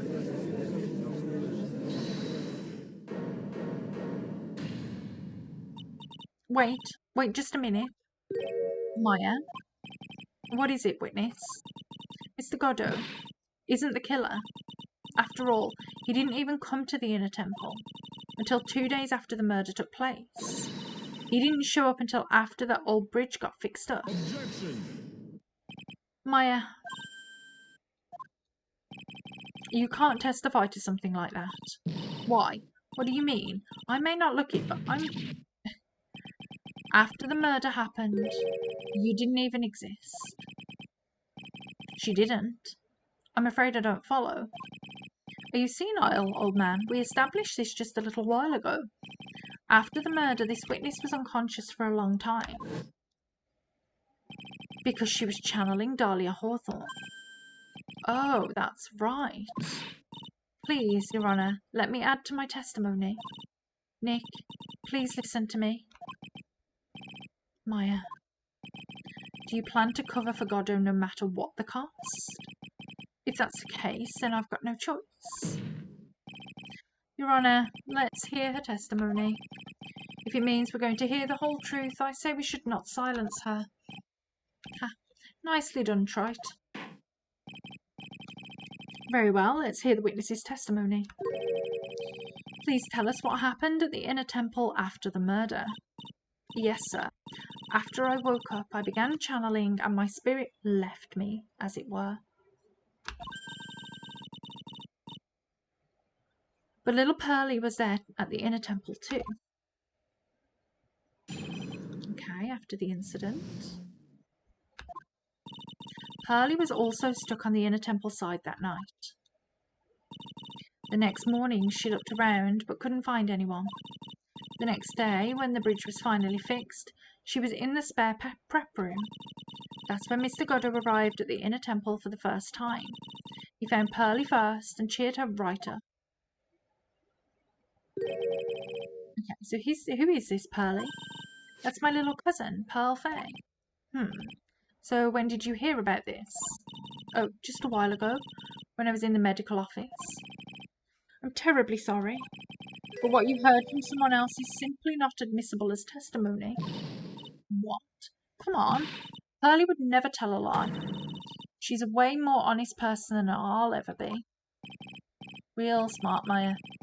You always know the best things to say when you're under oath. The prosecution has no objection. We believe the witness. Mr. Godot, let's just move on to the cross-examination, if the defence has no objections. This is highly unusual, but, well, Mr. Wright, let's get this cross-examination started. Okay. What should we press on? Pearlie was stuck. Next morning, next day, Mr. Godot, he found Pearlie first and cheered her right up.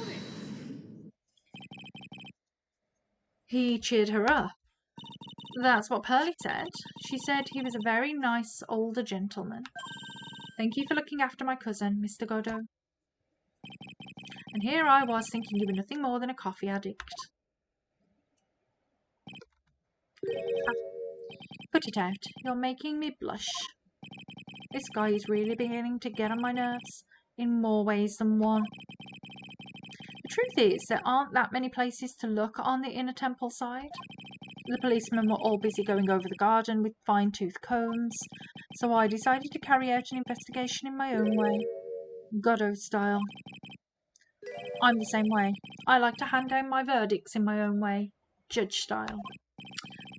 Maybe I should ask some questions, Phoenix style. Okay, so what was he doing? You said that you conducted an investigation of your own. Did you find anything? It looks like my investigation went about as well as yours, Trite. After all, I did miss the bloody writing on the lantern. Well, I didn't miss it, so speak for yourself, Goggles. The only odd thing I discovered was the beauty in the training hall. Beauty? Misty Fay, naturally. Clad in her stunning Japanese garb, surrounded by the hue and aroma of Western tastes. Western tastes? Could he find a stranger way to describe gravy? So from there, you headed for the prep room. Wait a sec. What did Godot say just now? I think I just found his proverbial weak spot.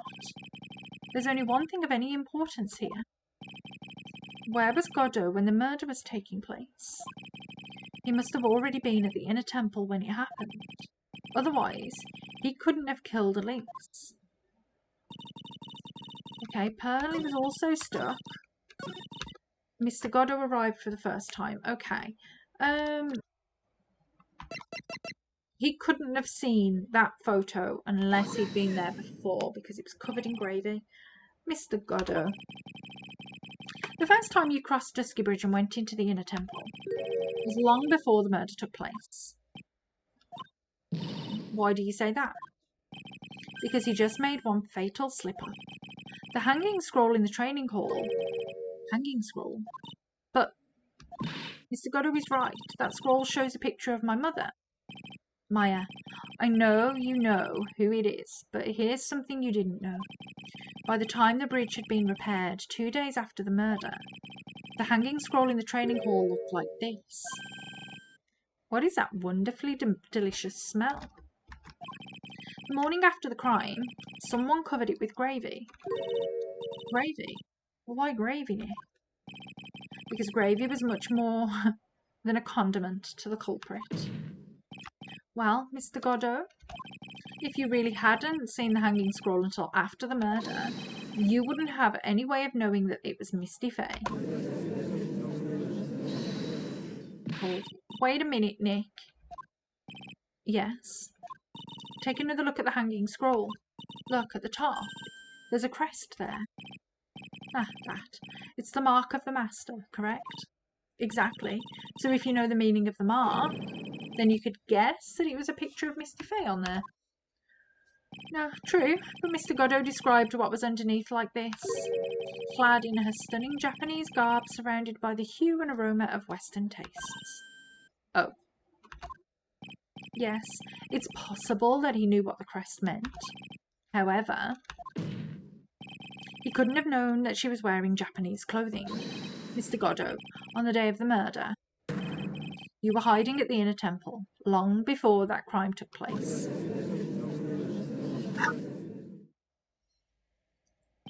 Can I ask you just one little thing, Trite? What is it? This whole theory of yours, it all rests on a certain assumption. That I knew beforehand that a crime was going to be committed. That's right. Otherwise, there's no reason for him to sneak onto the crime scene. Yeah. Of course, Mr. Godot knew about the plan. Huh? What did you say? Is it really possible that another person knew of the plan? Well, the letter, somebody had already opened it. Opened. This crime was actually planned over a year ago. Morgan Fay authored the plan for her daughter's future. And these instructions were hidden somewhere in Fay Manor for a year. However, by the time Little Pearls found these instructions, they had already been unsealed. Unsealed? Yes. The killer had read these instructions long before Pearls ever found them. That's how he knew the crime was to take place at the inner temple. And you still insist this crafty killer is me? You bet I do. But you just said that the instructions were hidden. That's right. Mr. Godot couldn't have known where the instructions were hidden. If he really wanted to know, he had one great chance to find out. Yes, and when was that? During a visit. A visit? Morgan Fay told her daughter Pearl about where the instructions were hidden. During one of her visits to the detention centre. That would be the only time for someone to have learned where they were hidden. Eavesdropping on a visit at the detention centre. Yes, it could be arranged if you were someone with easy access in and out of there. Like, for example, a prosecutor such as Mr. Goddo.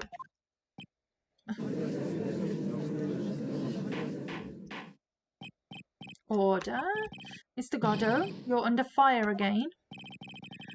This murder could not have been carried out without prior knowledge. And you were the only one that could have acquitted this information before the murder. Acquired.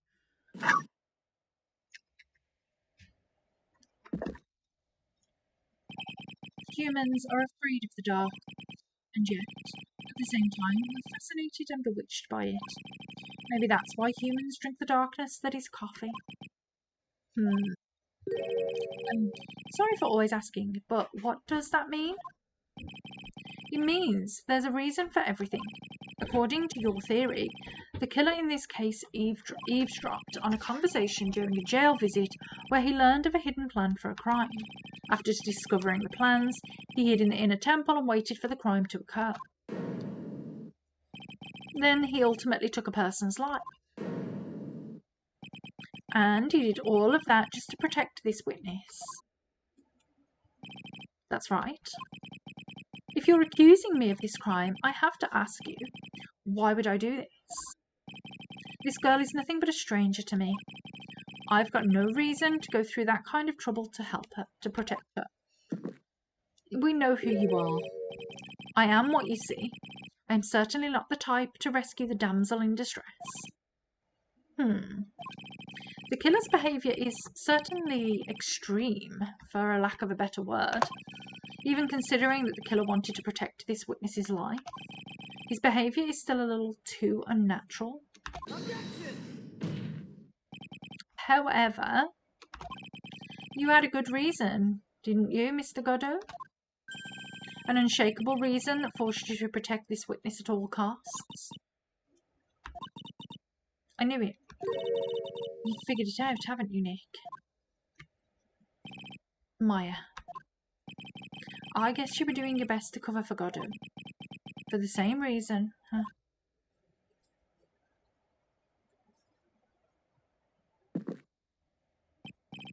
Okay, Trite. I'm all ears. Let's hear it. It's very simple. Maya Fey is a lot more than just a stranger to you. What's this? There's one person who lies at the very centre of this whole story. One person that ties you and Maya Fey together inextricably. It's Mia. There's a very good reason why Maya Fey's life is so precious to you. After all, she is Mia Fey's only sister. Mia Fey. You once worked alongside her. That was when you were a defence attorney. Wait a second here. Mr. Goddo is a defence attorney. With your Honour's piercing intellect, you must have figured it out by now. The real name of this man who calls himself Goddo. His real name is Diego Armando. Isn't that right?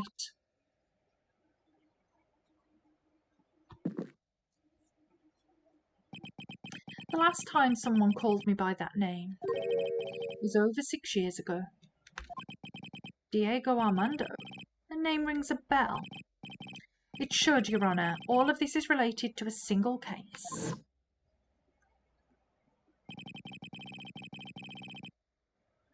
A case in which convict named Terry Falls killed himself. Mia Fey's first time in court, the tragic outcome left a deep wound in her heart.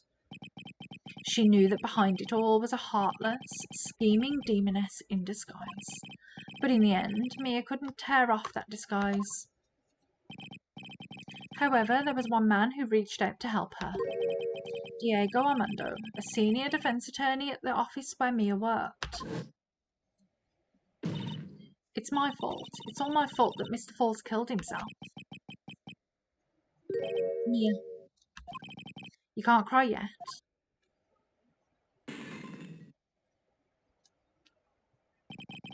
The only time a lawyer can cry is when it's all over.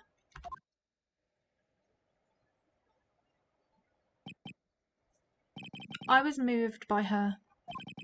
The way she put all her faith in her clients, that pure, sweet heart of hers. That's why I could never forgive Dahlia Hawthorne. Mia and I thoroughly investigated that fake kidnapping incident. Then one fateful day, Dahlia wanted to meet with me. It had been 6 months since the trial. We met in the courthouse cafeteria. I just remembered. 6 years ago, right here in this courthouse, you were poisoned. Even I didn't see it coming. Dahlia Hawthorne slipped some poison into my coffee. Some newspapers at the time called it a murder, but very little information about the case was released to the press. But you weren't dead at all. No official reports ever actually called it a murder. I was just in a deep, deep coma. I see. My body shut down and my life became nothing but a long, deep sleep. That woman's poison did a real number on my central nervous system. I lost my sight, and all of my hair turned white due to the damage it caused. That's terrible. Apparently, it was a miracle that I ever regained consciousness. 5 years had passed since I drank that poisoned brew. Then one morning, my eyes flew open from the smell of a doctor's cup of coffee. 5 years? You were asleep for 5 years. And the worst possible news was waiting for me. Mia Fey was dead. From the very moment I opened my eyes, I had already lost everything I thought I had. The woman I loved had been murdered, and the woman I loathed had been sentenced to death. The woman you loathed. The woman who had spiked my scalding hot coffee. Dahlia Hawthorne.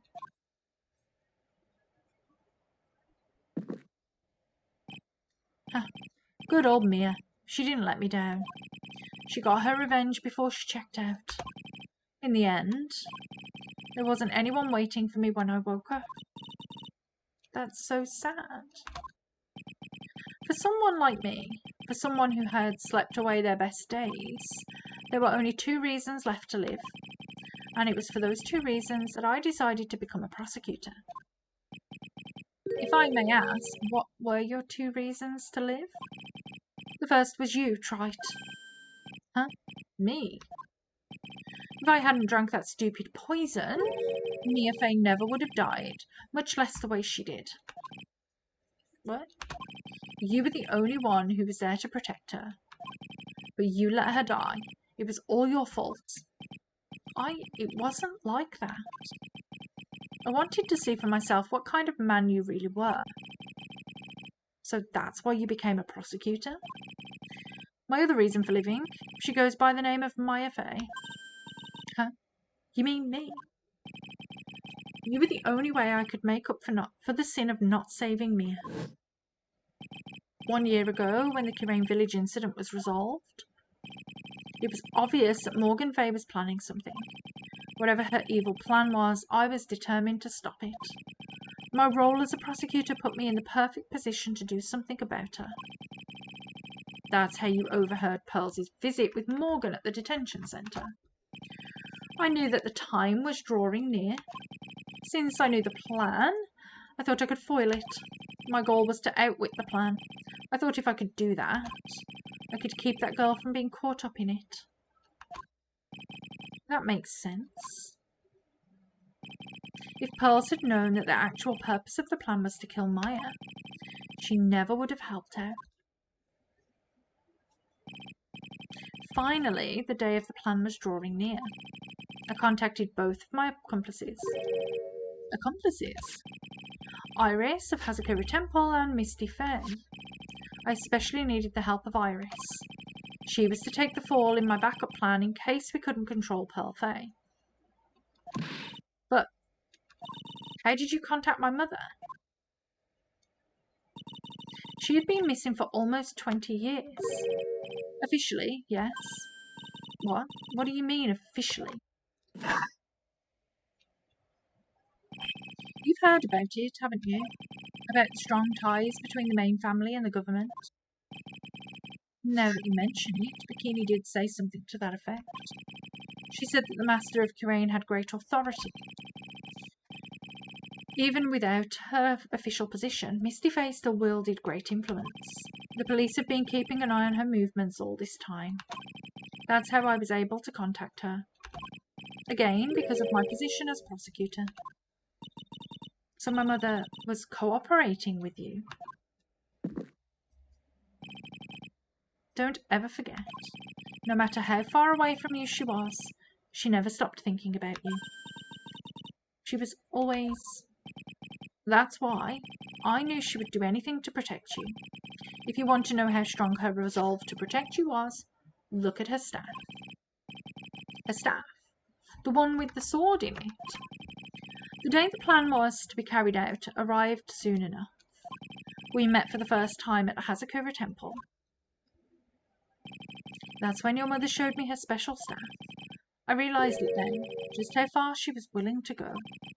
She was ready to use that sword to protect you from Morgan Fay if necessary. Yes, even if it meant paying the ultimate price. Mother.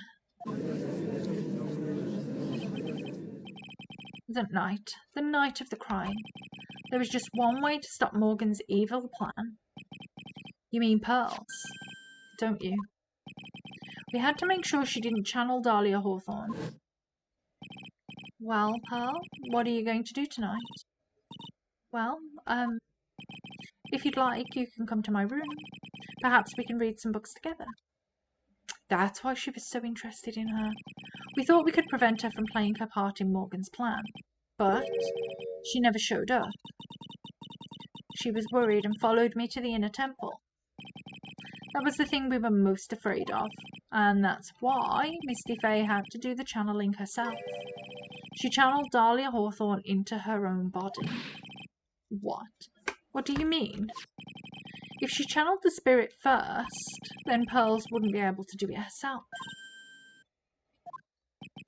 As Master of Kirain, Misty Faye's power was supreme, so that's how it went down. She channeled Dahlia Hawthorne so that Pearl Faye wouldn't be able to.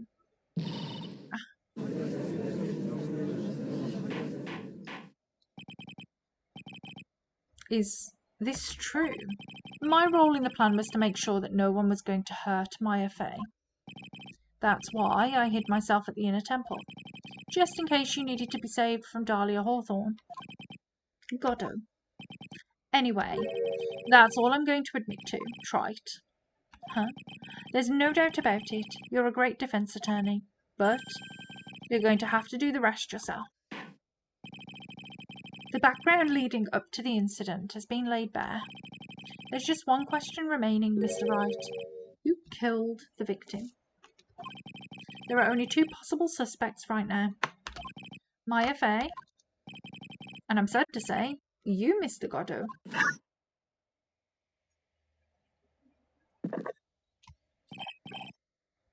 Okay.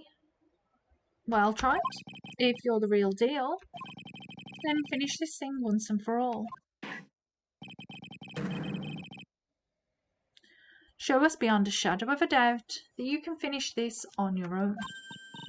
No, Nick, please don't. Maya, I heard the whole thing from my sister in the medical office. That's why I have to protect Mr. Goddo. I can't do it. I can't testify against him. After all, he's the man who put his life on the line to protect Mia, and me too. Maya, I know that. Nick. But even so, it doesn't absolve him of his crime. Please, Maya, testify. Miss Faye, your testimony, please. This is the final testimony. Don't bother trying to hide anything, because I'll know. I want to hear the truth from your own lips. I understand. I'm sure you're right. I'm ready now, Nick. All right, young lady. Tell us about the moments before you lost consciousness. What exactly happened at the time of the murder? Okay, the time of the murder. Just before it happened, I think I saw some red lights. 3 of them. Thought I'd ask for help, but just then I was splattered with blood. She wasn't dead though, and she struck back at the enemy behind her. Suddenly, the red lights went out, and the whole area was dark. Just at that moment, there was a horrible scream. Right after that, Dahlia collapsed, and I lost consciousness. These red lights, I thought you said you don't remember seeing them. I'm sorry. I thought I saw them, but then they disappeared all of a sudden. Things break, Trite, even the best of theories. Who was it that stabbed Misty Faye? It looks like you still can't prove it. Maya is telling the truth this time. I know it. The rest is up to me. Well then, Mr. Wright, proceed with your final cross-examination of the witness. Okay, let's ask about the scream.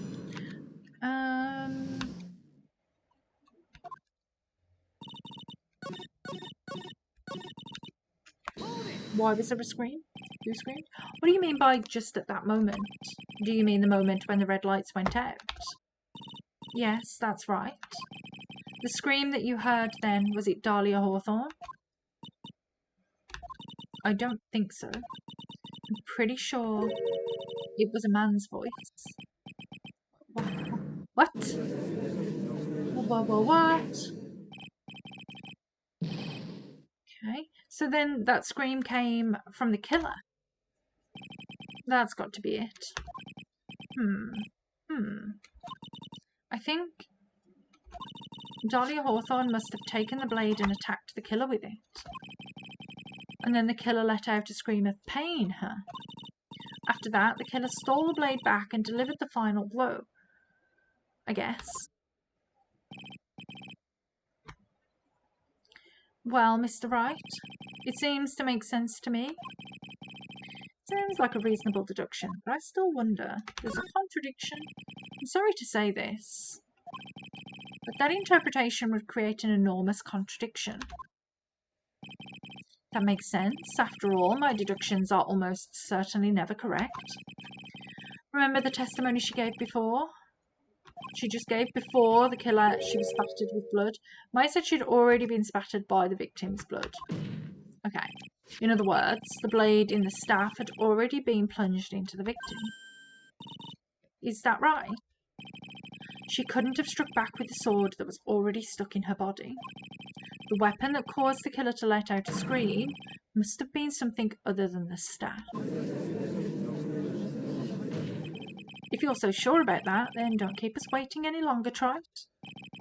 There's only one thing I can think of. It could have been used as the weapon here. If Dahlia Hawthorne had already been stabbed in the back by the staff, what could she have used to strike back at the killer? The dagger? The dagger? Naturally, the dagger the killer brought to the scene of the crime. Oh, that's right, I forgot about that. This dagger was found at the crime scene stuck into a pine tree. Yes, the detective found that this morning and brought it to me. Dahlia Hawthorne struck back at the killer with this, and she managed to wound him as well. Objection. Just because he let out a scream doesn't mean that he was wounded. For all we know, the blood on the dagger could have been from the victim. Objection. No, we already have ruled that out. Have you forgotten that the blood has already been tested? Since we learned it wasn't the victim's blood, it must be the killer's blood. The killer must have a wound somewhere on his body. So you're saying the blood on this dagger belongs to the killer? Exactly. The DNA analysis of the blood would prove it beyond a shadow of a doubt. And yes, Mr. Goddo, it would prove that it's your blood. Nice theory, Trite. Order in the court. Is this the end? Have I done it? Even he won't be able to change the results of a scientific test. Ha. Let me ask you something, Trite. Let's just say it turned out that I was the killer. Do you really think I would be stupid enough to leave evidence like that? What? Just think for a second. This dagger was found this morning by a detective and brought to me. There was already blood on it, correct? But even so, I was the one who brought this dagger here to the courtroom. Yes, what does that prove? Well, if I really were the killer, I could have washed the blade off and then planted another person's blood on it. It can't be. He couldn't. In any case, there's one thing I can guarantee, Trite. That blood, it doesn't belong to me. Not a chance. What? In any event, it seems to be established that the killer was wounded. All right then, witness, continue your... Wait a minute. What's the problem? I know I probably shouldn't say this, but there's a big contradiction in Nick's explanation. Maya, this dagger, you said it wounded the killer. That's right. But, if Mr. Godot had really been cut with the dagger, his clothes should be bloody or have a rip in them, right? Maya, maybe he just changed his clothes. That'd solve this contradiction pretty easily. What are you talking about? It's not that simple at all. Remember back to the day of the murder. Everyone that was on the inner temple side got trapped there. Huh, that's right. And once the bridge was fixed and the police headed for the inner temple, Mr. Godot was already there waiting for them. He never had a chance to change his clothes.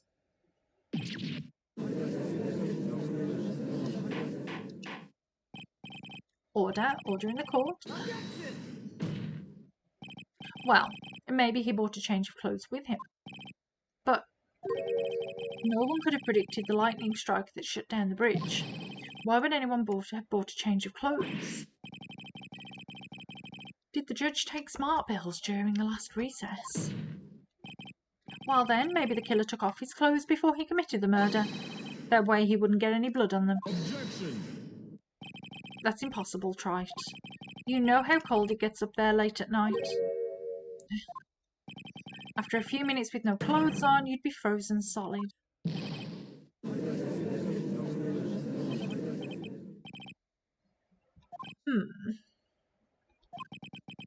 So that's all you've got. I knew you weren't tough enough to finish this. Right now, if Mia Fey were here,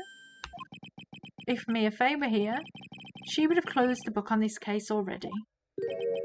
If Mia Fey were here. So come on, Trite, can you do it or not? How about it, Mr. Wright? You've accused Mr. Godder of being the killer, but can you prove it? Have you got even one piece of evidence?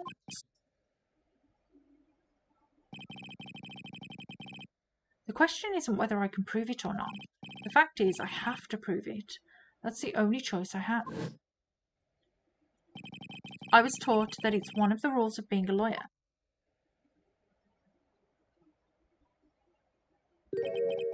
I can prove it. I'm going to bring your magnificent vengeance to fruition, just as you want it.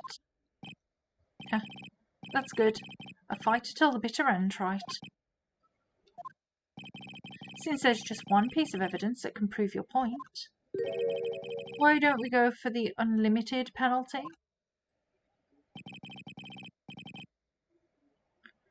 Are you trying to pressure me, Mr. Godder?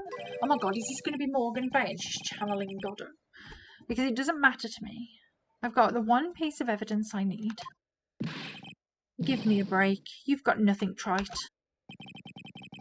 So what do I do at a time like this? It's simple. I've got to think outside the box and approach this from a different angle.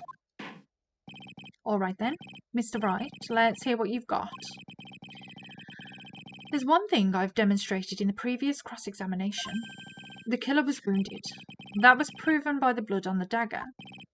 But we decided that it was impossible for him to have to have hidden such a wound. If he had been cut by a dagger, there should have been a bloodstain on his clothing. There's one place the killer could have hidden his wound. What did you say? Hidden.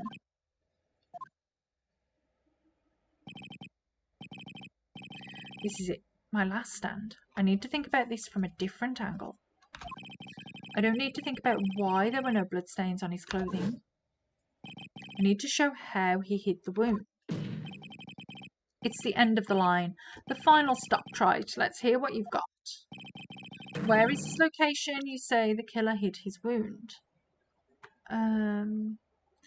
Well, under the mask? I guess. Ha. I don't know what you're talking about. And frankly, I don't need to know. What I do know is that you'll never be half the lawyer she was. Isn't that right, Trite? What was that just now? Mia? It can't be. You're living on through him. Even as we speak, you're still hiding the wound.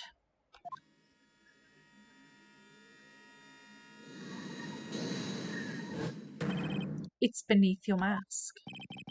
During the fight, the red lights given off by the killer suddenly disappeared. Seconds later, the killer let out a scream. That's right, your mask went flying off your face. Mr. Godot, would you mind removing your mask? If you have a dagger wound under there somewhere, then I'd say this whole case is solved. Okay.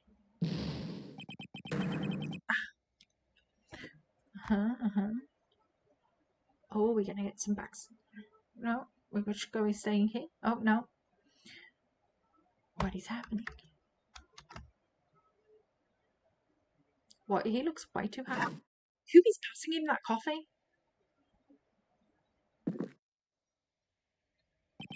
Just now, I saw her spirit in you. I never liked you. 6 years ago, you helped the woman who put me to sleep by hiding her bottle of poison. And then, while I was sleeping, you let Mia die. But you didn't care. You just kept living your pathetic, happy-go-lucky life. You even had the nerve to follow in her footsteps as a lawyer. I could never forgive you. That's what I thought. Mr. Godot. But I was wrong about you. I knew it from the very beginning. The truth is, the only person I could never find it in my heart to forgive was me. You, yourself. I was the one that failed to protect Mia. Me and no one else. I tried to avert my eyes from the truth, to escape from the harshness of reality. I just couldn't face Mia's death head on, so I ran. I hid behind a mask and threw away my true name. I couldn't even deal with being a defense attorney anymore, so I quit. But, you saved Maya. Yeah, that was my plan. Up until just now, anyway. What do you mean? Are you listening, Maya? If I had really wanted to save you, then there's one person that I should have gone and talked to right away. Who would that be? Are you talking about Nick?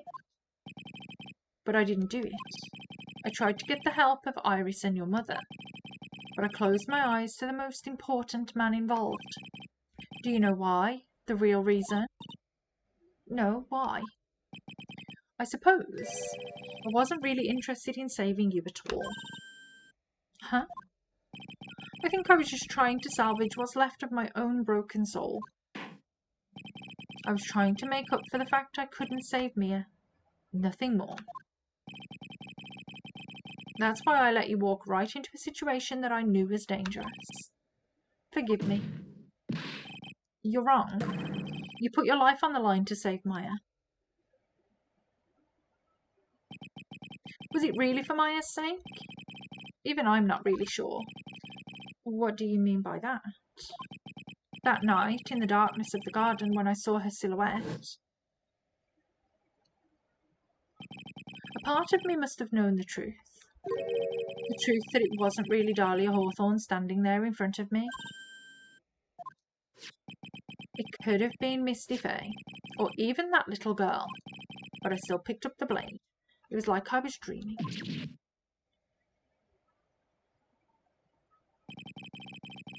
I'm not sure exactly what was going on in my mind at that point. I was really motivated by the pure desire. Was I really motivated by the pure desire to protect my affair? Or was it something else? Was it my hatred for a woman who had stolen everything from me 6 years earlier? Could it have been simply a desire for revenge? And now, I don't know anything anymore. I did learn something today, however. I finally realised that I was the arrogant one. I was just chasing an illusion, a fantasy, the stupid fantasy of defeating you in the courtroom. You were the one who made me realise my folly. You never ran away from me as death. Instead, you picked up where she left off, as a true defender of the people. In that one moment, I understood everything. Mr. Goddo.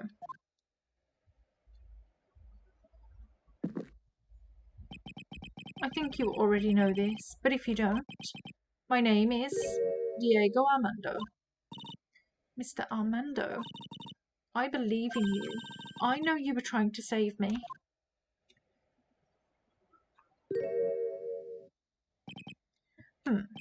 Thanks. Your wound, it's bleeding. Did you forget already? In my world, the colour red doesn't exist.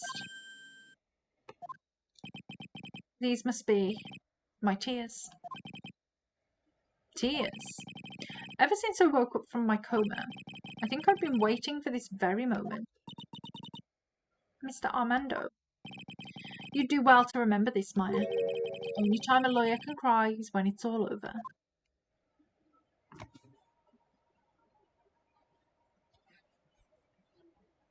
Oh, there you go. It's all over.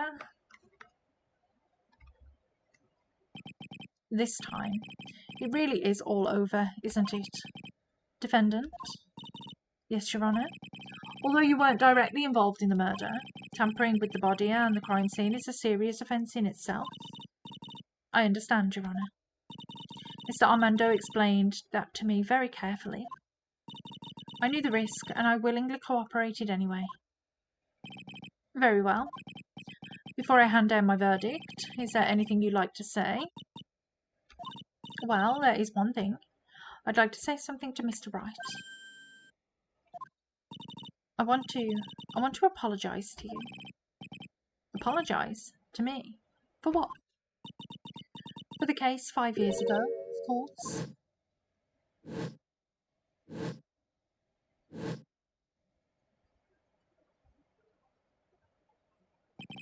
I just remembered. Weren't you poisoned by your own lover? Not exactly, but yeah, something like that. Even now, 5 years later, I can hardly believe it. She was going to do it. She was planning to kill me. It's not all that surprising. The two of you hardly knew each other. Huh? What do you mean? You and my sister. You only met twice. Huh? We only met twice? The first time you met was on that fateful day. The day she poisoned Mr. Armando in the cafeteria of this very courthouse. The next time you met her was 8 months later. You met her again on the day she stole your cold medicine. And Doug Swallow was killed. No way, it can't be true. I mean, during our whole relationship, we were... For those 8 months, the woman that you thought was Dahlia Hawthorne wasn't actually my sister. Huh? It wasn't Dahlia. I hope one day you can forgive me. Feeny. You? You mean... That's right. I lied to you. For 8 months. But why? Why would you do such a thing? Ever since she gave you the bottle that day, my sister was trying to get it back as soon as she possibly could. Because of the police investigation and their surveillance, she couldn't move about freely. So that's why you... My sister, from the beginning, she was prepared for the worst. Prepared for the worst. She thought that you might somehow discover the truth. That's why she was always ready to deal with you at a moment's notice. You mean she was ready to kill me, don't you? She already had so much to answer for. I didn't want any more sins on her soul. I begged her not to do it, and she agreed to give me a chance. And that's why you came to me. You came to get the bottle pendant back from me in her place. But I couldn't get you to give it back. I failed at something even as simple as that. 8 months passed and I still couldn't get it back from you. Finally, my sister couldn't wait any longer. She didn't consult me about her plans for you that day. It was the first time that it ever happened. That was a bit strange, wasn't it? Up until that day, you two were partners in crime, and she would confer with you. I think she must have noticed. Noticed what? My feelings for you. If I had found out that she was planning to kill you, I would have done whatever was necessary to stop her, even if it meant her life, or mine. Iris? After spending those 8 months by your side, my feelings towards you, they changed. I have something to say to you too. Yes? You really are the person I always thought you were. Even after Dahlia Hawthorne was found guilty, I still believed in you.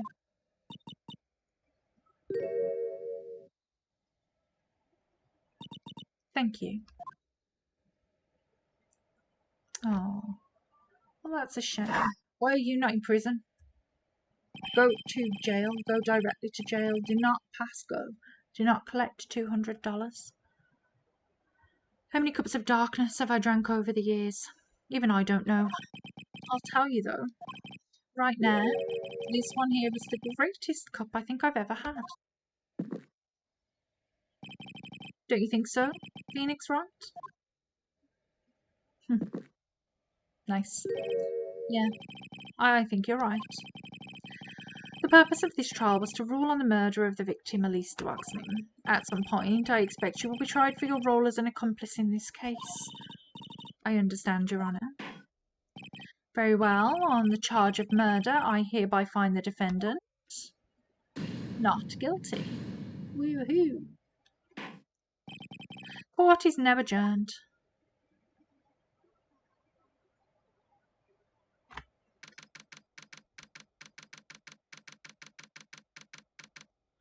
Okay. So I guess it's all over.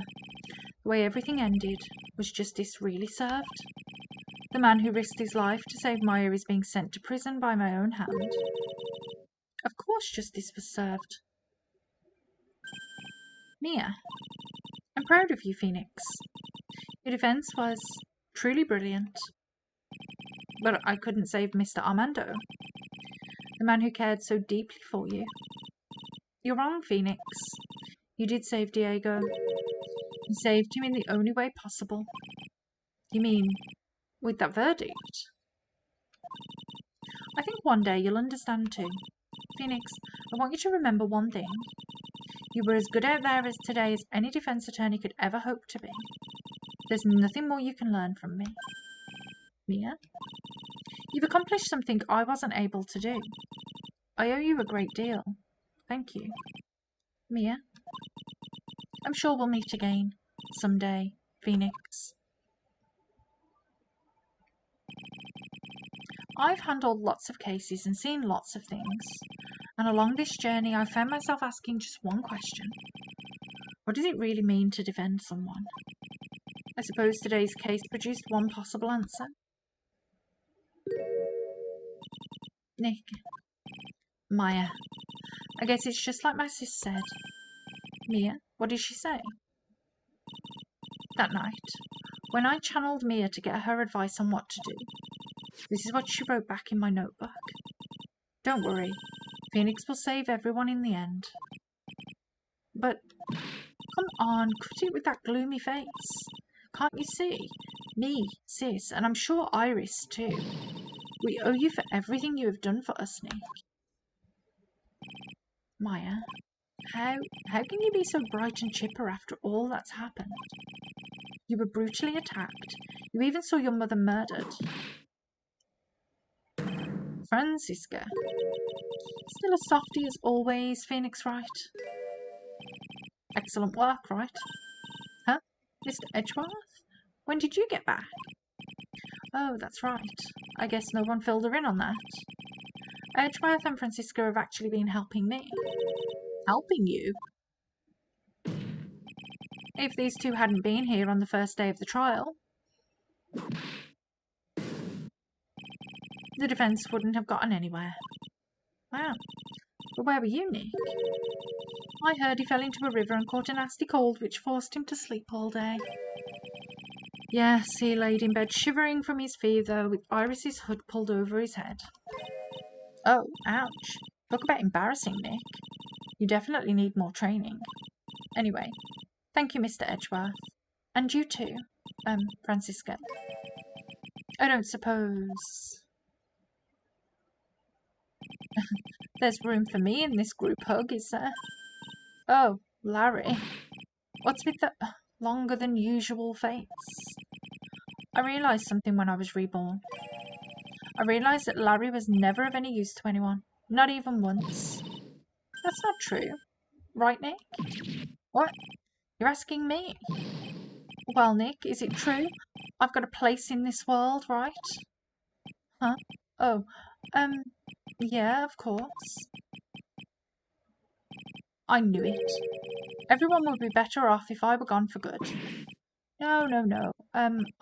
Oh yeah. Those portraits you painted, they were really good. Isn't that right, Edgeworth? What? Me? Why are you making that face, huh, Edgy? Oh, well, yes, indeed. I certainly can't say they lack resemblance. You really mean it? What about you, Francie? Did I draw you well too? My beauty can't possibly be captured by mere crayon. Nevertheless, I recognise the effort you put into it, and that's worth something. So then you'll do it, like you promised. You're going to model for my next picture book. Don't get carried away. Well, how about that? I guess painting portraits is the only thing I'm good at. The painting of Pearl was pretty good, darn good too, if you ask me. Huh? Now that you mention it, I haven't seen her around. Pearls? Where could she have gone? Normally she would have made a beeline for Maya. Oh, I'll go look for her. Be right back. Hey, Pearlie? Right. You seem to be uncharacteristically puzzled. I suspect you're wondering how Maya can be so cheerful despite all that's happened. Yeah. To be honest, I can't understand it either. Francisca. That's right. She lost her father fairly recently as well. I think I understand how she feels. Maya is a much wiser person than she appears, and I think she realises something. Now is exactly the time when she needs to be as strong as she can be. What do you mean by now is exactly the time? Maya wasn't the only one that was badly wounded by this incident. In fact, there was someone that was hurt far more deeply than she. I believe it's for that person that Maya is trying to be her best not to cry. Someone who was hurt more deeply than Maya. Edgeworth. I think I'm starting to understand too. Ow. Then tell me, Phoenix Wright, who is Maya Fey being strong for? I guess Pearlie? Pearl Fey. The poor kid. After all, The reason that she worked so hard to follow the instructions was because she loved and believed in her mother, Morgan. It's for the good of the Fae clan. I'm sure she believed in every last word. She thought she was doing it for Maya. That's why she was so happy. It shows how truly devoted she is to Maya. Nice. But it's a cruel irony that it was to her exuberance that led to this tragedy. Maya Faye's mother was killed, and Maya herself was put into the deepest peril imaginable. And that's exactly why Maya is putting on a brave face. She's doing it for Pearl's sake, until she can see her smile again. Oh, hey, so this is where you all were. Wow, looks like we got quite the bunch. What was that for, sir? Sorry about that, Scruffy. My whip just seems to have a mind of its own. What's up, Detective Gumshoe? Oh, you know, this and that. Anyway, congrats on your win. Let's go out tonight, pal. Dinner's on me. My salary's just sort of kind of gone down by a teeny weeny bit, but it's all right. I made reservations at a first-class French restaurant tonight. Pretty good work, Scruffy. That whip was your reward. Detective Gumshoe, you said a first-class French restaurant. You don't mean... Très bien. Where else? I knew it. We're doomed. Come on, let's go, everyone. Can't keep Maggie waiting, pal. Hey, you, crybaby. You're invited too. Oh, forget about me. Pearl and I will be at the loser's shack eating potatoes. You know, Maya is taking an awfully long time to get back. She's still out looking for pearls. Oh, Maya, what's wrong? Nick, what do I do? Pearlie, I can't find her anywhere. Huh? I'll bet she just went back home, that's all. I thought so too, so I called the village. No one has heard from her. This has never happened before. As I figured, she's been hurt badly by this incident. She feels responsible for the tragedy that has befallen you, Maya. But none of this was her fault. What should I do? Detective Gumshoe. Yeah, what is it, pal? Could you guys go on ahead? But what about you? Maya and I will join you guys once we find pearls. Nick?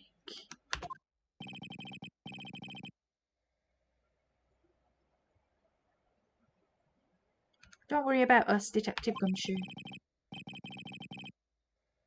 We may be a little late, but we'll definitely be there. We have a lot of celebrating to do tonight, and I wouldn't miss it for the world.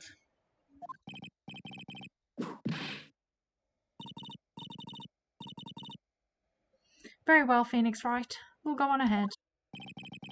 Don't keep us waiting, Wright. We won't. But where should we look? Where could Pearlie have gone? Let's go, Maya. There's only one place I can think of that pearls might have gone to.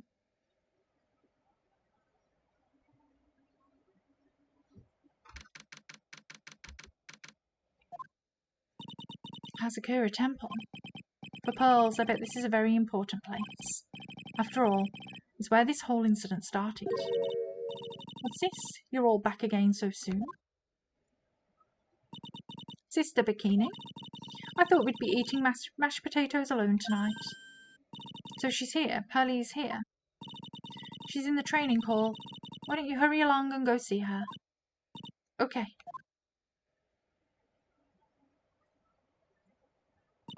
Pearlie's not here. Ah, Maya. The hanging scroll. Ah.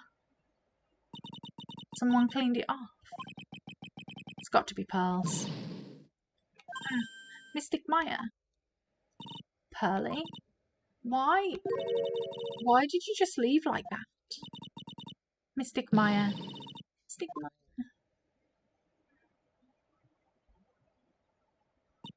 I swore that I would never trouble the two of you ever again. Because it's all my fault that Mystic Maya's mother... That's why you came here?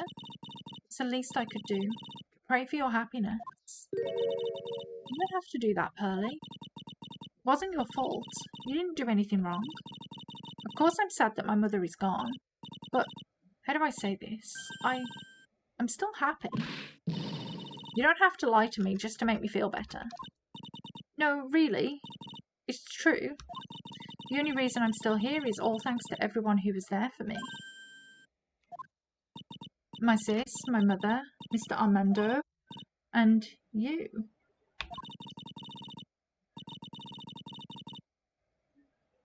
Even if even one of you weren't there, I'm sure I wouldn't be alive right now. That's why I have to be strong.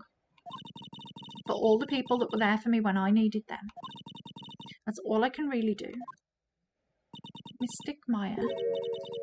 I'm impressed. You truly are the daughter of Mystic Misty. Sister Bikini. Your mother, Mystic Misty, was a strong woman indeed. I want to tell you what she said to me that night. After dishonoring the good name of Kirain, I don't have the right to face my daughter. But still, Maya is always in my thoughts. It's true. She'll always be with me until the day I die. Your spirit was with her. That's why your mother was so strong. Even at the end, I'm sure she had no regrets. She'll always be with me until the day I die, huh? There's a rule or something all masters are to follow, isn't there? To never take the charm off until the day you die. That's the master's talisman. The thing that Misty kept by her heart and would never take off. It wasn't the container that was important. Rather, it was the contents. That's a photo. Mother. It's only natural for living creatures to fight to protect their own lives. But what makes us human is that we fight for others.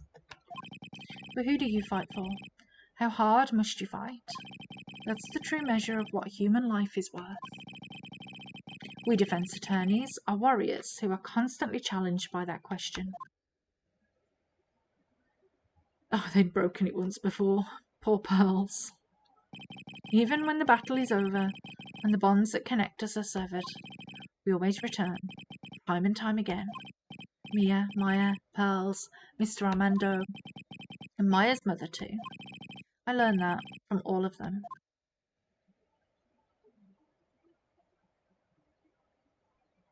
Well, shall we get going? Everyone is waiting. This is a day to remember, a day when a lot of things were finally put to rest. I think we should celebrate what we've overcome today. But I still can't. Oh, go on, sweetie. You can come back for training anytime. Okay. All right, I'm going to make a brand new start too. Sister Bikini, I'll be back for more training, I promise. I know, and I won't go easy on you just because you're the future master. I'll make sure to prepare reservations for 3 when you come back. All right. We're going to have a feast today, Pearly. You know why? Because training is a battle of endurance. Okay, Mystic Maya. I'll eat lots and lots of food tonight. There's one thing I don't get, and probably don't want to, but... What is it, Nick? Reservations for training is fine and all. But why for 3? Come on, what do you think? You're one of us, Nick. Next time you can train right alongside us. Huh? I'll be waiting for you. Sister Bikini will take special care of you. Huh? It'll be great, Nick. We're going to do the special course, naturally. What? That's a great idea. After all, Mr. Nick, you'd do anything for Mystic Maya, wouldn't you? Even walk on hot coals, right? We'll have a nice big meal before we come next time, right, Nick? You know, I was wondering if I could say just one little thing. Sure, of course you can. Oh, I love this part. I can't wait to hear it. I'm getting goosebumps too. Well then, here goes nothing. Objection! Nice. Okay, so this is the credits. Okay, so I'm going to leave these to run for 5 minutes. I'm going to be off. I'm just going to go. I'm just going to put some food on. So I'm just going to let this run, and I'll be back.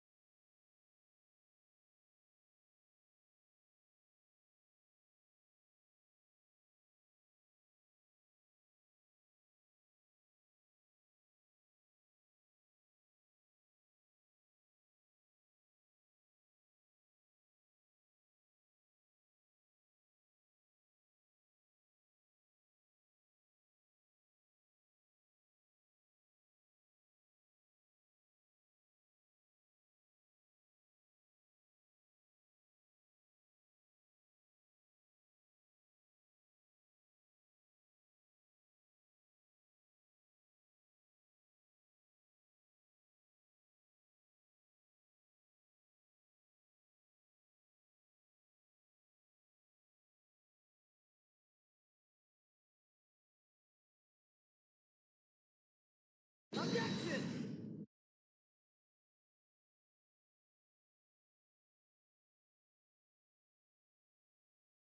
Objection!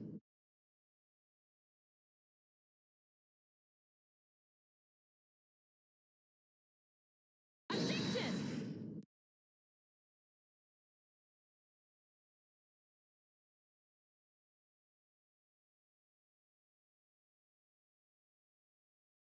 Objection!